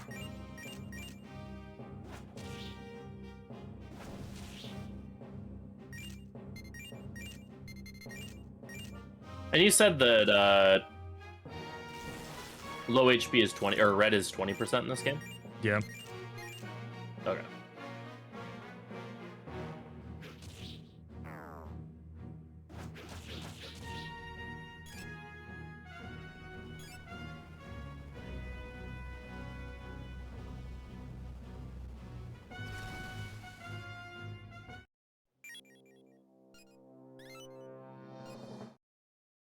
Alright, couple extra magic there, that's nice.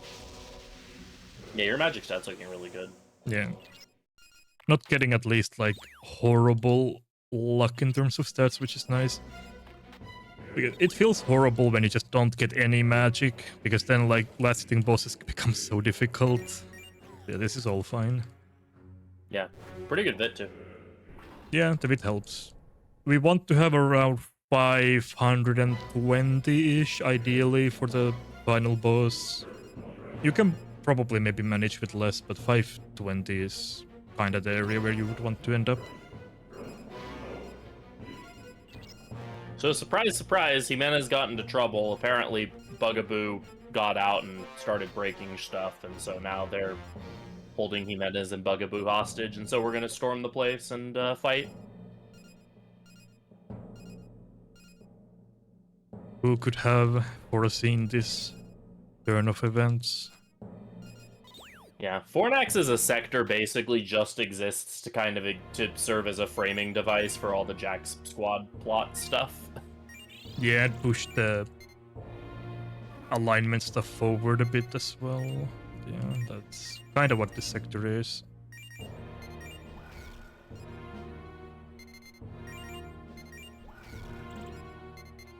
Because you'll see we do the Jack Squad stuff right now, and then we're basically right at the end of the section. Yeah. Or the sector, rather.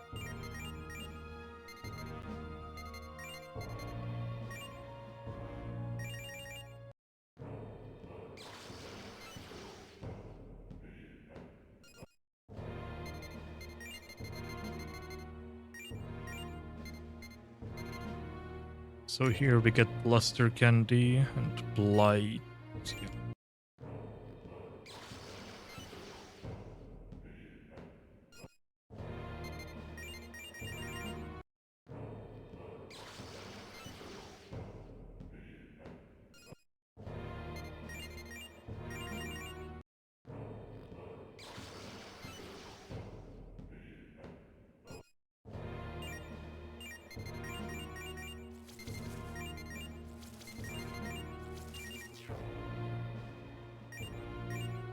I'm gonna save just in case. We're gonna do a series of battles once we get into the Jack's base. Oh, that's not where I'm... Yeah, it throws me off that the Jack Squad HQ goes like to the previous tab for some reason, and Fornax gets booted into the last part. It always kind of throws me off. Yeah, it's really weird.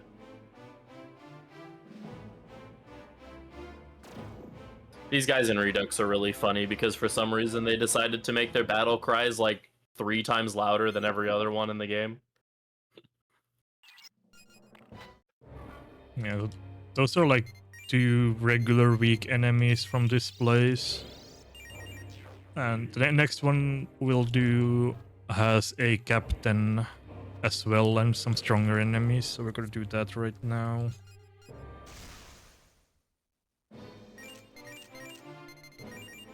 So we're just gonna use Blight and Arrow Rain to take care of the 2 weaker enemies, and then MC can collect the EXP by killing the captain by himself.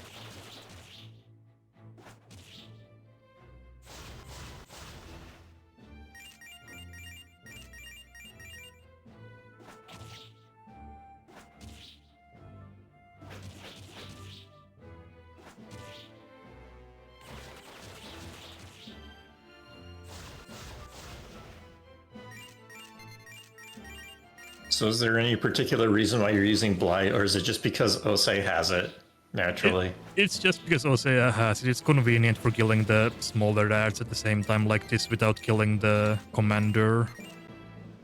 There's no like particular reason. It's just accessibility to make it easier to last hit everything here.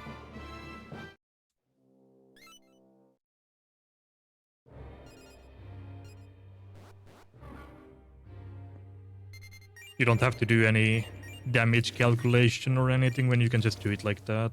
So that's like the biggest thing.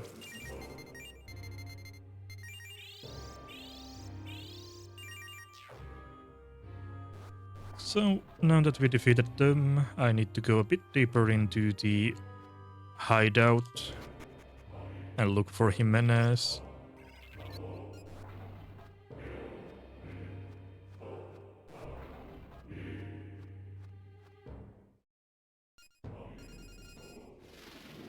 Hi, Louisa. Bye, Louisa.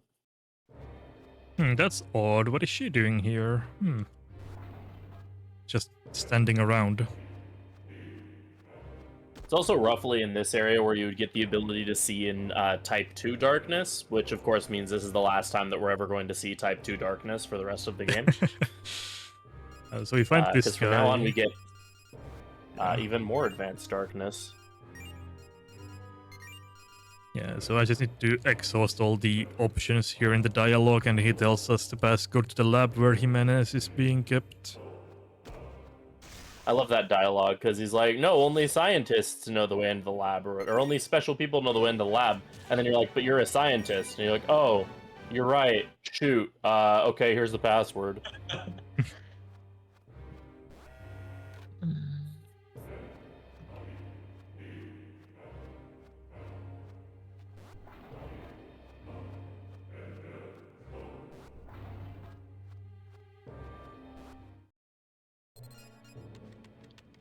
Yeah, so we make it here into the lab, and they're doing some sort of human experimentation, trying to fuse humans and demons together to see what happens. Trying to make like a super soldier or something.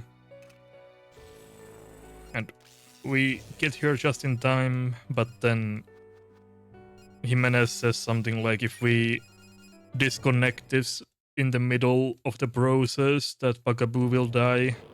So we just go through with it anyway. Sure, why not? Yeah. You can become a half demon dude.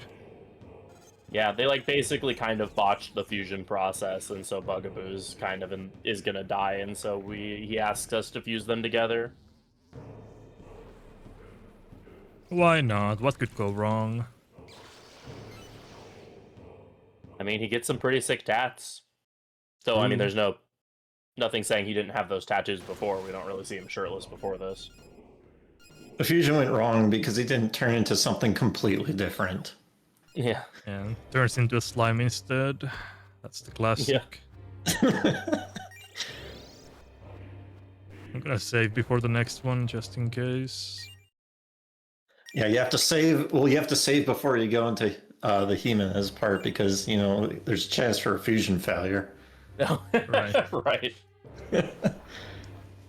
Yeah, so this fight is actually optional. But we'll do this for EXP to reach 53 before the boss of this area. So this is the same fight that we did previously, just oh, not Megaten, Light, Arrow Rain, Acid Breath. So yeah, this will get us 53.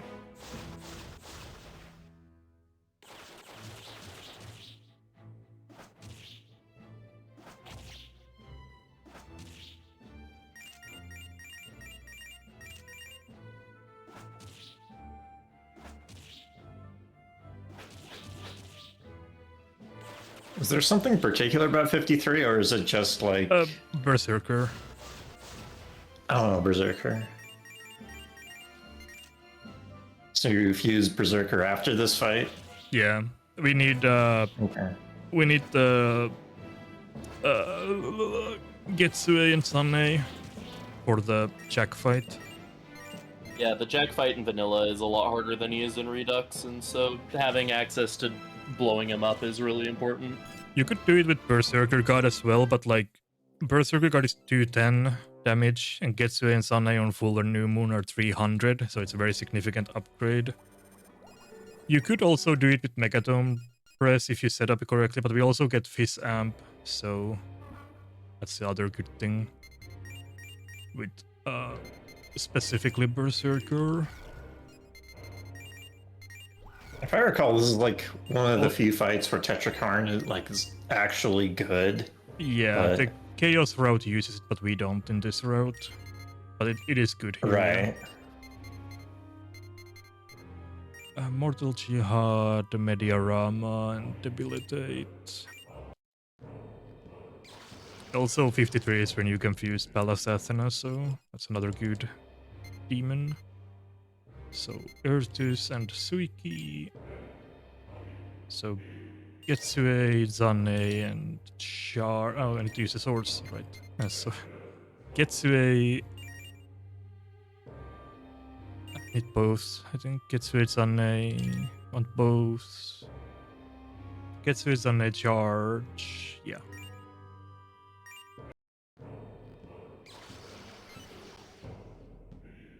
And Berserker God. Yeah, that's it can be useful for adjusting Maya's HP, but more than likely I won't use it, but it can be used for that. Maya is very difficult to blast it in this route, or this game, or route, yeah. Not quite as difficult as in Redux, but still challenging. So oh wait, no wait, did I? Wait, did I use Sandmass or did? Okay, what am I confused? I'm derping again, it's fine. Arambitama. Can you tell it's 4 AM? Aeros and Aquans for a Nikki. And yeah, now we'll boost Berserker's strength and agility up a little bit again by doping him with the Aramitamas a couple times.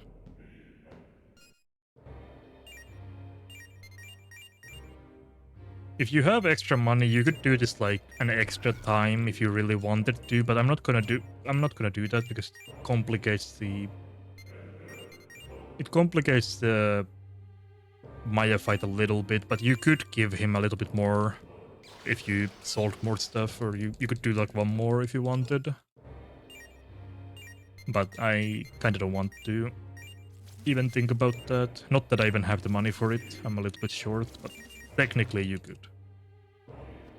Alright, so we're gonna fight Mr. Jack at full moon. We have both Getsue and Sunne, they both work on...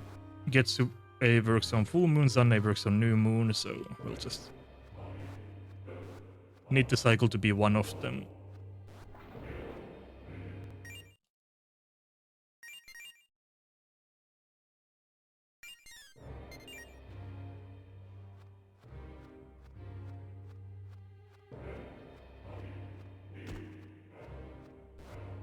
Oh, I had the full moon perfectly, but I didn't enter. Alright.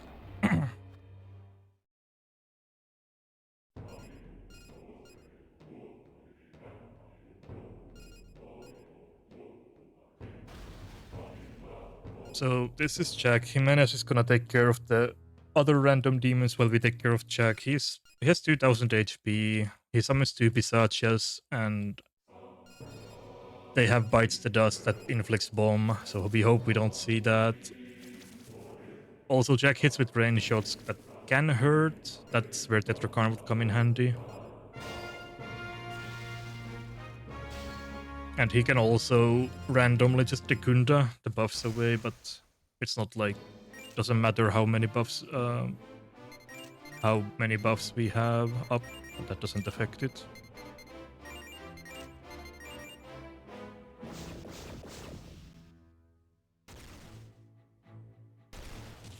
Ouch. That's kinda what you don't want to see, but... Getsue...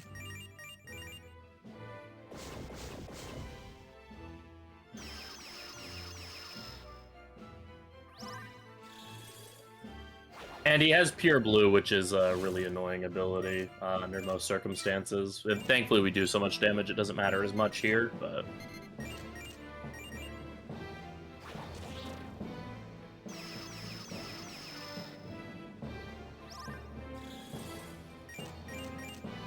Yeah, we also don't need to worry about... we don't need to worry about funneling EXP for this fight, we just kill him. So that makes this a lot easier. Still hope that Rain Strike won't absolutely kill me, because that would be very unfortunate, but...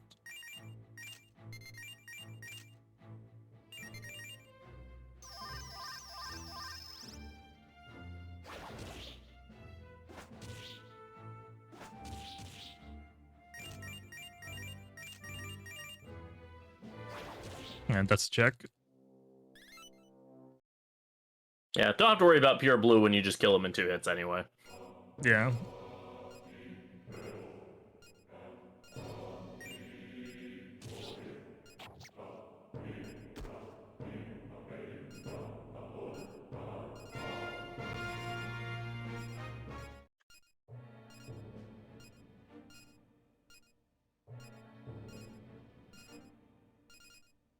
Alright, so now that nonsense is taken care of, we can finally go and fight the final boss of this sector. This sector is pretty long, like all things considered, while we meme that it's a filler, but like... It is like one of the longest sectors in the run. Might be the 3rd longest after Antlia and Horologium. Horologium being the longest, and then Antlia, and then Fornax, I think, might be. Probably. Karina takes a while, or not Karina. Buddhist takes a while as well, but Yeah, that is hard to say also if Buddhist true. or Fornax would be longer. I mean, really, this is Fornax and Jack's HQ, so Yeah, Sure. that's true. It's just because there's a lot of fights here. Like some of the sectors are just pure exploration, like Karina, where you just run around without fighting a single thing.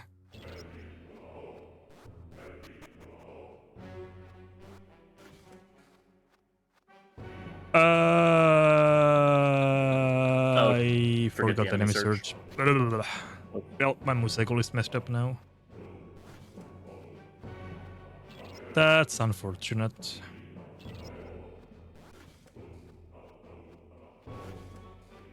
Had to forget something in the run.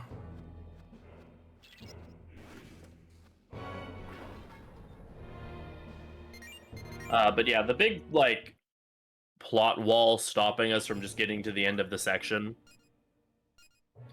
is that you need to have both the sun and moon mirror plus I believe a star mirror or something that you got from Jack's HQ in order to get enemy search B. If you would have gotten down to just like wanted to head straight to where Tiamat is, you would eventually be blocked by an invisible enemy.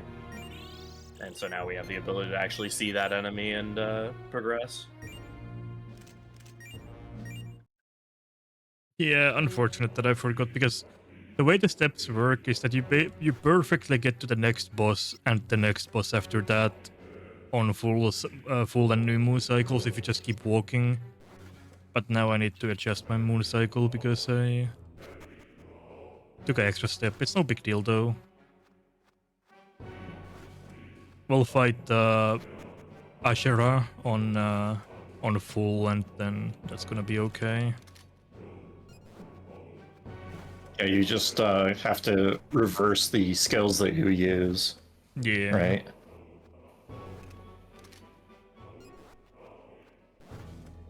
Yeah, that's the only thing, because we have both. In the Chaos route, you only have one of them. I think it's the. I don't remember if it's Getsue or Zanne in that route, but if this happens in that route, then that's a lot more annoying, because then you need to like advance a full cycle, and that takes like a lot longer. But yeah, there's Yeah, if anything, aside from like reversing the polarity, it seems like you more or less made it back in time. Just only a few extra steps to push before Ashera. Yeah, I did kind of silly thing by walking back instead of using the terminal, but that actually worked out well for the cycle, so it doesn't really matter. Yeah, so that was a difficult fight. Very.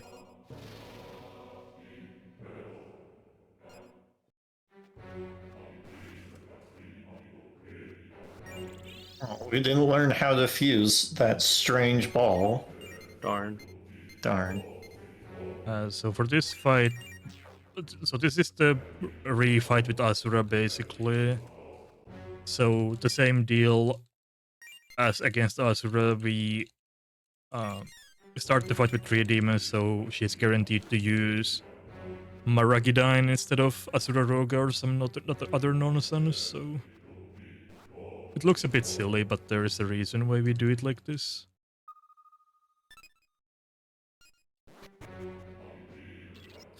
Yeah, as much as Berserker hurts, it hurts even more when he's punching you in the face. Yeah.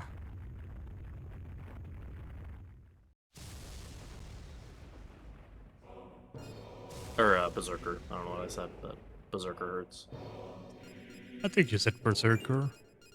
Okay, Yeah. for some reason my brain was thinking I said Asura. I was like, wait.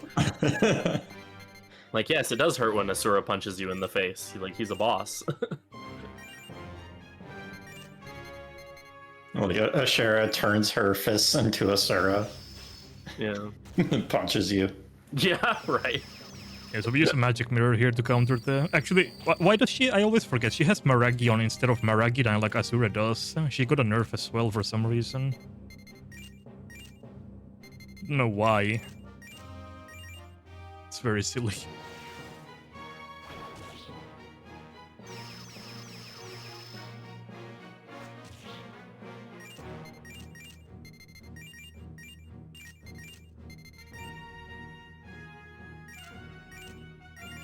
Yeah, but yeah, we'll do this fight with only Berserker and Roulette. Roulette, I said Roulette, MC, but yeah, Roulette is my name. Okay. So we'll return these two. I love that the notes refer to him as the Master. Yeah. I used a machine translation, so some words are still a bit silly that I didn't edit. Yeah. There was a lot to edit, and I got tired at some I'm point. sure. Get the master from Shujinko, though. I'm not sure what Nakajima had originally written down. I'd have to go back. I need to go back and see that. Right. Berserker, Loki, and Lachesis. So now, if I don't goof up by taking extra steps, we'll perfectly arrive to Tiamat on New Moon, I think. It's supposed to be. Yeah.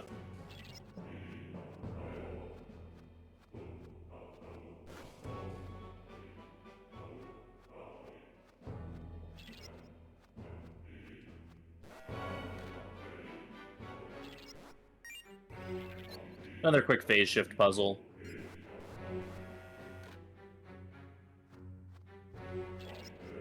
Just to change some of the outlying areas a little bit so we can get by.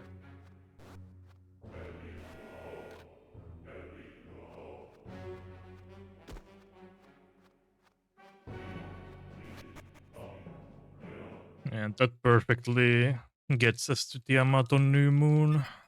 We don't need to spin around. And this time, I always forget this part, but I'm not going to today. I'm gonna do that. Have my Loki on full MP for the fight.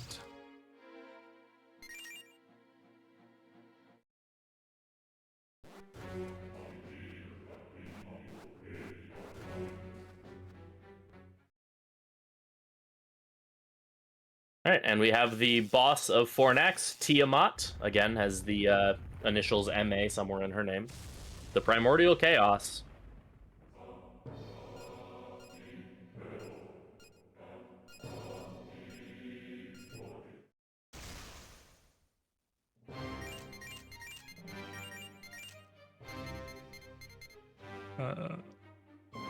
What is even the Tiamat? Huh? What's even the gimmick of Tiamat? She doesn't like it if you use debuffs on her, but you can buff to full. Okay. And then she likes to buff herself as well. So that's why we have access to Dakaja to purge her buffs, and so we get ourselves to full. And then once she gets down a little bit lower, she has an ability called Sunset Melody that can lower, that's an almighty attack that lowers the party's agility a little bit. Yeah, and she also uses Luster Candy to buff herself. Mother Earth also heals herself a bit. So. Yeah, it's an AoE ice attack that drains, or that heals for an amount that she deals in damage. Yeah, that's just kind of how much of a chump she is. Just even I forget what Tiamat even does. Like, I remember her not being like absolutely trivial. Yeah, she's... But still a lot easier. Yeah, she doesn't do that much compared to like Ouroboros, which is a very involved fight. Yeah, the difficulty curve of this game is very funny, because you have Ouroboros, who's like probably the second hardest boss in the game at like the midway point. And then a lot of the rest of the game is fairly easy until you get to Memelef, who's really, really difficult.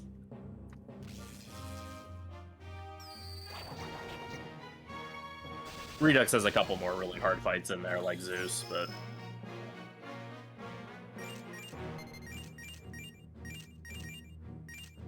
I should have charged here, actually, I think. Oh, we'll see. I think I'm just trying to get my co-op done since I need 8 attacks. I think that was 9th now, so we should be good here. You're not in the red yet, even. Kinda thought you would be at this point.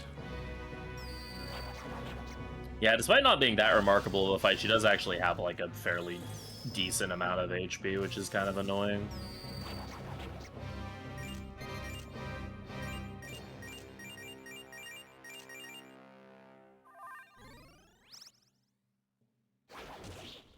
But yeah, she doesn't do much. That should get me the source for all of these demons. All the Chaos Aligned demons, yeah. Okay, so you don't need to solo MC. No, you don't not need for to this get one. all of the EXP on MC. Yeah, That makes it a lot easier.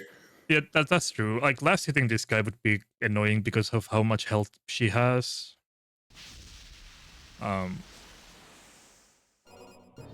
But yeah, at this point we prioritize getting the sources because Berserker source has Fizz Amp. And I forget what Loki and Lackey's swords have, but they have something decent at least. But Fizz Amp is the big thing that we need for the next boss fight at the end of Cruise. And well, basically Void for the Ice on Loki. That's not what we needed. Oh, that's... I forget what Lost Word is then. Lost Word is really bad. It's Yeah. like worst skills in the game. I'm not sure if Yeah, it's that's what I anything. thought. I'm not sure if it's anything specific that we need from Loki because it could be just something that like. Oh, I think it might be because the way the sources work that Loki has Luster Candy, so the source also has that skill. So I don't remember if we passed that on to anyone or not. Huh. Or it could just be that we need a source of some kind to adjust the skills.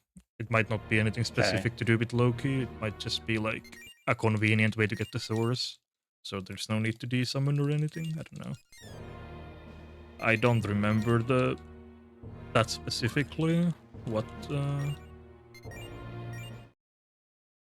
is needed.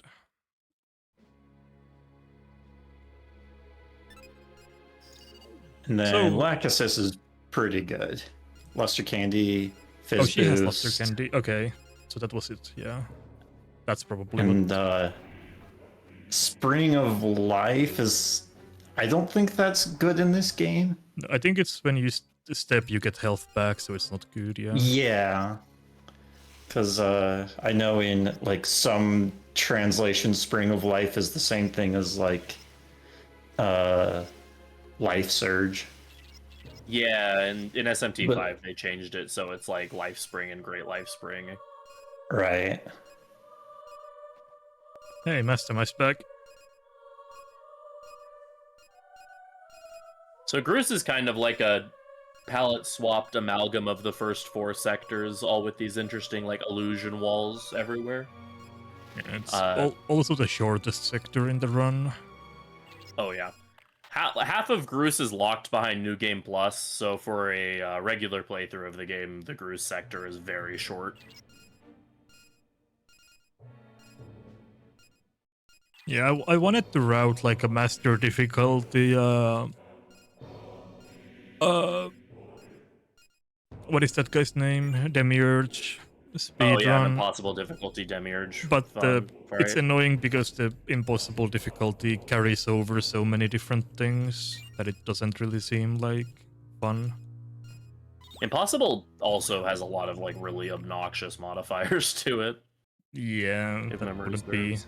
wouldn't be surprising. I've never tried it, but I know it does carry some restrictions on your compendium, like you can't summon things that are a higher level than yourself, I believe. yeah, but you carry over like every single analyze that you've done and other Right. stuff, and like, it's kind of not that fun.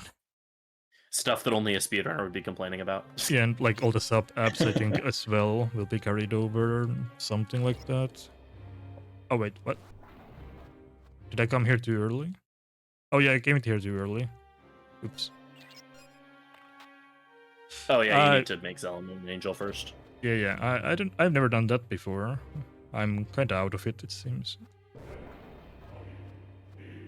But yeah, there's something here, something going on in the Jack base, even though we defeated them. So, oh, wait, I did. Oh yeah, they're upset at us, and so they want to attack us.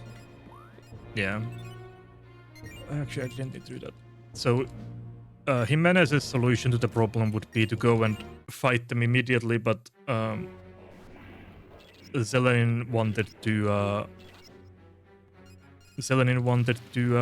Talk with Mastema instead to see if there's another solution. So we're gonna do that now. I completely forgot about the part.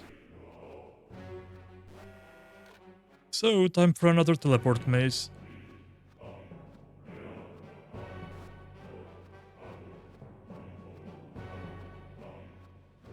Yeah. This one's pretty short, though, so it's not... Yeah, this is very short. It's mostly just forks instead of like, hey, pick one of the 4 paths or whatever.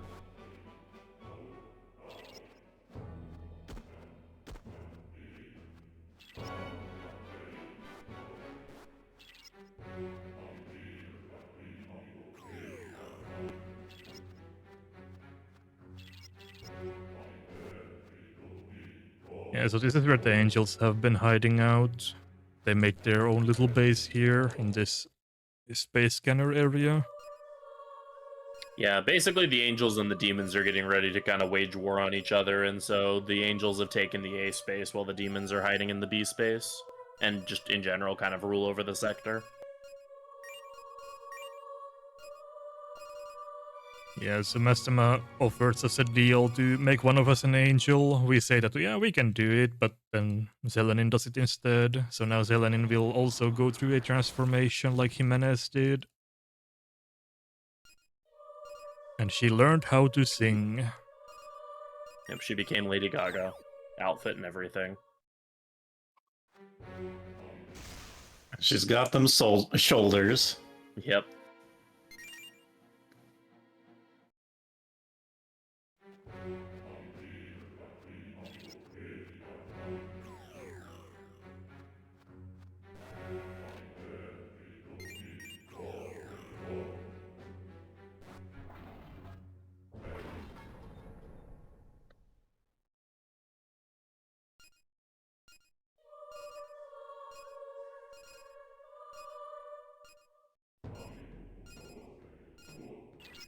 I really think it's so funny to me that it's like first it's the law music and then it immediately swaps to the chaos theme. Like they're fighting over the aux cord. Yeah. It's so abrupt.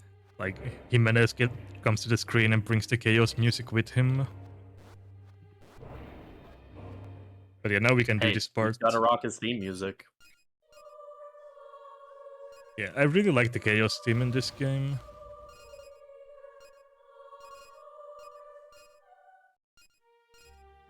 So yeah, Zelenin appears and she her song has the power to just brainwash people, and so now all of the members of Jack's squad have been kind of pacified, and she has them like release all of the demons they've been experimenting on.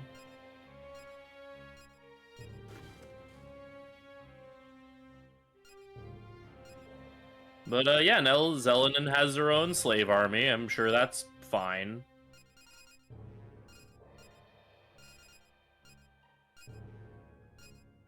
Yeah, the demons who get released talk about someone named Maya, and Maya is the demon who's been causing the illusions in the sector grooves, and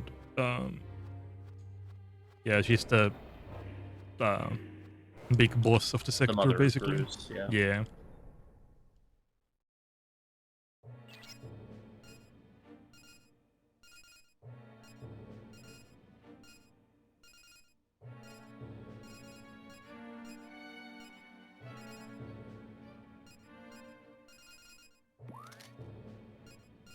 Okay, now I will not forget to go to the lab.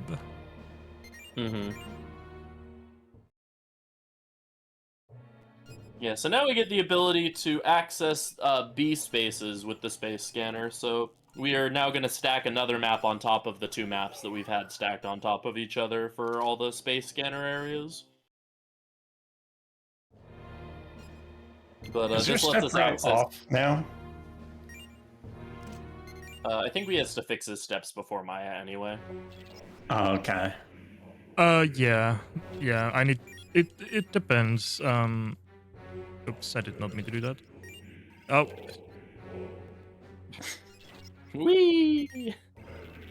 but yeah, in this game it's very quick to fix steps anyway, since the cycle changes every 12 steps, unlike in most SMT games where it's 16 steps.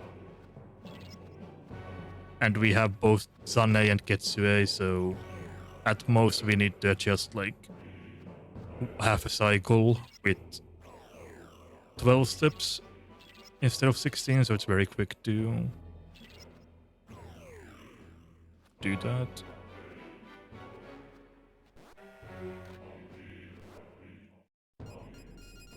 So here we meet with, I forget what this guy's name is.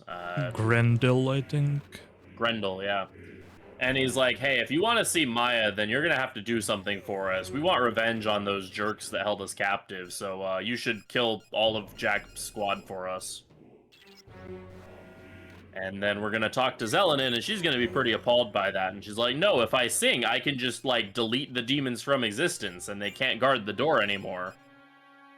Oh, also, she was kind of stuck in an illusion for a while until we broke her out of it. Yeah, so at this point, you can branch. The game kind of branches out on depending what you choose. You can either sing and just kill the demons immediately, and that's the quickest thing. So that's what we're gonna do. But you can also like fight the Ryan demons, squad. or yeah, kill the or you can fight the demons. Yeah, there's like a 3 different branching paths for you to choose. But yeah, we'll just avoid all the fighting and kill them immediately with Zelenin. Makes things nice and easy for us. Also switches your alignment. So this is the law option. Ask her to sing, and we can go to the middle of the map, basically, around here. Yeah, that choice isn't really advertised to you at all. You sort of have to, like, go back to Grendel after having had the conversations, and then there's an option to attack him or whatever. It's not a well-advertised third choice. But here Zelenin sings, and it's so ugly that all of the demons unanalyze themselves so that they don't have to hear it.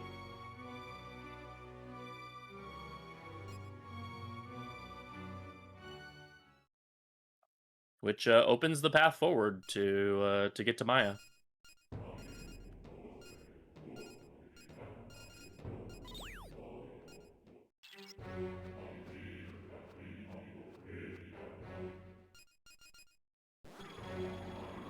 So now we can go through these illusion gates, or whatever they're called.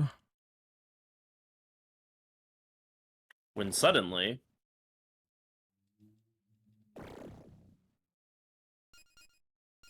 it's Gore!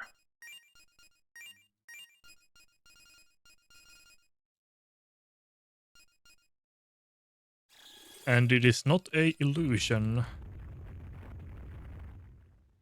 And he has a suit. So yeah, the Gore... Yeah, now he's ascended to neutrality. Yeah. So after being freed from Ouroboros' control, Gore kind of wandered the Schwarzwelt and then realized he has become the Ubergestalt. Which, because this game really loves German, basically means kind of the over-being, or the high being. He's become a godlike entity of neutrality that wants to, that basically sees the conflict between law and chaos and wants a path that is better for humanity. And he wants to basically test our resolve and is like, look, if you can manage to, if you can kill Maya and free everyone from the illusion of this sector, that will give you access to Horologium, and I will, you know, and I'll give you the keys that you need to save humanity.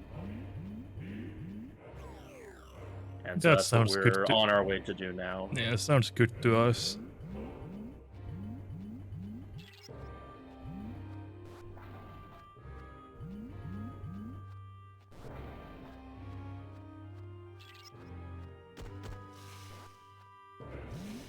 We are going to be able to head straight to Maya at the moment. There is actually another locked door block, or the next tier of locked doors blocking our way. However, so we're gonna go to where that forma is that will give us the unlock. I believe it's unlock D.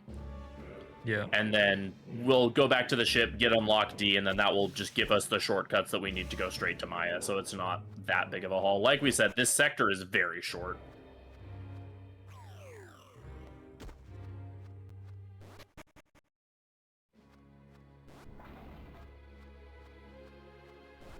Have a little bit of a one-way door maze here. Yep, a lot of doors. Thankfully, this game does not increase the encounter rate when you open one. Oh my goodness, that would be truly something. And you wouldn't be able to step backwards through the door either. True. We've both been too traumatized by playing If recently, I can tell.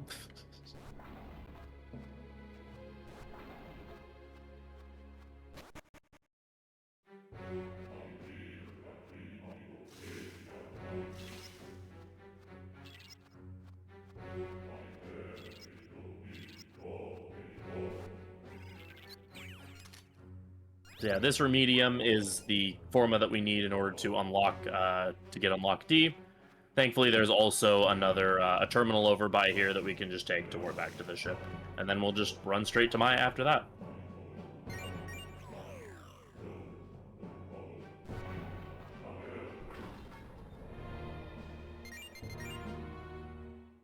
Yeah, it's a really nice and short sector, which is a good break in between like two of the longest sectors in the game with Horologium and Fornax, so quick little breather in between. Or, excuse me, this is unlock C. You get unlock D before Oh yeah, Horologium. yeah. I need to save, probably I should. Just in case, even though encounters shouldn't really be able to kill me at this point, but sure, I'll save.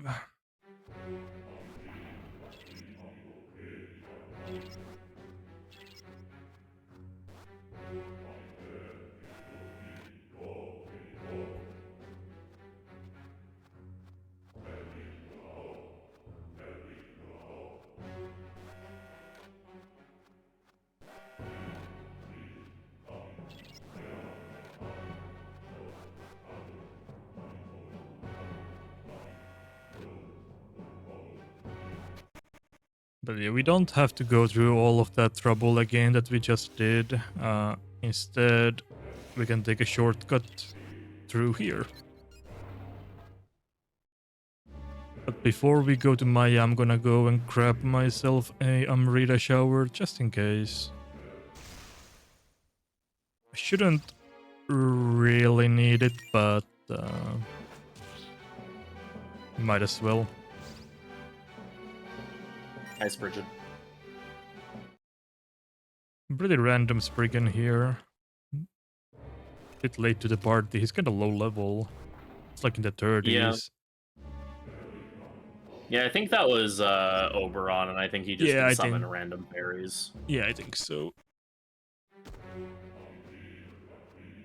So yeah, we're already all the way back where we were, and we can just continue forward.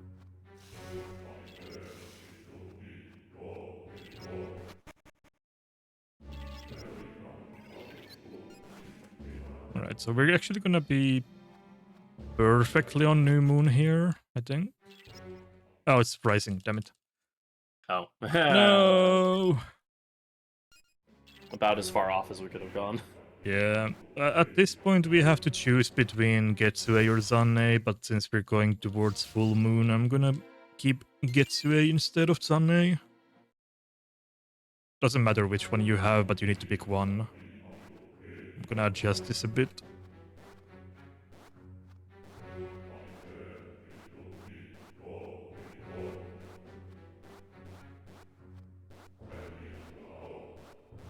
I wonder if there's a spot that you can go back and forth that has a low encounter rate.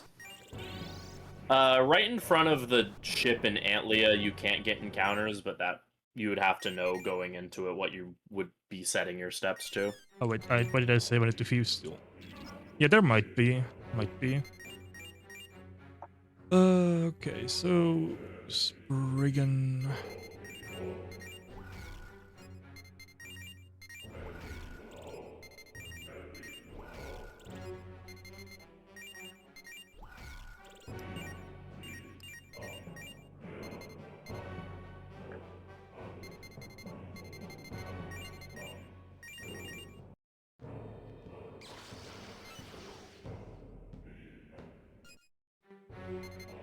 This looks a bit weird, but I really want Bufu onto Wild Hunt. So the knocker source we got like almost 5 hours ago comes in handy now. And now we give Berserker his own source. We either want Getsue Charge Fish and Bluster Candy.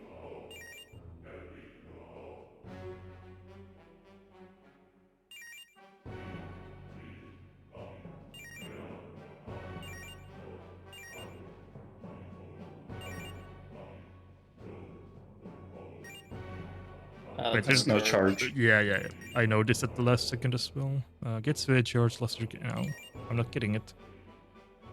There it is. This one, yeah. No, either Charge one. Getsue. You don't have the other A.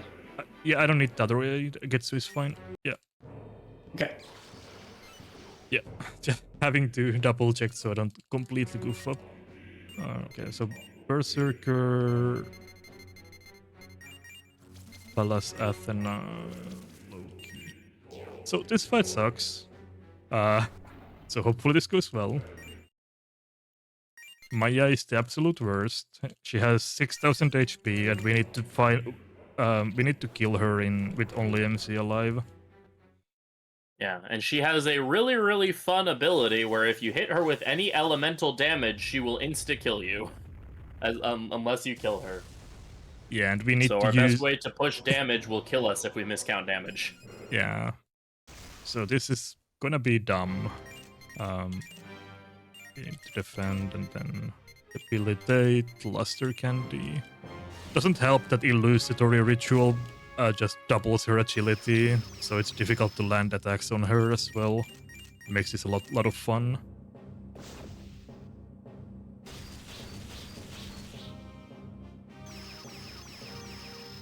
Ultra Violence is not a great start.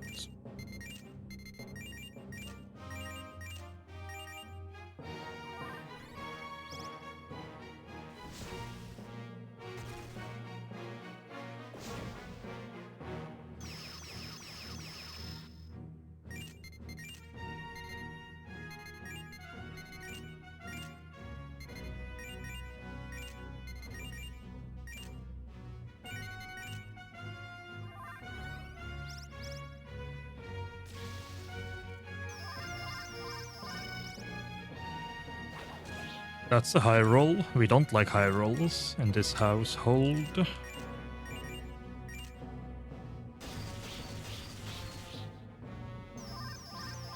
You do have Berserker God, though. Yeah, I might need to use it, but not yet. We'll see what the roll is now. Okay, so that's 400 and... Yeah, that's it's a bit sketchy. Am I gonna risk it for the...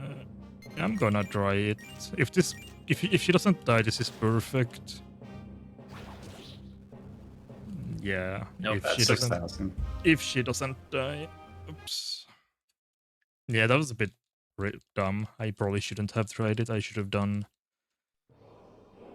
Well, the thing about Berserker God is it's so much weaker than Getsue that then you're kinda stuck in a very annoying situation where you need to adjust the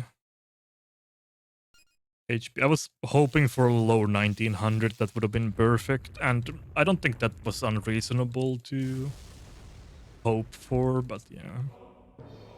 Hopefully this time it goes a bit better. This fight is very annoying.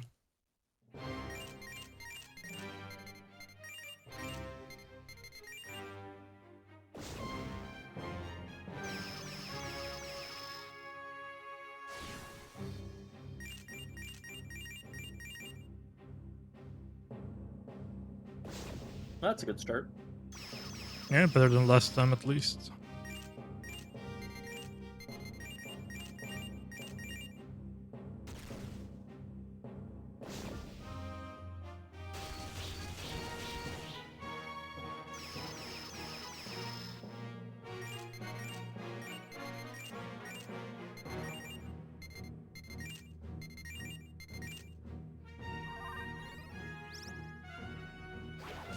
Alright, that's better. 1900 is where we want.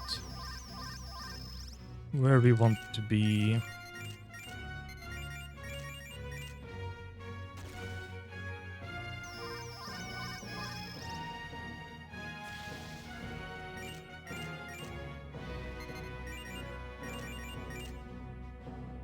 Yeah, that miss is annoying, but can happen.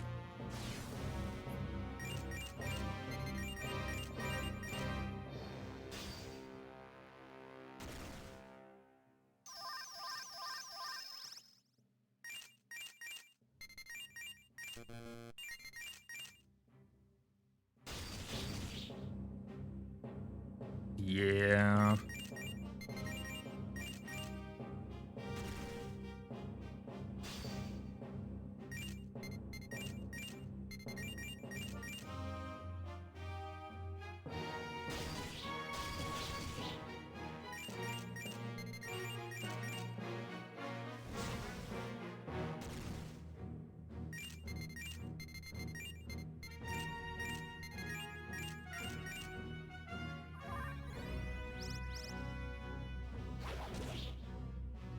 Okay, that's a hair bill. That's like 3950.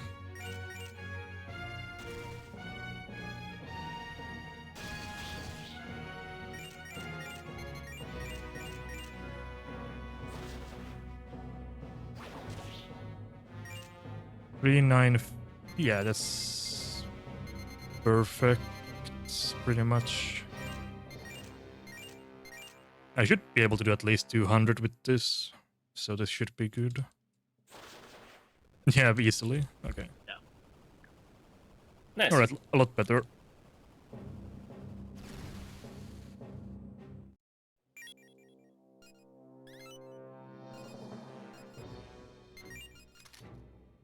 I love seeing the Compy Nugami get like so many level ups from.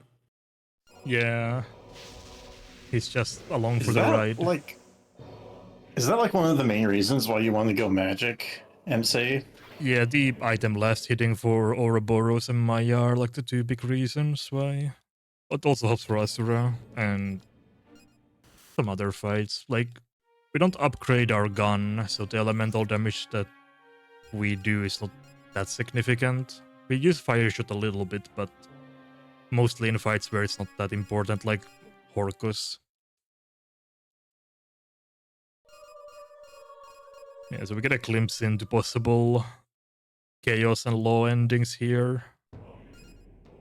And then Lucifer mysteriously comes here to show us that, hey, chaos is cool. You want to be chaos, right?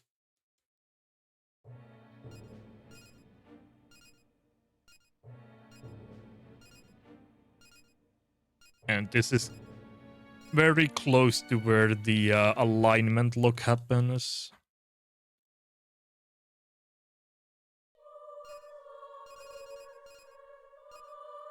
But yeah, Zelenin basically tells us that she's gonna leave us because, well, she's fully law now and we are not fully committed, and Jimenez does the same. Or they leave the crew. They will join you back if you pick their respective alignments, but we're not going to. So the next time we see them, we're gonna have to fight them.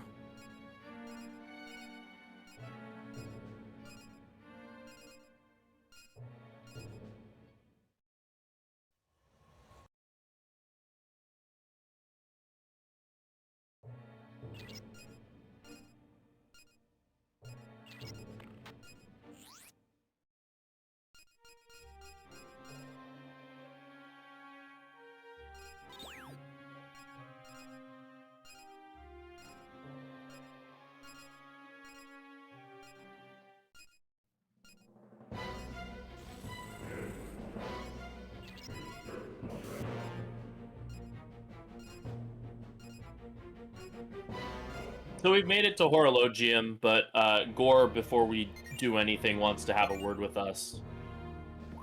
So thankfully, here in Horologium, there happens to be an elevator that takes us right to where Memelef is. Looks like we're doing other stuff first, though. Yeah, first we yeah, want to the do the Malcolm thing. Malcolm side quest because we need the 40k for some big fusions that we will be doing. And 40k for one chakra, great chakra is a huge deal. And also Malcolm Ring can be sold for a bit more, so it's even more than that. And I'm gonna save just in case, even though I'm not... Just in case I somehow forget the alignment lock and lock myself. Yeah. So just in case.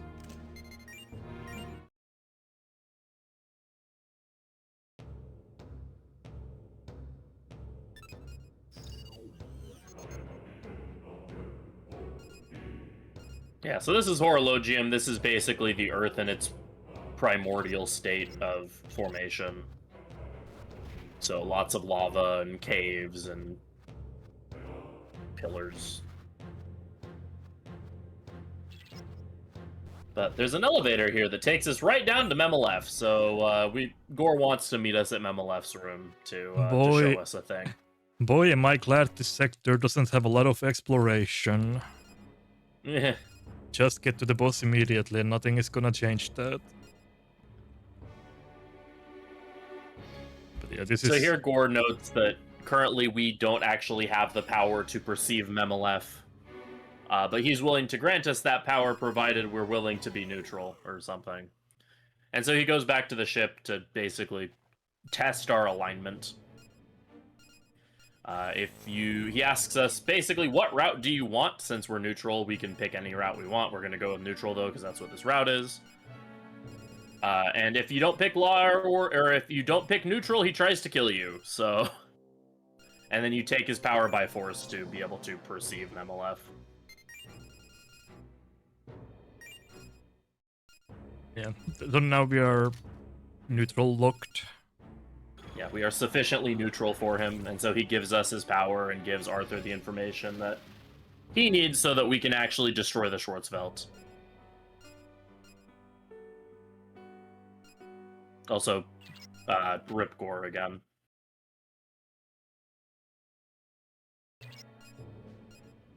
So we find out our next goal is that in order to destroy the Schwarzwelt, we need a combination of the nuclear bomb that we happen to have with us. By the way, we have a nuclear bomb in one of the ships. Along with 4 mystical objects called the Cosmic Eggs. And those are hidden throughout the first 4 sectors of the Schwarzwelt. And so in order to destroy the Schwarzwelt, we need the power of the 4 Cosmic Eggs harnessed with the power of the nuclear bomb in order to actually collapse the core of the Schwarzwelt. After we defeat Memelef. Also, the elevator broke. Yeah, those cosmic eggs are so strong that you need a nuke to open them to make scrambled eggs. Yeah. Gotta scramble the Schwarzwelt. Malcolm Ring for another 10k. Soma drop. But yeah, you get a notification from the soldiers like, oh yeah, that elevator you took is broken. Don't worry though, we'll have it fixed by the time you come back with the Cosmic Eggs. Alright, so sub-apps, we do White Album for more EXP in battle. Oh, don't do that. Laplace for higher level demon fusions. And remove HP recover finally. And a surpriser for Laplace and White Level. Okay. Set them, yeah. And then we'll start the egg hunt.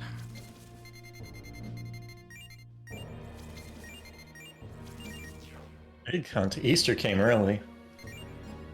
Or late, depending on... Yeah, true. Yeah, true.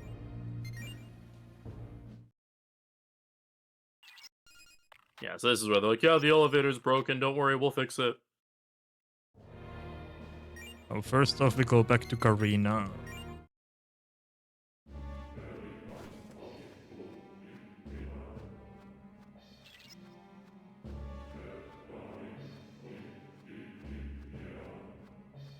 On one hand, this section feels a little bit like game padding. On the other hand, we do have a bunch of stuff now that we didn't have before, and so it's a good excuse to actually like re-explore a bunch of these sectors.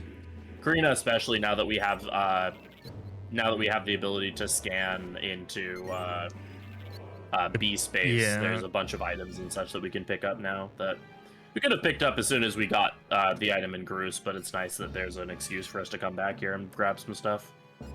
Also, Piggy. That's like one of my favorite like inconsequential demon designs that I always forget about until I see him again. I'm like, oh my god, I love that piggy. You seem to really like piggies when you like Pagu, the X-axis pig, then this pig. Just like pig I don't know, I demons. just think they're cute. So this fight is not difficult at all, but this is another one of those fights that are pretty weak and MC needs to get all of the EXP, so this is like sort of annoying to last hit. Yeah, so this is Zhu Yin. Each of these eggs is going to be guarded. 2 of them are going to be guarded by the Law faction, 2 of them are going to be guarded by the Chaos faction. This is Zhu Yin, who's a Chaos demon. And he's kind of annoying. He doesn't really have any weaknesses, and he's a little beefy, and he also really doesn't like it if you buff or debuff too much. If you like go to even like +/-2, he likes using Silent Prayer to remove all buffs and debuffs.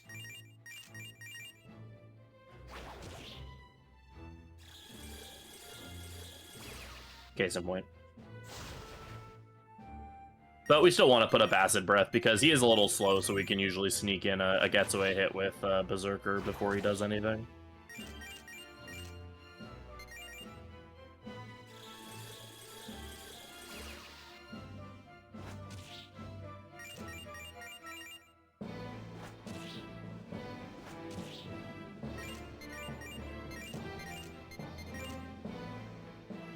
He also obnoxiously can just randomly cast Megiddo, which hopefully we don't see him do before we kill him. Yeah, there we go. Or Megidola, I think. Yeah, we got Egg 3. He can hit pretty hard.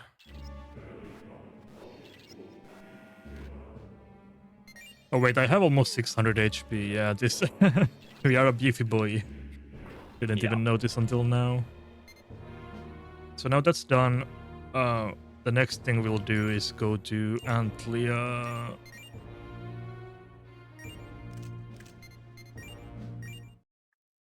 We're gonna do a lot of fusing now. We're gonna finish the whole fairy quest arc thing that we started way back when.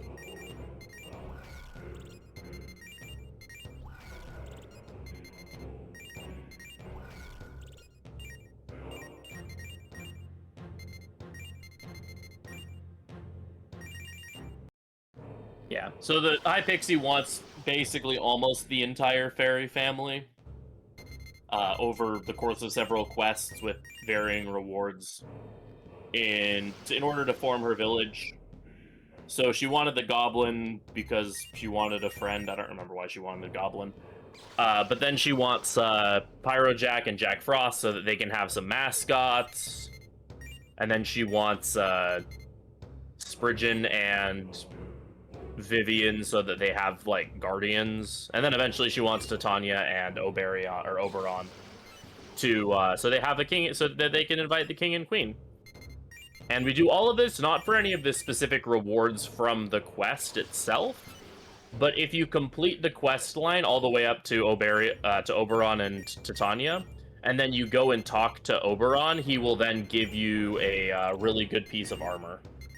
Yeah, we just do this because it's a quick way to get a late game armor that lets us survive the final boss. That's basically the whole reason for this. Yeah, it's nice because it's fairly defensive, and it also lets us, I believe it nulls both light and dark, which is relevant in Redux a little bit more than it's relevant here. Yeah, it's not very important. We just need like something, just something to give us a bit more defensive stats so we can live. Yeah. In Redux, it's like super important, but Yeah, if we were Chaos Aligned, we would just go get the Monarch Vest, which would take about the same amount of time probably, or maybe a bit less than doing all the fusions. But since we can't wear that, since we're not Chaos Aligned, we have to do this instead. yeah. And we have so much extra money, so we just spent that on the fusions because we don't have anything else to spend it on anyway. Yeah, she also wants Silky because she wants another villager or something. We brought her mascots. Oh wait, am I supposed to go to... Oh, I'm supposed to go to... Oops, I'm supposed to go to Delphinus, aren't I? Oh yeah, Delphinus first, I think. Does this matter at all? Yeah, Delphinus first and then Antlia, I guess. Yeah, I don't think that matters that I did this a bit out of order. Just thinking... Shouldn't. Yeah. I felt like something was wrong, but yeah. Got ahead of myself.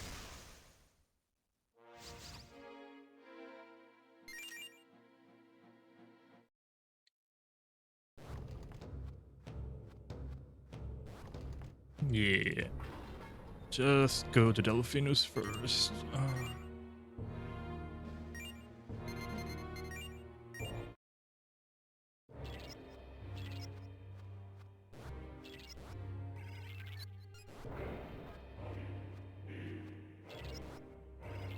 So what's the reason for doing it in this order?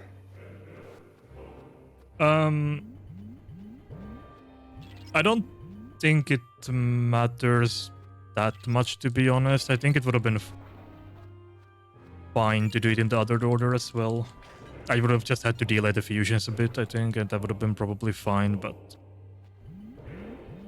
Okay, so you're not sure, but you'd rather be safe than sorry. Yeah, I mean, I guess there isn't anything that would be problematic, but... I mean, it seems like it's really late over there, so...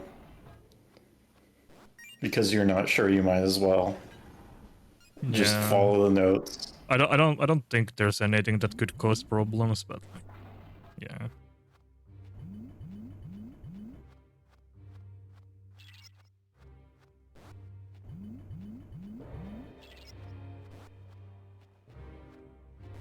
Yeah, we have another conveyor belt maze here with the reversible switch that we saw earlier. Nice to see it again. It is kind of cool. One cool part of this is that you do get to see some of the sectors, like puzzle aspects again, at least for Delphinus and Karina. For Antlia and Buddhist, it's pretty straightforward. Well, Antlia has a dark room, which isn't really an Antlia gimmick, but... It was kind of Gru's part 2. Yeah. Gru's 2. I'm just gonna save before this, even though this fight should be like 3. But... Yeah, I don't even remember what this fight is. Oh, this is it's a cherub. Yeah.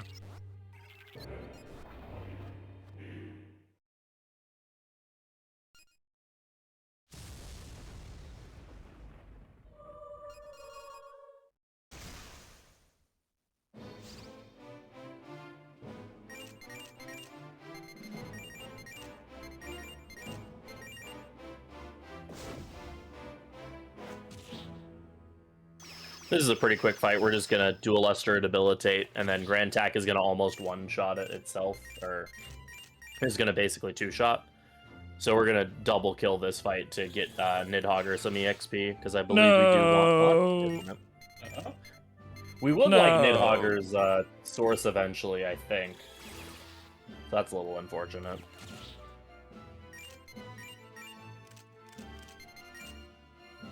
Come back.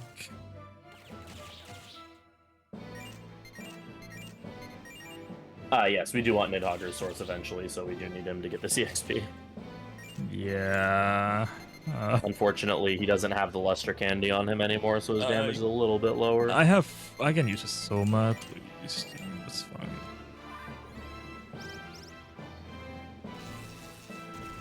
Damn. Cherub has hands, apparently. Alright. Apparently. Fine.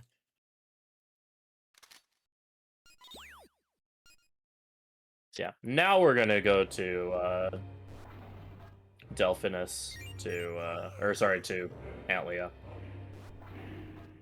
Yeah, try this again. Also, apparently, Cherub got translated through the machine as kelp. Yeah, that's something I didn't fix. I just find that amusing. I was like, kelp battle, what?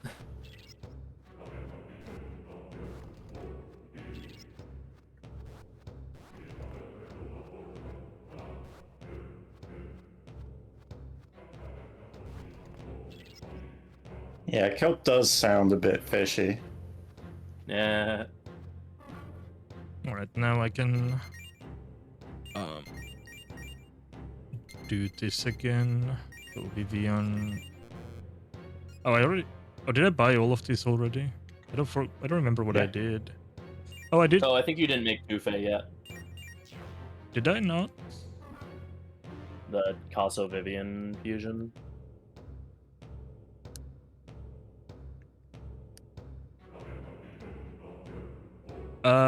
Wait, what? Did I? Oh, no, I you made see. Buffet, so I think now you're doing something else. Oh, I didn't return it, I think, I need to do the transfer, right? Or did I? Oh, yeah. Oh, there you go. There we go.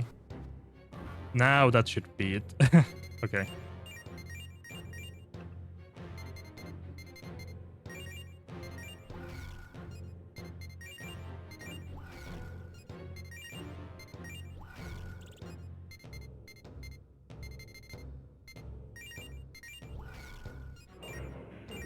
Yeah, that explains it.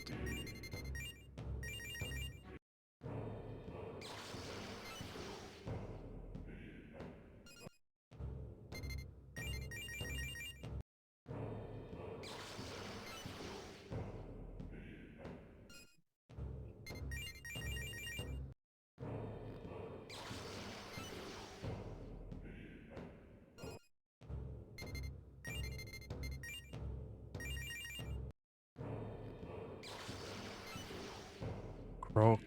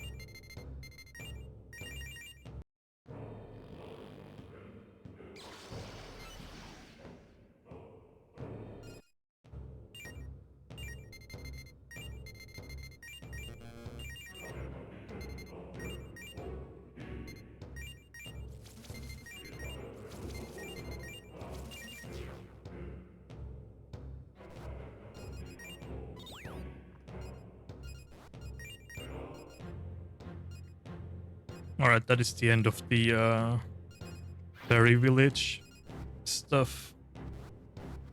Yep, So now we just need to go talk to Oberon so we can get our reward. Yeah.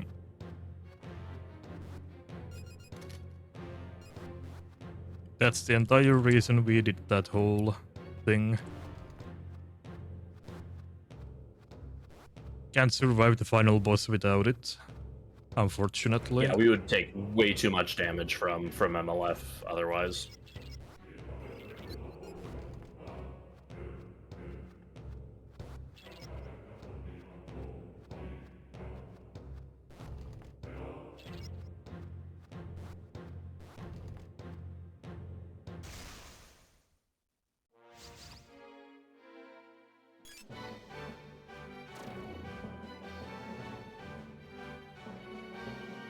Oh no. I'm getting killed. That's bad. I didn't think it would be. I don't think I have a revival beat anymore, do I? That might have been a Giramikala, honestly, unless they don't spawn here. Maybe. I'm not sure either. I shouldn't have tried that. That's yeah, I was wondering why you were doing that. I figured you like needed the analysis, or you want the extra experience, right? At 66. No, it's because I wanted a little bit of extra analyze onto Wild Hunt, since the next fight it's gonna be a little annoying to get it otherwise, so I thought I'd just get it there real quick by pressing auto, but yeah, I shouldn't have. Yes, the name, the color of a name determines, shows what alignment they are. So MC's name is white because he's neutral aligned, whereas Lachesis and Wild Hunt are red because they're chaos aligned.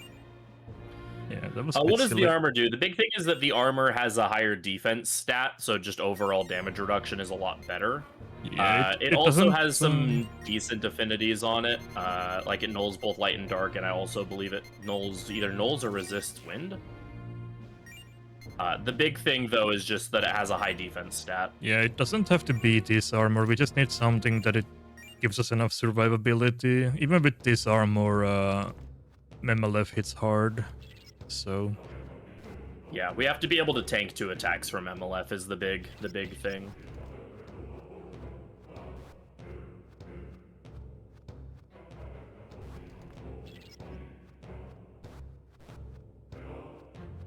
And so the armor allows us to, like, just barely do that.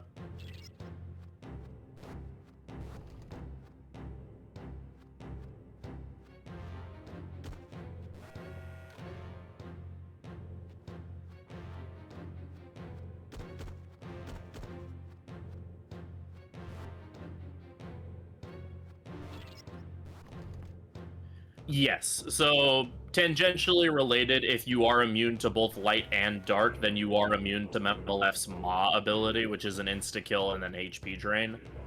That doesn't matter for this route, but yes, that does. You are immune to that ability if you null both light and dark. Similar with the Requiem ability that Pillar Zelenin has.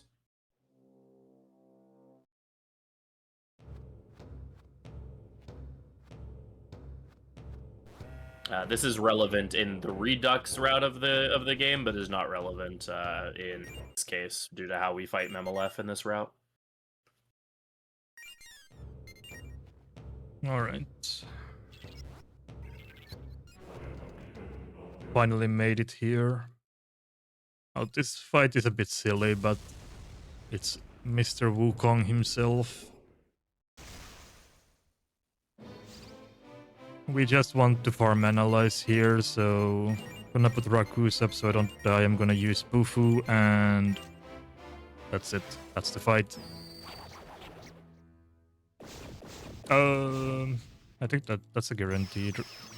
Actually, I can use Nidhogger also has Raku, so I can use that.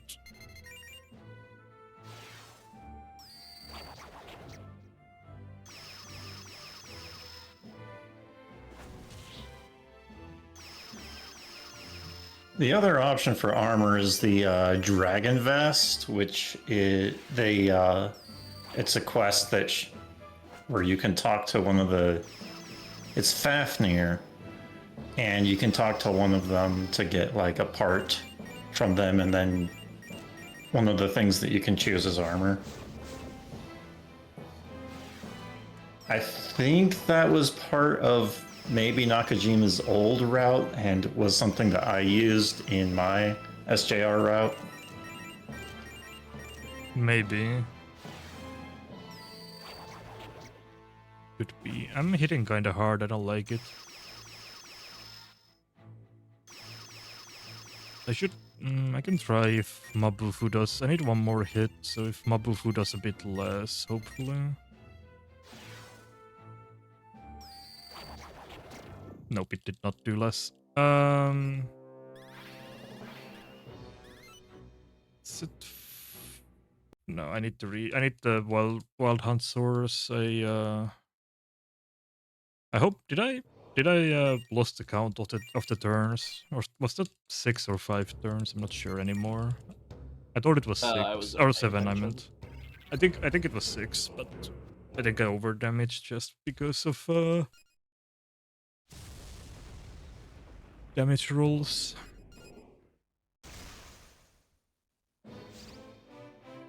Unfortunate. That's my mistake.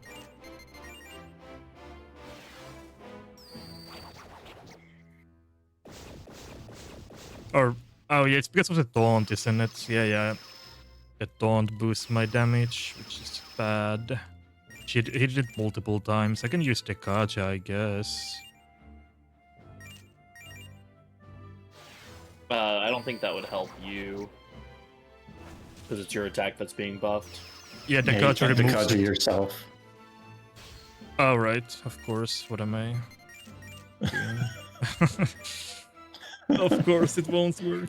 What am I saying? You need silent prayer. Yeah.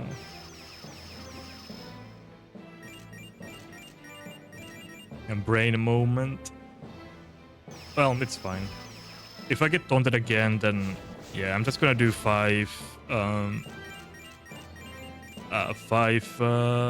Bufus instead, and then I'm just gonna defend multiple times to farm an allies instead. He usually doesn't use taunt this much when I have tried this fight, but first time for everything. Alright, so this kinda sucks now because of the amount of taunts he used, but I need to farm analyze, so I'm just gonna do this like 10 times.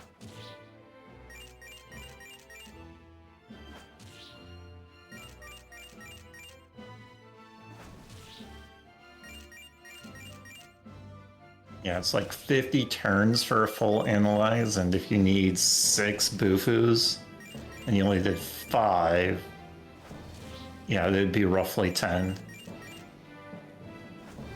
Oh no, don't do that. What are you doing to my beautiful wild hunt?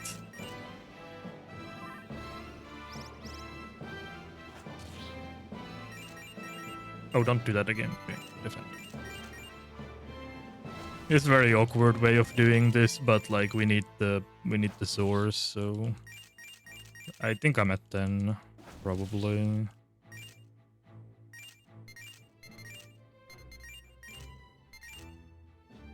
If not, I'll get the rest in a random fight.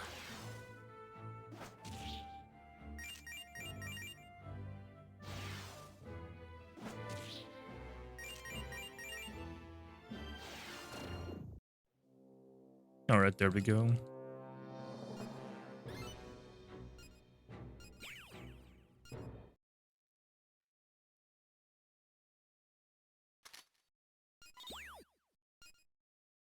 And now we have 3 of the 4 eggs. Now we just need to retrieve the nuke from the gigantic, which happens to be near where the Buddhist egg is.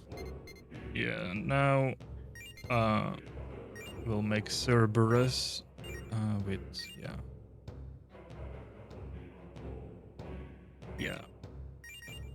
Wild Hunt has Madness Crush on it, so we really need it. That's very important for the rest of our game's damage, so...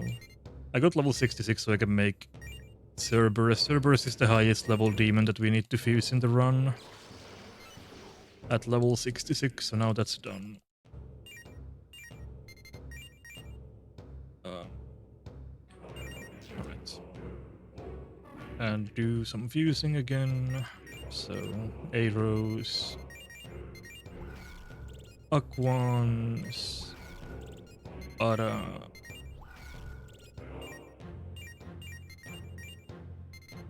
Lachesis, Wild Hunt, is Black Maria with Mediarahan.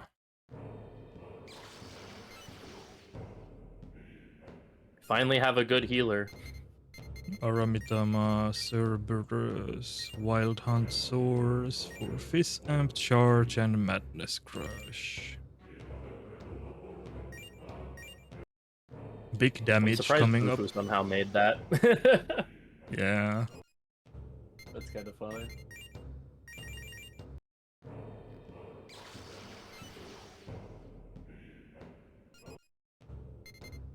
Pallas Athena Nigi. Debilitate, life gain. Wait, is this With the source. right? Yeah, I just realized. Yeah.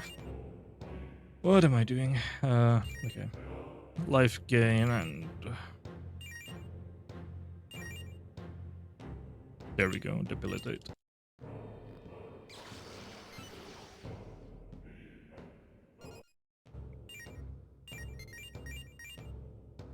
Good old randomizer.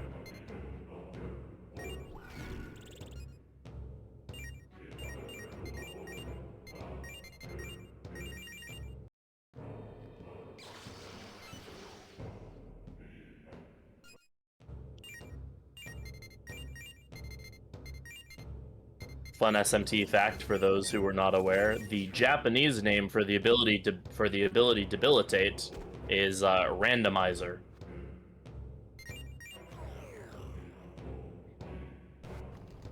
Figure that one out.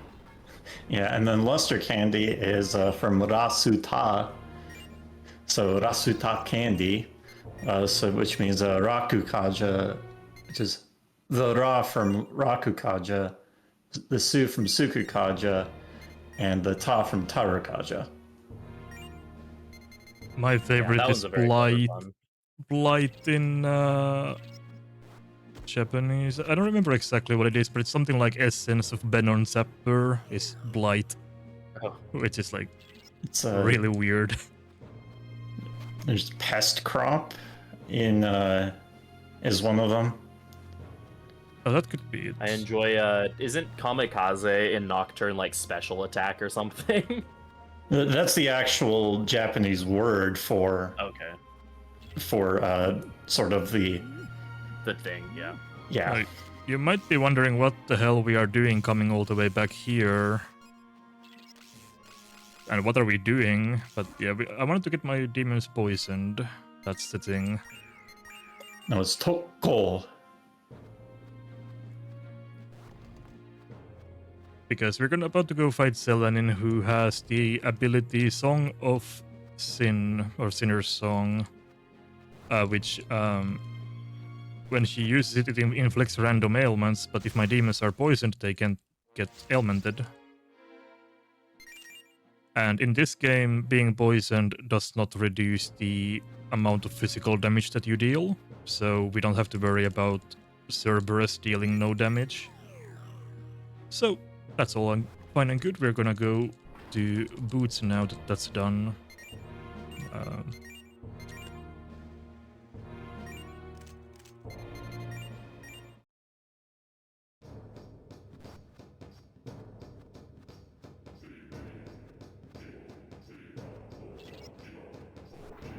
Yeah, I was never sure about the randomizer thing. I know there's a pun that they do with it, though, because Rangda always learns it, so it's Rangdamizer. But I don't know the actual reason why the ability is called Randomizer.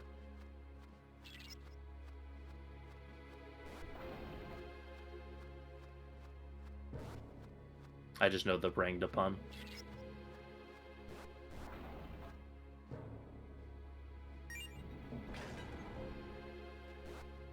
And that's why Rangda has Debilitate in every SMT game.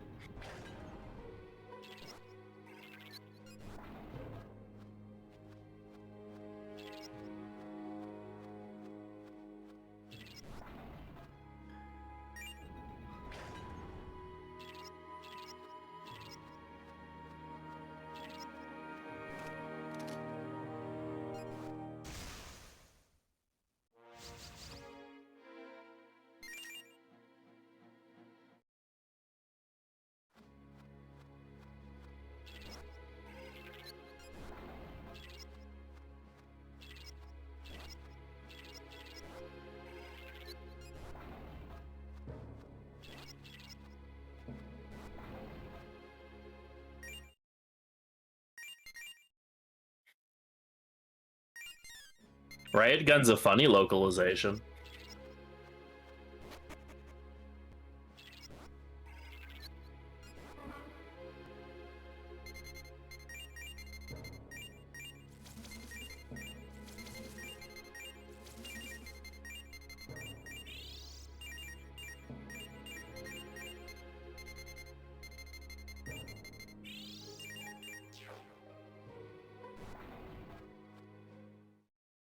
I actually don't know that one. I know like part of the name of Riot Gun. Anyways, there's an actual important fight here going on. Oh, yes. Yeah, so Zelen in here is going to fight us, so we have to do a battle with her. If you were on Chaos Route, you would fight some Yatagarasus here instead. But yeah, we're going to be fighting Zelenin. Buffing and debuffing, just going ham with Fizz skills. Again, like John mentioned, we poisoned Cerberus so that he couldn't get hit with Sinner Song.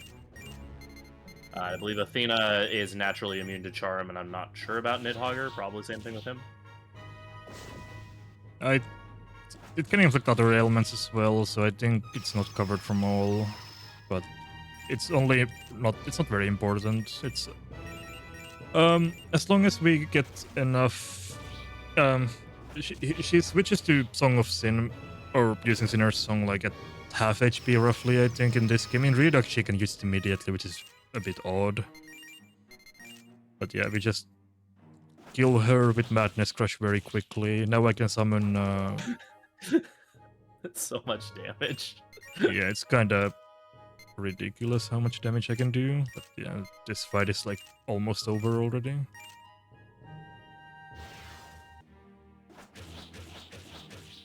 Yeah. I didn't even have a chance to heal myself.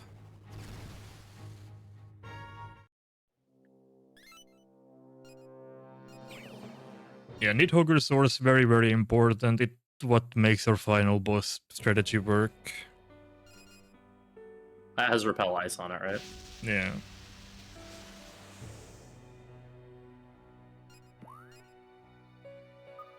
So we get the last Cosmic Egg, and we also obtain a nuke. Also, Mastema shows up, and he's upset. And then he leaves, because he's a coward.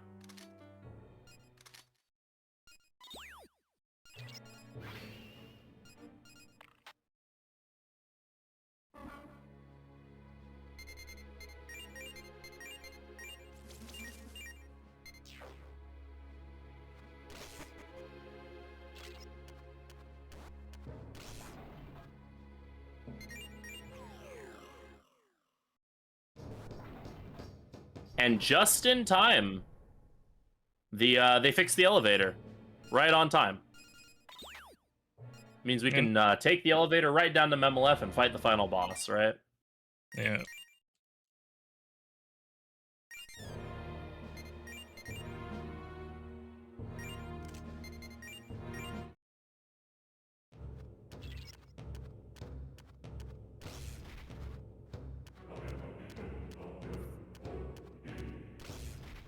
I just looked up what the Riot Gun name is in Japanese, and it's basically Supreme Magic Bullet.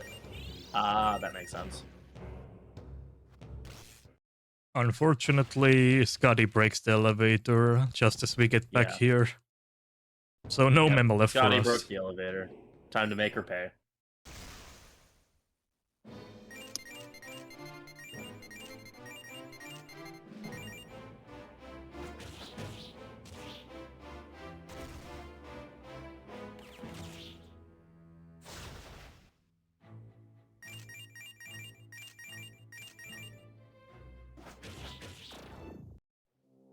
Oh. Does it matter that you didn't return Black Frost there? No, it doesn't matter. Okay. I already had Nidhogger Source, which was the thing that what it's needed for, but I had it already, so... That makes sense.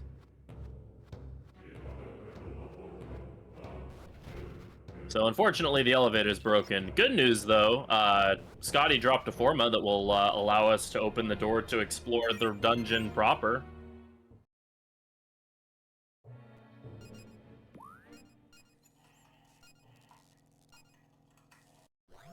Yeah, we're just gonna sell some stuff now to prepare for the final fusions of the run as well. So I'm gonna sell all of the expensive knives and whatever else that I've managed to collect. That's about it. And sub app. No, manufacture sub app. Enemy challenge, which increases the encounter rate, and you might think that's very weird. Why would we do that? Why do we want high encounter rate? Remove right. Laplace and enemy challenge, yeah. Okay. And now we're gonna do some very weird things with the password system of the game. Yeah, so per the rules of the run, you're not allowed to use password demons, for obvious reasons, because that would be really stupid. Unless you generate the password yourself. So here John is going to fuse a demon, register it as a password demon, and then reload so that he can do some more fusions. We're going to get a lot of mileage out of this Nidhogger source that we just got, so that we can have a couple party members with the Repel Ice.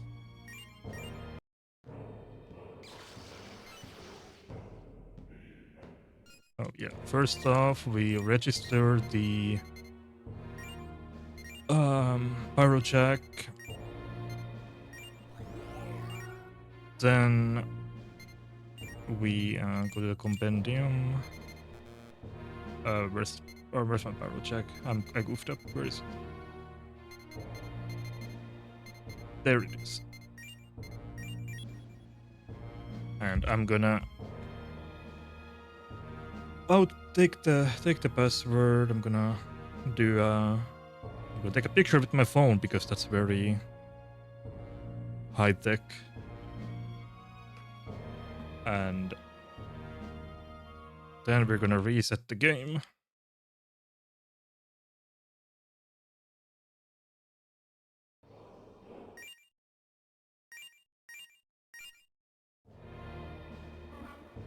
And then we'll do some more things here. First of all, get Angel, Knocker, Knocker and Angel with the Nidhogger source for Repel Ice once again. Basically what we're doing here is we're creating 3 demons that repel both fire and ice.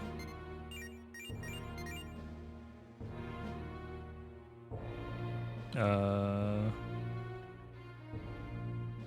what do I do? Register him and then...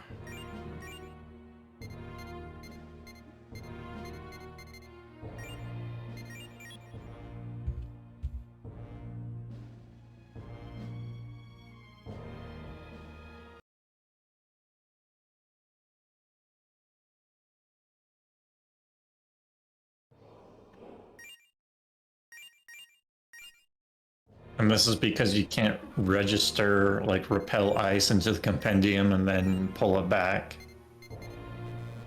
We're using the repel ice source multiple times. Yeah, Oh, well, the same Nidhogger source multiple times. So, time to input. This is the fun part.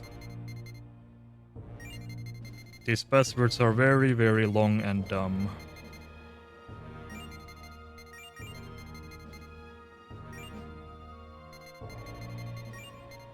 yeah, the reason why using passwords, unless you generate it yourself, is not allowed is because you can basically make your own demon that you want. You can make anything at all using passwords. Like, you can use a password generator to make whatever you want. Including custom stats to make them very cheap. Yeah, and you can even make them a level lower than what they're supposed to be, I think. You can change their level, yeah. You can make them like level 1, so they like gain a ton of levels very quickly. Yeah. So you can make like a level 1 demon that repels everything.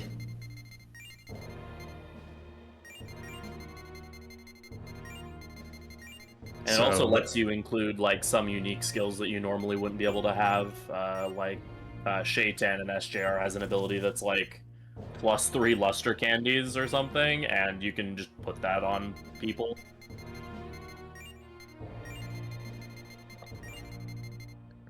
So you can do really, really stupid things with passwords, and so just to prevent the run from degenerating into that, you can only use passwords that you generate yourself or that you obtain in game.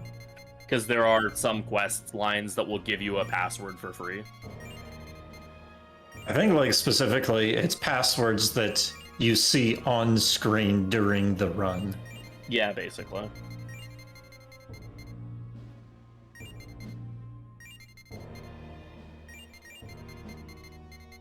Because I think that includes some of the passwords that you naturally get. Yeah, if there's like Like a there's- mathematic equation, you're allowed to use it after you see the equation. That's fine. Where was I? 6. P5.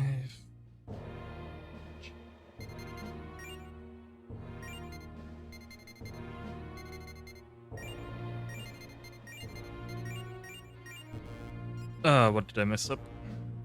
Time to do some police work. What did I make? Where's the mistake?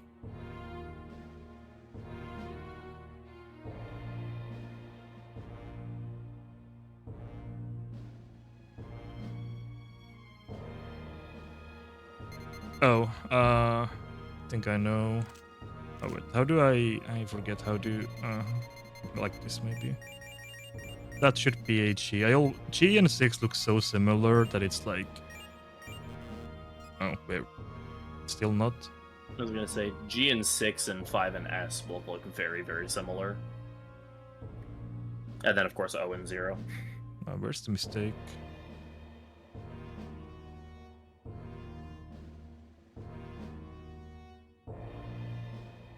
So which one is this? This is the Malcolm. Malcolm, Malcolm. yeah. Okay. Just trying to see where I'm making the mistake.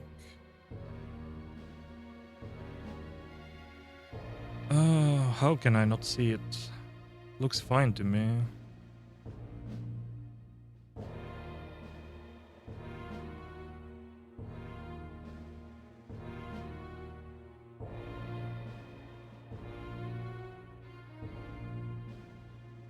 Huh. Oh, it's the final C, of course. Damn it. The final input, it should be small. Ah, there we go. Yeah. Oh, we proceed.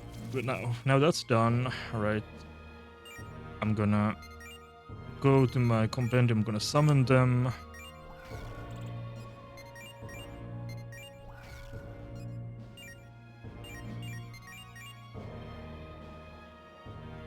Oh, right, I need to... I forgot about... need Quantia and Caso. Still... Quantia... and Caso. Together, Quantia and Caso make Karasu with the Nidhogger swords again for Rebel Eyes. Now we are done.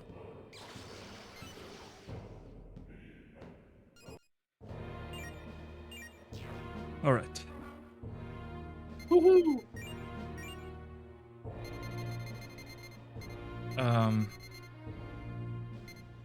Pyro check, Malcolm.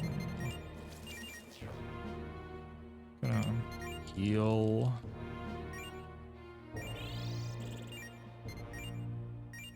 Save one more time. And now that we have our party assembled of low-level demons that both repel fire and ice, we're gonna go to Delphinus, because we're gonna do some more things to increase our reflection damage. Yeah, we're gonna need to find a mandrake. First off, we found a Here she mandrake. is.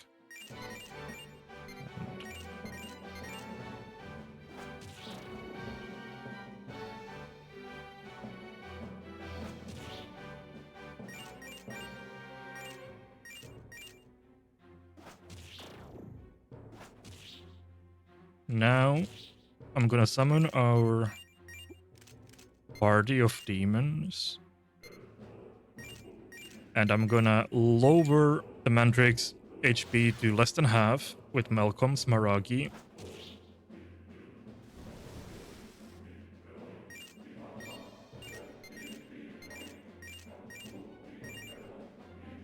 And they start using Binding Cry when they're less than half HP. That's how their AI kind of works. Or once they take a little bit of damage. It doesn't need to be like half, just a little bit of damage is enough. I'm gonna try and do that. And I want all of my demons to get paralyzed, or binded rather. Oh, hopefully we can get that on Pyro check as well. Yeah, unfortunately, guarding also increases your ailment resistance, but Yeah. we can't really be attacking with them since we don't want them to die. But there we go. Like we mentioned before, bind makes it so that you take more damage from all sources, or paralyze, whatever. Yeah. So and the repel repels what damage you would have taken.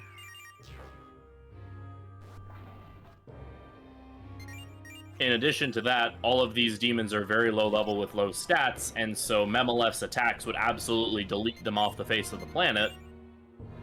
All that combined means we're going to be repelling a lot of damage.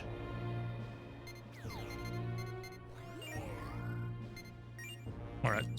Now we start our final journey through the Horologium. Gonna go with Protagonist alone for a little bit. Now we need to make our way to Memelef and fight her. Our party is ready and all of the setup is done, so it's time. I'm very glad that Repel's got nerf in the re-release. I wouldn't want to do this in a run of Redux. Damn. Yeah, the Chaos route does not touch any passwords, it's just the neutral route.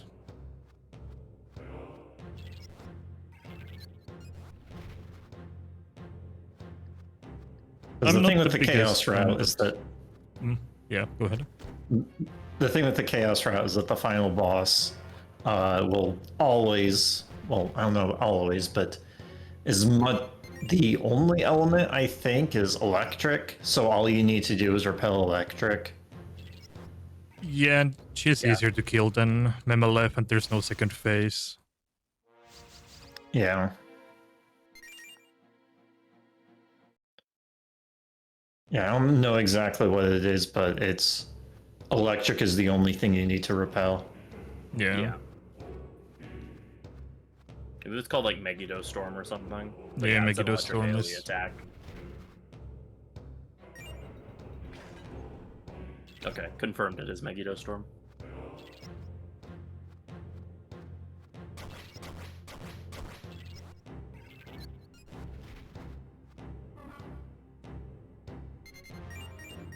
Yeah, I mean, Law Root would basically be the exact same thing as Neutral Root, except it would be more obnoxious because you'd also have to fight Gore. Is there a way to heal? Like, I mean, I guess... Black Maria, or is that too much MP? I mean, it's probably doesn't matter, honestly. But, you know.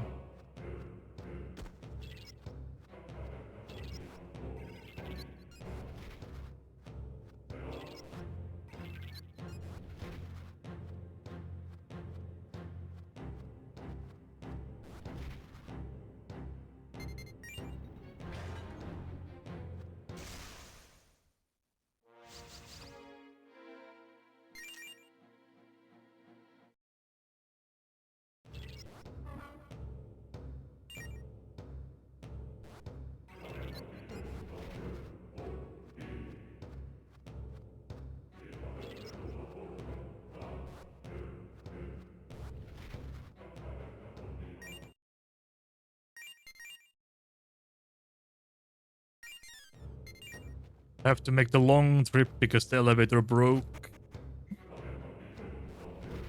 All because of Skadi. Yep.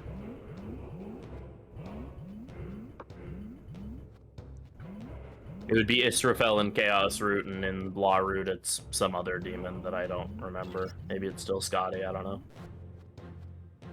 Yeah, I don't remember. I've never gone Law Root in this game, and I probably never will, so...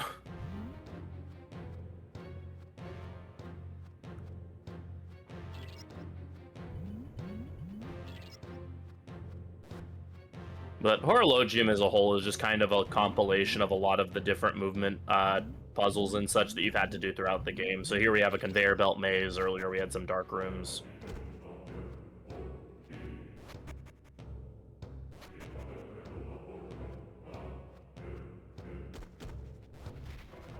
We have a bit of a teleport puzzle coming up, though not like a full-on teleport maze. Hi, Doggo, friend.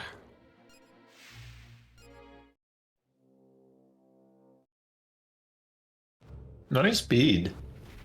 Yeah. They were really hurting for some single target healings, so that's legitimately good to get. Yeah, we shouldn't need much healing anymore. We have like one fight left where we would need it. Possibly need it. Oh, where am I going? Well, you got one bead. One fight, Yeah. one bead. Yeah, I have Yeah. multiple bead chains as well, thankfully. So I don't probably need them. Okay, so this is a teleporter puzzle where you need to adjust your moon cycle to full moon in order to. Of course, it's falling. Of course.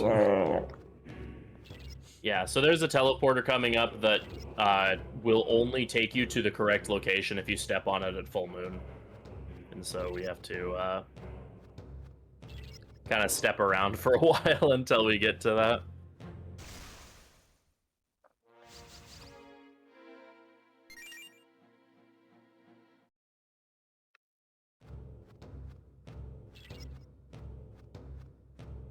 Very rude of the moon cycle to not cooperate.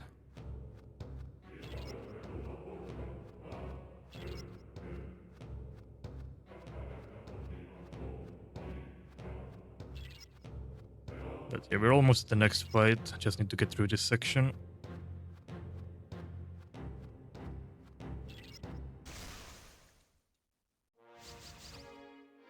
Doggo! Good boy.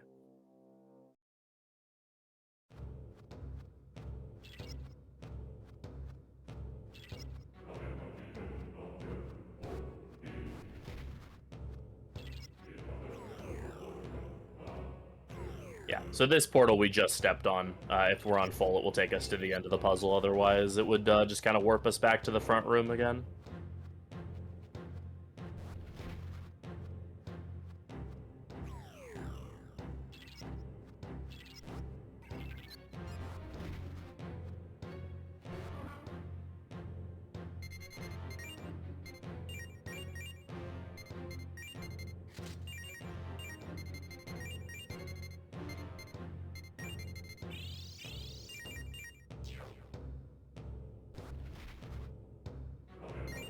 Oh, don't click that one. We're not going back to the beginning. Nope. No way.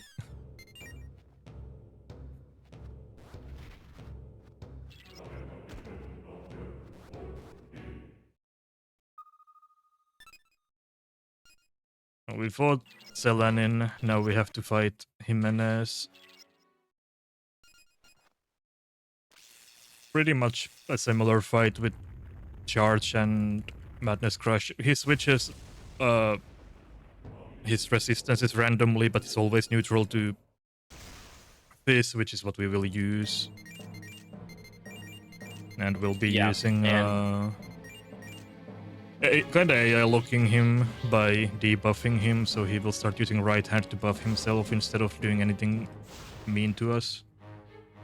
Yeah, we're debuffing him, and then if he detects that he can't use a gun, or if he can't use gun and fire, then his AI will just kind of freak out and he'll just start spamming left hand.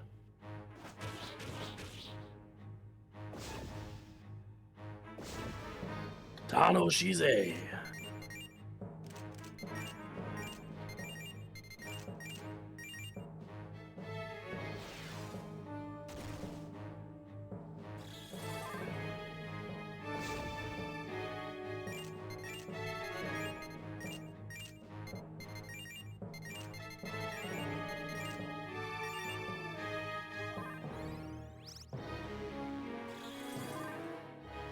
Yeah, he's just gonna keep spamming Luster Candy on himself, which Palace Athena will then counter.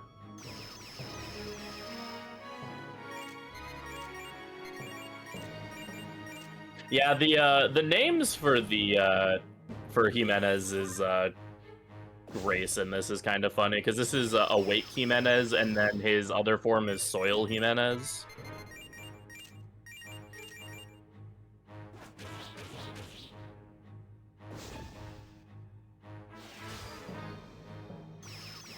Where did the Tekunda come from?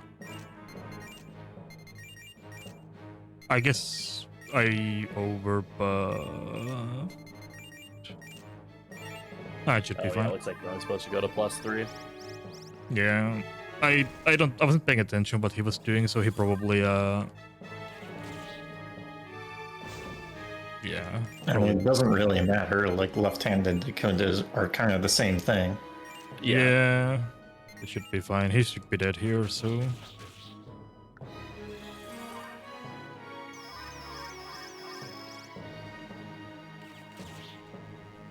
Yeah. Goodbye, Jimenez.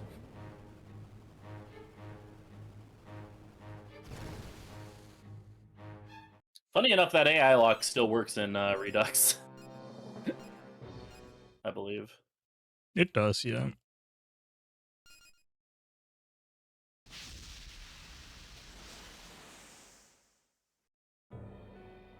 Alright, now we just need to walk to the final boss. I'm gonna switch back to the Survivor Vest. Yeah, now we get to Just listen to in the case. land that begets life, I believe is the name of the track. Amazing song. Wish that this played through all of Horologium and we didn't have to hear the Antlia theme again for half the dungeon, but do love this theme.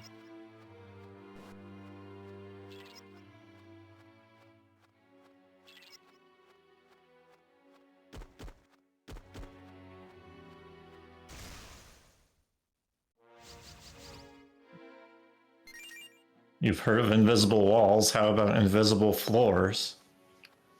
Yeah, a lot of this floor has panels that you can actually step on, even though it looks like it's open space.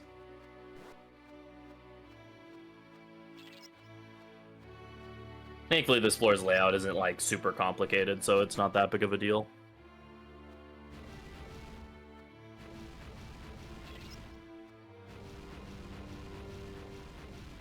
I know I got pretty lost on it's either the next floor or the one after. The spot where you get the Forma. Oh, yeah, the like sort of teleport maze that's not a teleport maze. Where like all of the regular tiles are teleporters or whatever. I think I know which that's the one you mean. Something like that. Yeah.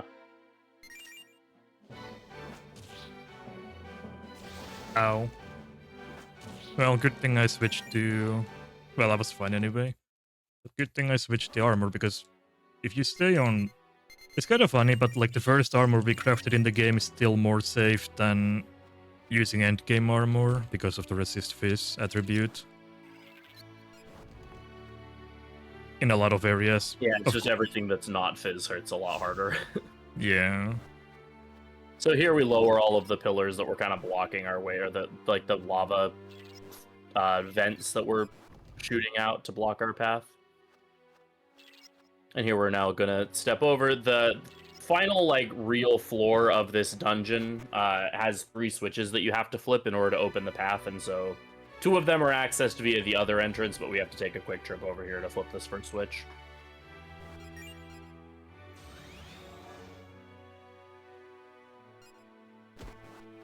Even though it definitely looks like you should be able to walk over it once you flipped 2 of the switches, but whatever. I mean, can the Demonica handle a little bit of heat by stepping on the lava? Come on now. You should just be able to walk around. Yeah. Yeah, I mean, Cerberus, like, drains fire, right? Let's have him do it. Just jump on his back, have him carry us across. Sounds like a plan.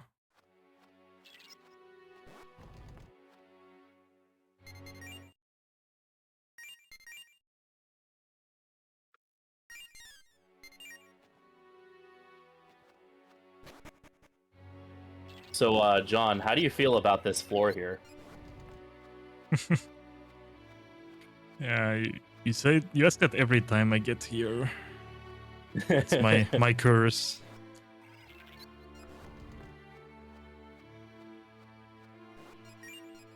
To explain a little bit to the people in the audience, I was running this game once, and someone popped into chat and started ranting about how Horologium B7 is like the worst floor in the entire game, and how it's like puzzle is the worst thing that Atlas has ever created. And I was sitting there like, what? I mean, it's an okay puzzle, I guess. Like, some trial and error, but not like, I don't know. And It's so a now one I- room that is stacked 3 times, but it's not that hard to get through. Yeah. So now I like asking John how he feels about this floor every time we get to it. I mean, it's What's if the you puzzle? want to. Basically, it's a giant square room with invisible walls that like you bump into. I mean, if you want to collect everything, I can see how it would get a bit frustrating. But yeah, I don't know. Yeah, and only certain versions of the floor can access certain rooms. But It's not hard to just completely walk onto all the tiles. Well, Yeah, yeah, and then that's also that. And then it's no longer invisible. yeah, and then it maps all of the safe tiles. So like, yeah, it's just one of those things that I just always found to be amusing. That somewhere someone just really, really hates that room, and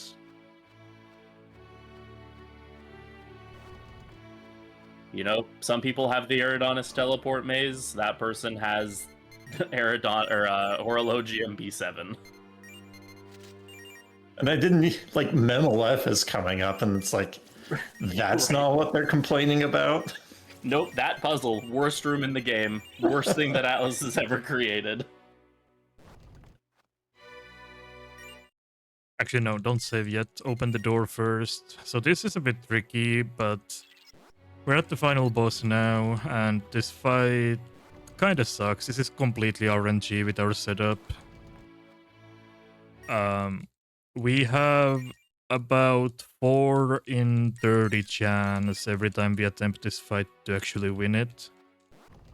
So on average, it should take, with average luck, to win this fight in 4 attempts, 52% of the time. So if we don't win this in 4 attempts, I'm gonna say that I was unlucky. So with Gore's power, we have received the ability to perceive Memelef's hairline, and we will now do battle. Yeah, so we're just gonna guard with MCs so he doesn't die, and attack with everybody else. Hope for fire or ice, a good start. Alright, there's one. So Memelef has 8,000 HP in each phase, and that repelled like 9,900 and something. Hard fight. Now for the yeah, second phase. when I said that I'm glad that they nerfed repels in the original, that was... I very much meant it. Or in Redux, rather. Also, she has become naked. That damage when you first come up to it, Cash. I've never done. First try. Yeah, those attacks do a lot. Like when you first play the game, you get hit by that and you're like, oh, this is a scripted loss, and it's like, no, you actually have to do it. And then you finally get through, and then there's a second phase. Yeah, so time isn't coming up quite yet. Yeah, time But, will be at mission complete in about 4 minutes. We're gonna watch the credits first. Not quite the SMT if credits, thankfully, so we don't sit here for 13 minutes. It's only 4. Yeah. MC took damage. Just you needed to guard to not die to those attacks. Yeah, That's but why you needed the armor. Yeah, if you don't have the armor and you're not guarding, you will take a lot of damage. But we also had a abnormally high vitality stat, so our HP total is very high. usually you don't Also get a really this high much. magic stat, so we were able to reduce the damage a good amount too. Right. But we did it. We escaped the Schwarzfeld and then blew it up, but we left our robot behind because he was too powerful. Yeah, so Schwarzfeld got erased, and now humanity is Descending Humanity is basically just dealing with the same problems that happened before the Schwarzwelt, but one problem is down. It's not really a happy ending per se, but there's a lot of uncertainty in how the world turns out. But it's a pretty good neutral ending, I would say. Yeah, I do it's like we the, didn't will Yeah, humanity learn from their mistakes, yes or no? And there's potential either way. Yeah, I do like the Redux neutral ending a bit more, I think. I think they improved upon this a little bit. I enjoy the Doom Guy ending. Yeah, Doom Guy ending is good. Yeah, basically the UN was like, "Oh, you finished your mission. Good job." And like that's kind of about it. Yeah.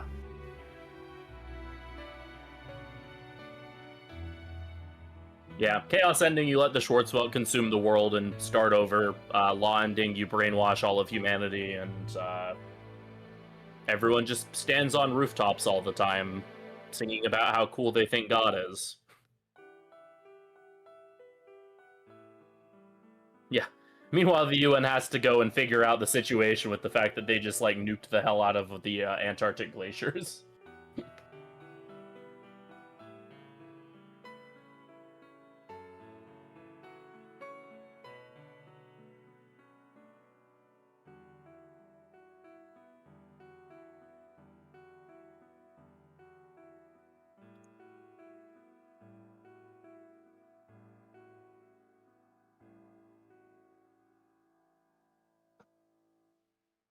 Oh, I need to...